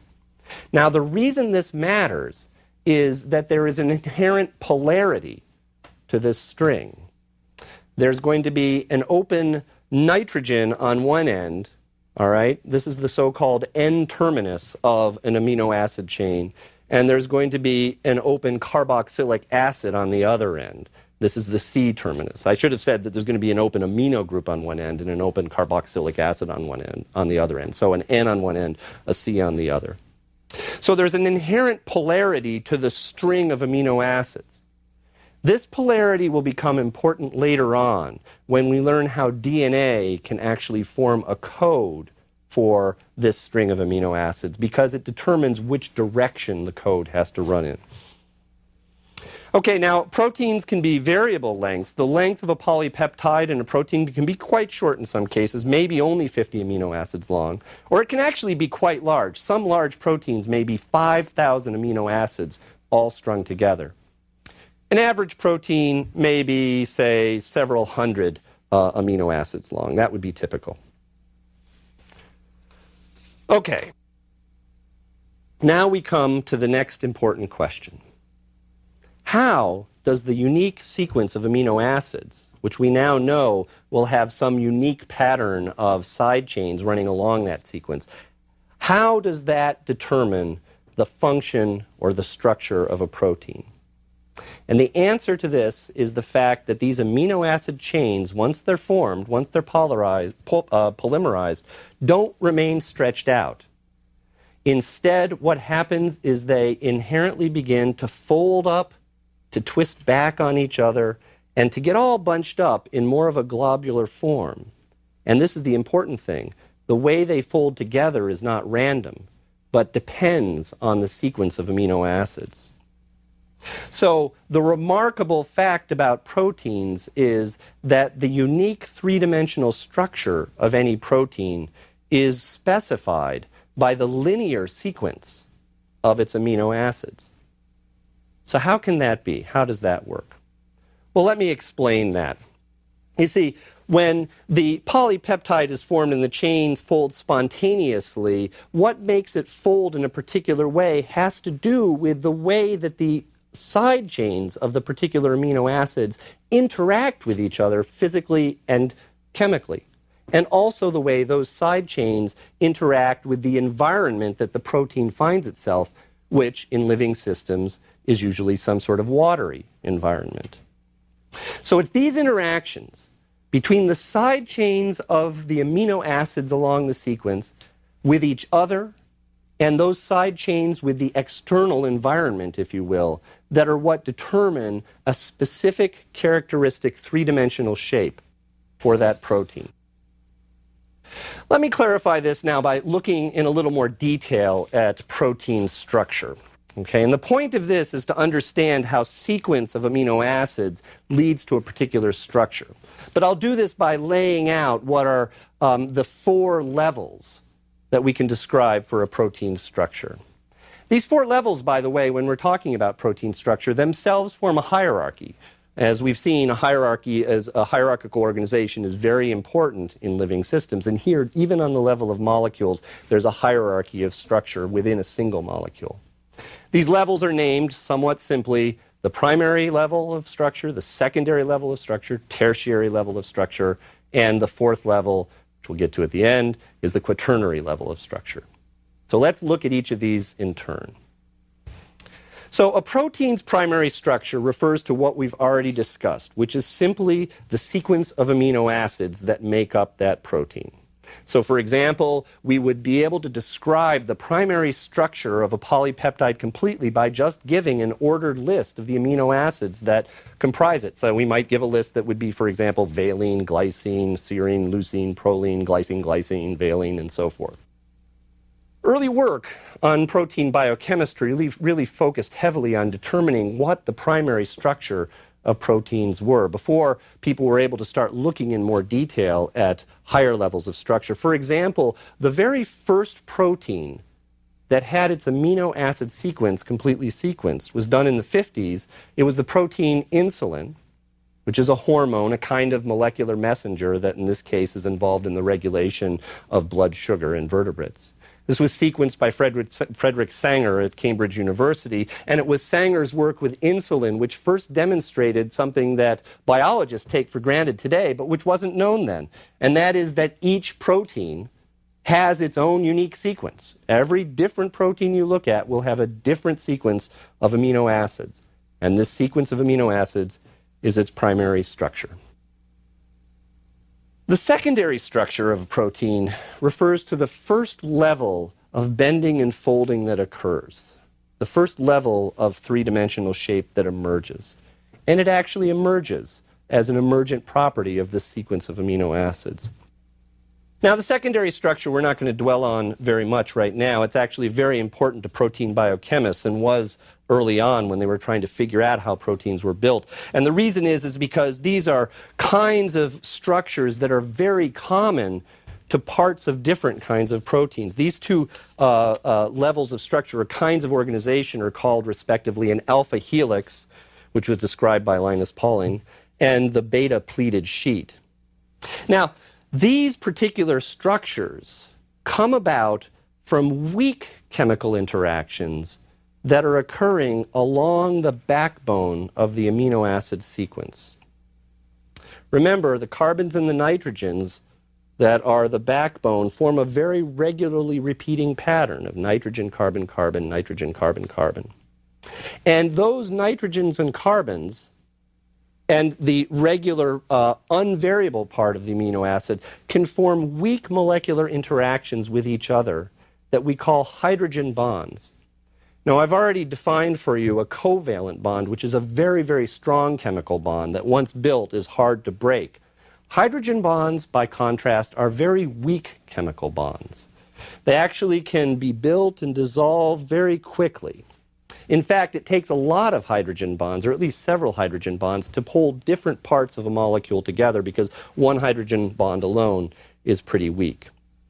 Now, hydrogen bonding along long stretches of an amino acid sequence, all taken together, can hold that sequence in particular patterns like an alpha helix or a beta pleated sheet, simply because the regular pattern of the amino acid backbone provides enough common opportunities for hydrogen bonding to occur that leads to these higher level three-dimensional structures. Okay, now I don't want to dwell on secondary structure for its own sake, because what I really want to get to is what's called the tertiary structure of a protein. And this is the level of structure that we're most interested in, because it's at this level of structure where we begin to see how structure determines the function of a particular protein. The tertiary structure of a protein is also the result of chemical interactions that occur among the different amino acids in the string. But in this case, these are interactions between the side chains that are variable as opposed to the carbon-nitrogen backbone.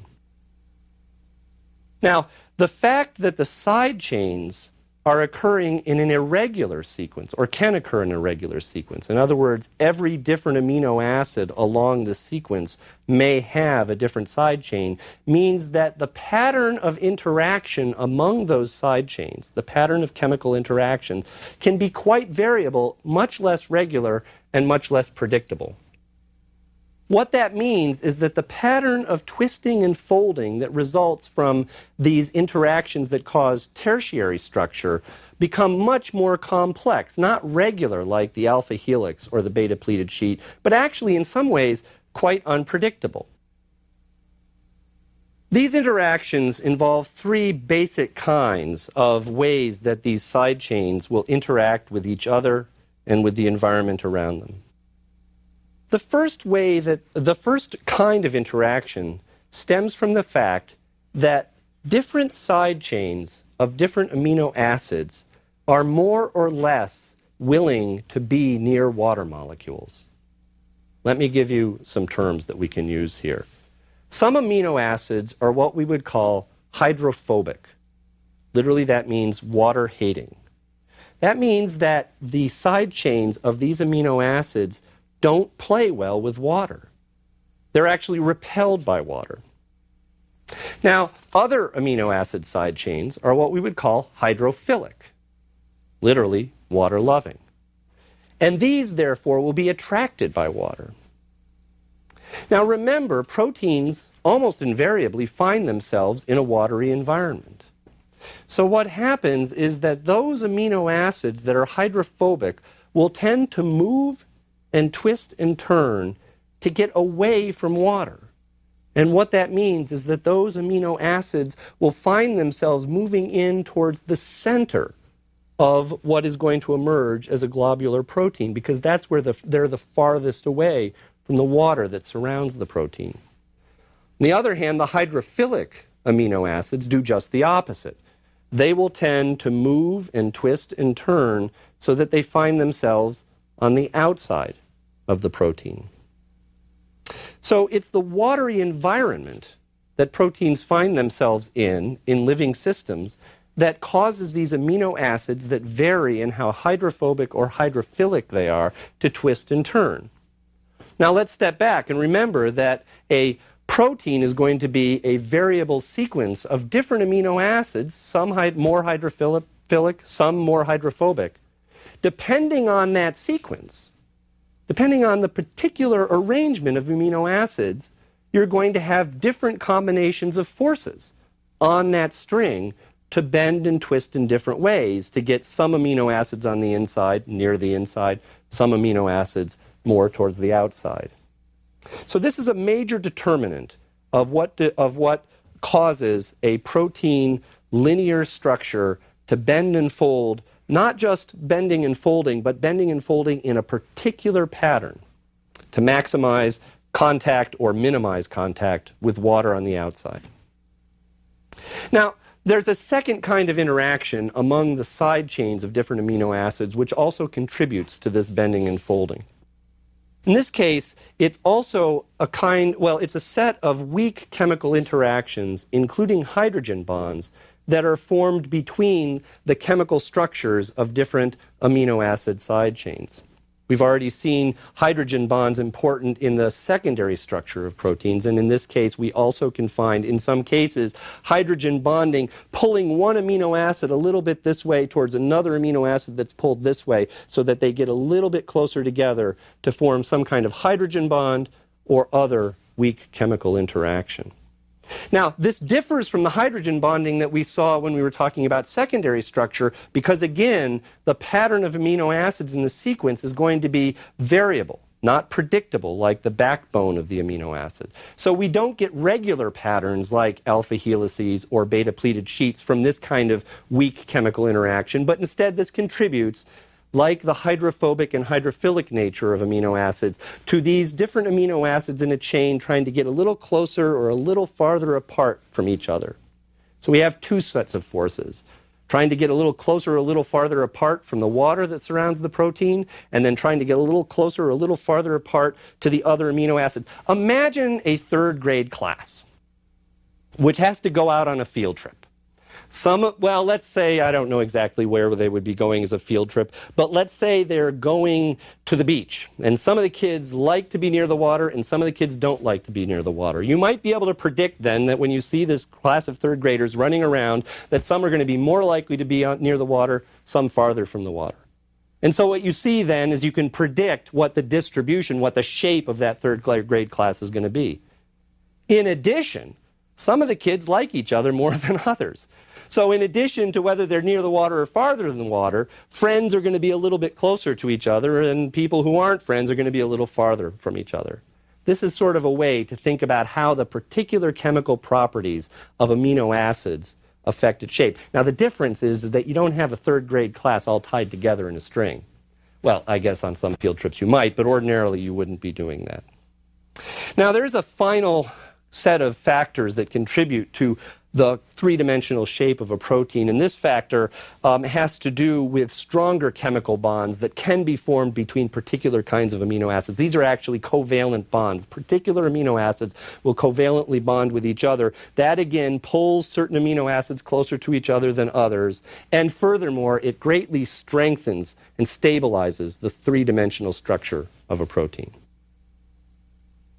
Okay, so for a single polypeptide, that is a single chain of amino acids, The three-dimensional structure is really the highest level of structure for a protein. Now, I just want to mention briefly that there are some proteins that actually have what we call a quaternary structure. And this simply refers to the fact that these proteins are made of not just one polypeptide chain, but several. Hemoglobin here is an example. This protein actually has 4 different polypeptides, 4 subcomponents that all bind together. And it's only when these different polypeptide subcomponents not only fold with themselves, but also fold into each other, that you have the full structure of the protein. And we call that quaternary structure.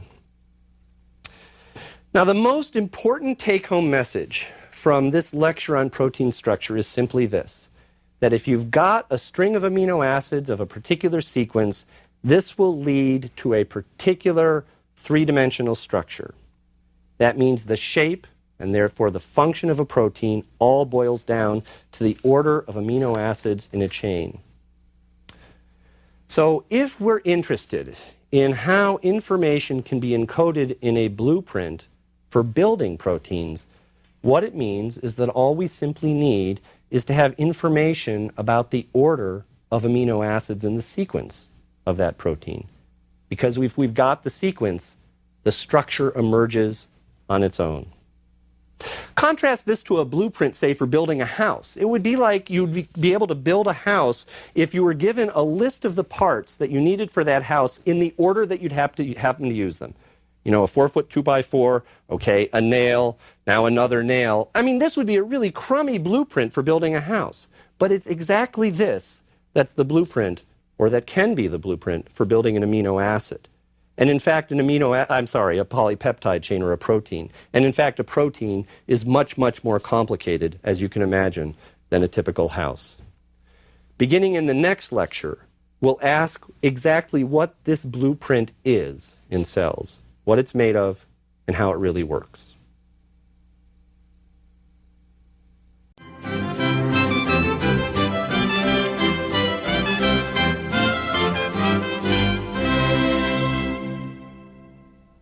In our last lecture, we discussed the central importance of proteins as the biological molecules that make things work in living systems through their roles as controllers of biochemical reactions, structural elements that hold parts of the cell together, motors that make things move, signals, and so forth.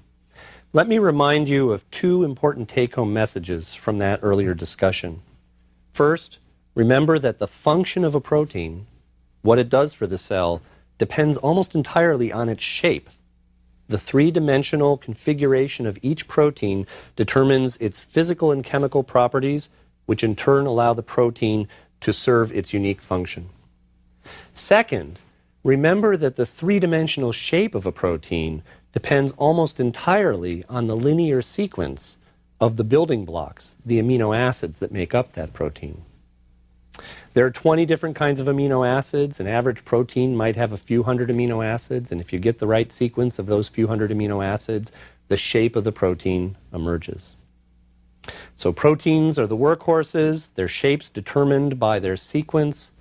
How do we get a protein of a particular sequence built? Now, there are 2 questions here that we need to start addressing. Of course, very related. First is, what is the blueprint that we're going to use to build proteins physically made of? That is, what kind of molecule is it? And second, how does that blueprint, how does that molecule actually work to code information about the sequence of amino acids in a protein? It's the first question that we're going to address in today's lecture. What kind of molecule serves as the blueprint for making proteins? Now, on one hand, that question seems like it's pretty simple. But interestingly, that was one of the questions that really defined molecular biology in the 20th century.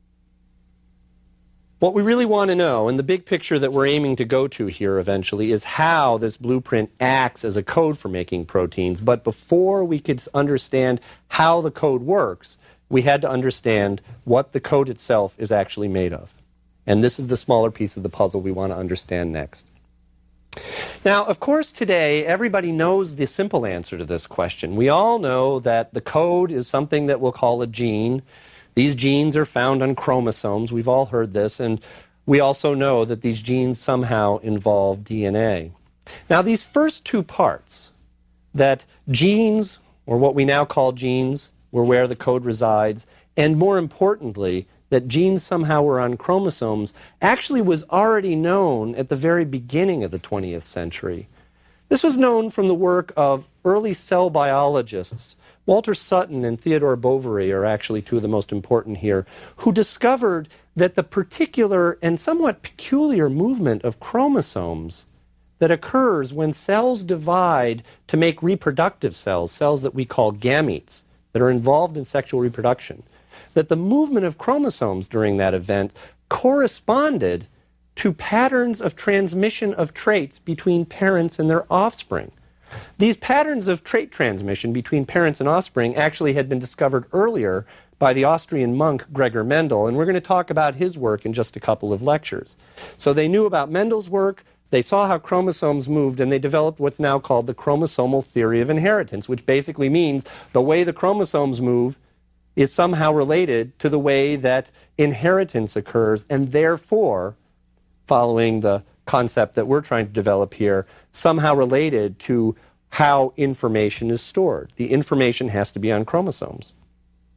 Okay, so we know that chromosomes are made of DNA, but how do we know that? And are they really made of DNA? Let me begin to explain how that became known by going back again to the earlier part of the 20th century to the work of an English physician named Frederick Griffith. Because this experiment that I'm about to describe really provided the first insight into how to get at the chemical nature of genetic information. Now, Griffith was a physician, and he wasn't interested in the molecular basis of inheritance or the molecular basis of genetics at all. Instead, he was addressing a much more applied problem. He was studying Streptococcus pneumoniae, which is a bacteria that, as its name suggests, causes pneumonia in humans. What Griffith wanted to do was develop a vaccine against this particular organism, because pneumonia caused by this organism actually often proved fatal. This was before the advent of antibiotics. Now, as often is the case for disease-causing bacteria, there were different strains of this particular organism that varied in their virulence. In other words, they varied in how likely they were to induce the disease and thus to cause death. Griffith was working with two strains of Streptococcus pneumoniae. And let me just name those for you. He was working with what we call the S strain on the one hand. This is a virulent strain. This is a deadly strain, okay? It's called S because if you grow it in a colony on a little agar plate, it actually looks kind of shiny and smooth. So he called it the S strain, the shiny strain. And this is the deadly strain. And then he had another strain, which he called the R strain, which was non-virulent. If you got the R strain, you might be a little sick, but you wouldn't die. It wasn't a big deal. It's called the R strain because this strain of bacteria, if you grew it in a little colony, looks kind of rough on the surface. So it's called the R strain. Now, an important thing to note is that these strains of this bacteria did what we call breed true. In other words, as they reproduced, their offspring had the same properties as they did. In other words, S-strain bacteria gave rise to more S-strain bacteria, and so on. In other words, the difference between the S-strain and the R-strain bacteria somehow must be genetically encoded. So what did Griffith do? Well, Griffith was using the approach that was pioneered much earlier by Louis Pasteur, which was to take the organism that you wanted to develop a vaccine for and kill it so that it no longer could harm you, but nonetheless would perhaps induce some sort of immune response if injected, say, in a subject. So the idea was to take S-strained bacteria, kill them. In the way that Griffith did this, the common way to do this is you just heat them up in solution and they all die. And then you take these dead S-strain bacteria and you inject them, say, into a laboratory mouse and see if that mouse develops immunity. The mouse wouldn't die if you injected S-strain bacteria that had been killed because they're dead. But the parts of the bacteria that are injected might nonetheless induce an immune response by a mechanism that we'll get to briefly very much later on in the course. This is a great idea, but it didn't work. And it often doesn't work. In other words, there wasn't enough left somehow of these dead S strain bacteria to induce an immune response. So if you inject these in a mouse and then inject live S strain bacteria, the mouse would die. It didn't become immune. Now, another common technique that was used then and now to develop immunity, to develop some sort of vaccine, was to inject not only the dead offending organism, but some related organism that was less virulent, in this case, the R strain bacteria. The idea here is that the live R strain bacteria, because they're alive, will induce the organism to develop a full immune response, but it's not going to kill the organism, and that development of a full immune response will somehow pick up some immunity to the dead S strain bacteria. This is a common technique, and it often works. So what Griffith did then was he killed some S strain bacteria and injected those S strain bacteria in with living R strain bacteria and saw what happened to the mouse. What he hoped would happen is that the mouse would develop immunity to the S strain, but what happened instead was very unexpected and unfortunate for the mouse. The mouse died. Now this is a surprising result when you think about it. It's highly unexpected, because what's being injected into the mouse are dead S strain bacteria that wouldn't kill the mouse and live R strain bacteria that wouldn't kill the mouse. So nothing was injected in the mouse that should kill it, and yet the mouse died. What Griffith found out when he dissected the mouse was that inside the poor dead mouse were living S strain bacteria. He injected dead S strain, and when he took the mouse apart, he found living S strain. What Griffith concluded from this work, and correctly, was that somehow the living R strain bacteria had taken up something from the dead S strain bacteria. They had incorporated part of the dead S strain bacteria into them, and that somehow transformed the R strain into the S strain. Griffith later showed that you didn't even need the mouse. You could do this in a beaker. If you put dead S strain and live R strain bacteria in a beaker, the live R strain, some of them, would become transformed into live S strain bacteria. So these bacteria then were incorporating material, and that's an interesting process on its own. But from our point of view, what's really interesting is that the material that they incorporated must somehow be genetic material. It must somehow have information in it. Because how else could the R strain bacteria now become virulent like an S strain bacteria? The difference between S and R had to have something to do with genetically transmitted information. So the transformation of the R into S by accumulating or acquiring something from that S must involve genetic information. That's a very interesting finding. What Griffith did was he left it there. I mean, of course, this was only 1929 when he was doing this work. He said that he had discovered what he called transforming principle. The transforming principle in this sense being the stuff, whatever it is, that turned living R strain into living S strain that they took from dead S strain. Our interest in this, and in fact the interest of the scientists who followed this, was that somehow this transforming principle, this transforming stuff, must be genetic material. So all we had to do then is find out what the transforming principle was made of, and we'd have the genetic material. So what kind of molecule was it? Scientists began to ask. Well, in the early part of the 20th century, when Griffith published this work, there was generally an assumption that the genetic material must be a protein. And why did they think that? Well, I mean, they thought it for the reason that we went through last lecture. Pretty much everything that happens in a cell, and they knew this even back then. They had already begun to understand the complexities and diversity of protein function and structure. Pretty much everything that's important that goes on in a cell is done by a protein. So it makes sense that if you've got something complex and important that's being done in a cell, like providing information in this case, then it's probably going to be a protein. Now, they had good reason to suspect even back then that proteins were probably involved specifically from the chromosomal theory of inheritance. Remember, I told you that people knew back then that the way that chromosomes moved corresponded to trait transmission in humans and other organisms. So chromosomes must somehow have the genetic material. So they asked, what are chromosomes made of? And they did some biochemistry, and they found out that chromosomes actually are made of proteins and some nucleic acids, DNA to be specific. Now, by weight, if you analyze the content of a typical chromosome in a eukaryotic cell, there's 5 to 10 times more protein than there is DNA. So they said, okay, there's a lot of protein in those chromosomes. That's consistent with the idea that it must be proteins. Now, another thing that was going against nucleic acids, DNA specifically, in this context, and we haven't talked about this specifically yet, is that if you look at what nucleic acids, DNA and RNA, are made of, they, like proteins, are polymers that are made up as a string of monomeric little monomer subunits. These are the nucleotides that are all strung together. Proteins, as we've learned, are made up of 20 different kinds of amino acids.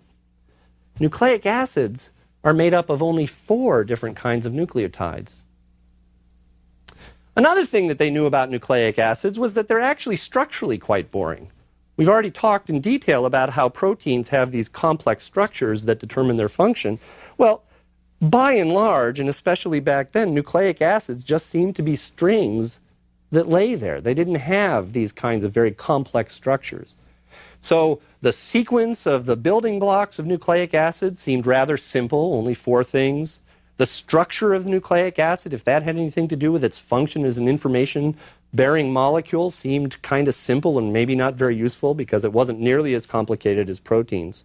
So everybody assumed that it must be proteins that were somehow holding the code. Now, there was one nagging piece of evidence that argued against the idea of proteins. And this has to do with the fact that if you heat proteins up in general, they break down.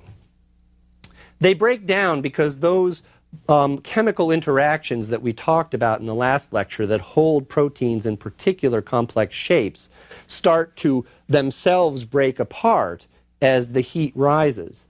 And so what happens is the protein denatures, as we say. It actually loses its configuration and stretches out or changes its shape. So literally what that meant was the problem here is that when Griffith had heated up those S-strain bacteria to kill them, he probably denatured a lot and maybe all of the proteins in them, or at least some.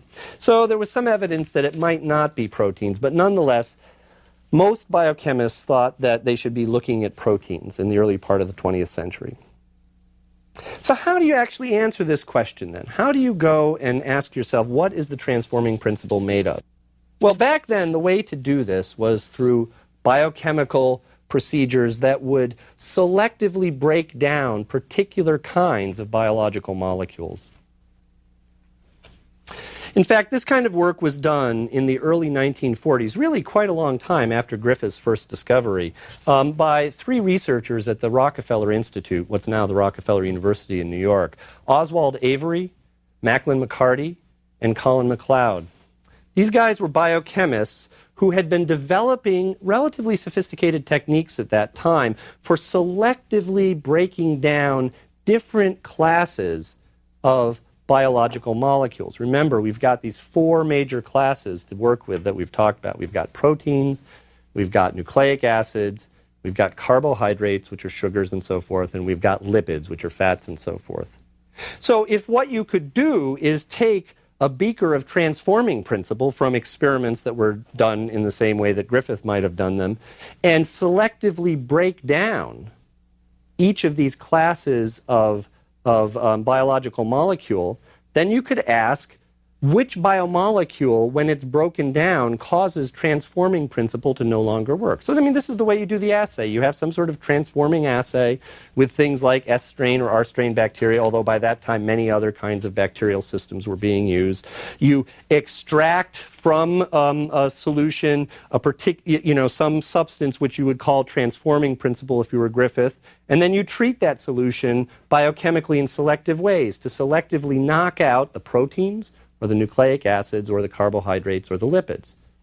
And then you ask which one, when it's broken down, ends up causing transforming principle to no longer transform. So they did that, and here's what they found. They could break down the carbohydrates, no problem, still got transformation. They could break down the lipids, no problem, still got transformation. They could break down the proteins, and there was no problem, they still got transformation. But if they broke down the nucleic acids, the transforming stopped. And they concluded from that, and I think in a very straightforward way, that the transforming principle that Griffith had discovered therefore must be some kind of nucleic acid. Now, to me, that's pretty good evidence, but interestingly, in the 1940s, that result wasn't widely accepted, not for a couple of reasons. First of all, there was growing interest in protein biochemistry, and a lot of people were still focusing on the importance of proteins. So there was a bias against believing it could possibly not be proteins. The other reason that people were critical, which is a fair criticism, is that the biochemical techniques that these researchers were using were relatively novel techniques, and there was some argument that maybe they may not have destroyed all of the class of molecules that they thought they destroyed. Specifically, there was some suggestion that when they thought they broke down all of the proteins in one of these solutions, they didn't get them all. So there was no way for Avery and his colleagues to prove otherwise at the time, and so the issue stood. This is where the work of two other researchers came in about a decade later, Alfred Hershey and Martha Chase. In the early 1950s, Hershey and Chase took a very different approach to asking what the genetic material might be made of by looking at how a particular kind of virus worked. Let me give you some background. Viruses are not true cells. They're made instead of just an outer coat of protein with an inner core of nucleic acid, DNA in most cases, in some cases RNA. So viruses are made of just two things. Now, the way a virus makes its living is by attaching to a cell, say a bacteria cell, injecting something into that cell and taking over the machinery of the cell. So, for example, Hershey and Chase were working with a particular kind of virus called the T2 virus. That fact isn't important, but this was a bacteriophage, as we call it, a bacteria-eating virus, which makes its living by injecting something, taking over that bacterium, and using the protein synthesizing machinery of the bacterium to make more viruses. So viruses can't replicate themselves. They have to take over another cell. Clearly, then, what a virus must be doing is injecting some information. That's the information that would cause the cell to be taken over. So what Hershey and Chase set out to do was to ask, what is it that these T2 viruses are actually putting inside the bacterium? Because that must be the genetic molecule. And there were only two candidates, and they were the two critical candidates that people were focused on, proteins and nucleic acids. Now, the trick was to figure out how to determine which part was being injected. It's a very simple experiment to propose conceptually, but like many experiments in biology and in science in general, the devil is in the details of trying to figure out how to make it work. Is it proteins or DNA that goes into the cell? Well, how can you look at that? Well, Hershey and Chase developed a very, very clever way to figure that out. They did this by radioactively labeling, in a selective fashion, the proteins and the DNA that the viral cell was made of. The way you do this, so let me give you a little background. In proteins, sulfur is a fairly common component, a fairly common element. And there's a radioactive form of sulfur. This is S35. So what they could do is they could grow some T2 viruses in a medium that had a lot of this radioactive sulfur in it. And what would happen is that the viruses, as they reproduced, would incorporate sulfur into their protein coats. And that meant then that you could ask not where did the protein go, but where did the radioactivity go? And I'll show you how they did that in a second. Alternatively, they could label the DNA. They could grow the same kind of virus in a medium that had radioactive phosphorus in it. This is P32. Phosphorus is not found in proteins, but it's a major chemical constituent of DNA. So they grew viruses in a medium that either had radioactive sulfur or radioactive phosphorus, resulting in some viruses that had their proteins radioactively labeled and some proteins that had their viruses that had their nucleic acids radioactively labeled. And then this is what they did. In separate experiments, they added either the radioactively labeled sulfur viruses with the radioactive protein coat or the radioactively labeled phosphorus viruses with the radioactively labeled DNA. Then in both of these cases, they would give these viruses just a couple of minutes, enough time for them to attach to bacteria and inject whatever they're injecting. And then they would stop the whole process. They'd give them just enough time to inject, but not enough time to actually take over the cell and cause it to build more viruses. And after the end of that process, by the way, what happens is that the bacterial cell essentially explodes and all the viruses come pouring out. So they gave it only a few minutes, about 20 minutes, and then they would put the solution in a blender, literally. And the idea is gently to blend these, and by agitating it, they could separate the outer coats of the virus that had been attached to the bacteria from the bacteria cells. So the bacteria has a virus attached, it injects something in, the virus injects something into the bacteria. They give it just enough time to do that, and then they agitate the solution to break off the viral coats, separate them from the bacteria, and then they put this solution in a centrifuge, which spins the solution around, and because of the action of the centrifuge, the heavier stuff will go down to the bottom of the centrifuge tube, and this would be the relatively large bacterial cell bodies, and the lighter stuff, which would be all the fluids and also the outer coats of the very tiny viruses, would remain up in the solution. So if you spin these things, if you centrifuge them just right, you'll get a little lump of stuff at the bottom of the tube, what we call the pellet, and that's going to be all the bacteria. And then you'll have the rest of the fluid in the tube, which will include the viral coats. And then what they could do, very simply, is ask, where's the radioactivity? Because they could pour off the fluid in one thing and ask, is there radioactivity in the pellet, or is there radioactivity in the fluid? What's called the supernatant, actually, to be technical. And what they found was that if they radioactively labeled the sulfur, marking the proteins, which are what the coat is made of, the radioactivity was found in the supernatant, where the viral coats were. If you radioactively labeled the DNA with phosphorus, the radioactivity was found in the pellet, where the bacteria were. Now, this is a very simple result, but it took the world by storm because it showed, incontrovertibly, that what these viruses were injecting in the bacteria, in fact, what had to be the genetic material was nucleic acids, and specifically, in this case, DNA. Hershey and Chase published these results in 1952, and it really caused a lot of interest. In fact, a whole bunch of biologists then in 1952 said to themselves, we better take a closer look at nucleic acids. And this is something that I want to do right now. Let's take a look at nucleic acids and see what they're made of. And then we're going to start asking how they actually work. Okay, so I want to now take a look at the building blocks of nucleic acids. These are what we call nucleotides. In fact, this is one of the reasons that nucleic acids are, in a sense, relatively simple. These nucleotides make a polymer, a string of building blocks, but there are only 4 types of nucleotides. Just as we saw with the amino acids, the 4 kinds of nucleotides all have some things in common and one thing that differs for the 4 different types. Each nucleotide building block has a sugar. This is called a pentose sugar. It actually forms a ring.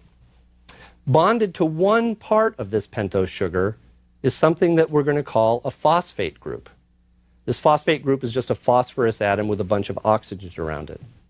Bonded to another part of the pentose sugar is what we're going to call a nitrogenous base. It's the nitrogenous base that differs from nucleotide to nucleotide, because there are 4 different kinds of nitrogenous base. Now, before we move on, I just want to point out one thing that will become useful later on to know, and that is that organic chemists like to number carbons. They actually love carbons because, of course, organic chemistry is all about carbon. So they don't even write carbons down when they're drawing little structures of molecules. If you just see an intersection between lines, you assume there's a carbon there. And then they'll figure out some system for numbering carbons. And so we can number the carbons in the pentose sugar around the ring, beginning at an oxygen that binds the 2 sides of that ring. It goes clockwise from 1 to 5, with the last carbon sort of hanging off that ring, the 5th carbon. That's just something to keep in mind for later when we talk about how these nucleic acids form larger polymers. Now, there are 4 kinds of nitrogenous bases, and these can be classed into 2 different groups which differ in size. The pyrimidines have a single 6-element ring that's made of carbons and nitrogens, hence the name nitrogenous base. There are 2 kinds of pyrimidines. We call them cytosine and thymine. The details aren't important, but these are 2 kinds of pyrimidines. The second kind of nitrogenous base are called purines, and these are bigger. And that's the point. They're a different size because they're actually composed of 2 rings. In addition to this 6-element ring that the pyrimidines are made of, there's an additional 5-element ring that's attached on the side. And there are 2 kinds of purines, adenine and guanine. Now, we usually refer to the different nucleotides that we find in nucleic acids by the single letter which designates the type of base that it has. So therefore we have A, G, C, and T for adenine, guanine, cytosine, and thymine. And this A, C, G, T, T, G, C, A, G, C, etc. is the alphabet that actually we're all becoming familiar with as DNA sequencing is becoming more and more commonly used in our language. Now, the last point I want to make is that, and I can make this very simply, is that the way we get a polymer of nucleic acids is by chemically bonding a string of these nucleotides together. And we chemically bond them along the axis that's connecting the sugars and the phosphates. And this is where the carbon numbering system comes in. Because the 5th carbon of one nucleotide will be attached to the 3rd carbon of the next nucleotide via an intervening phosphorus atom. So that means that we have a string of these nucleotides in the polymer that go sugar, phosphate, sugar, phosphate, sugar, phosphate. But more importantly, we can also define that string as a polarized string with a 3 carbon on one side and a 5 carbon on the other side that's available for bonding another nucleotide if we were to extend the sequence in either way. So just like the polymer that is a protein, there is an inherent polarization to the polymer that is a nucleic acid. That's the point we're going to pick up on next time when we begin to ask, how could this relatively simple polymer with phosphoruses and sugars and hanging off at different kinds of nitrogenous bases serve as a code?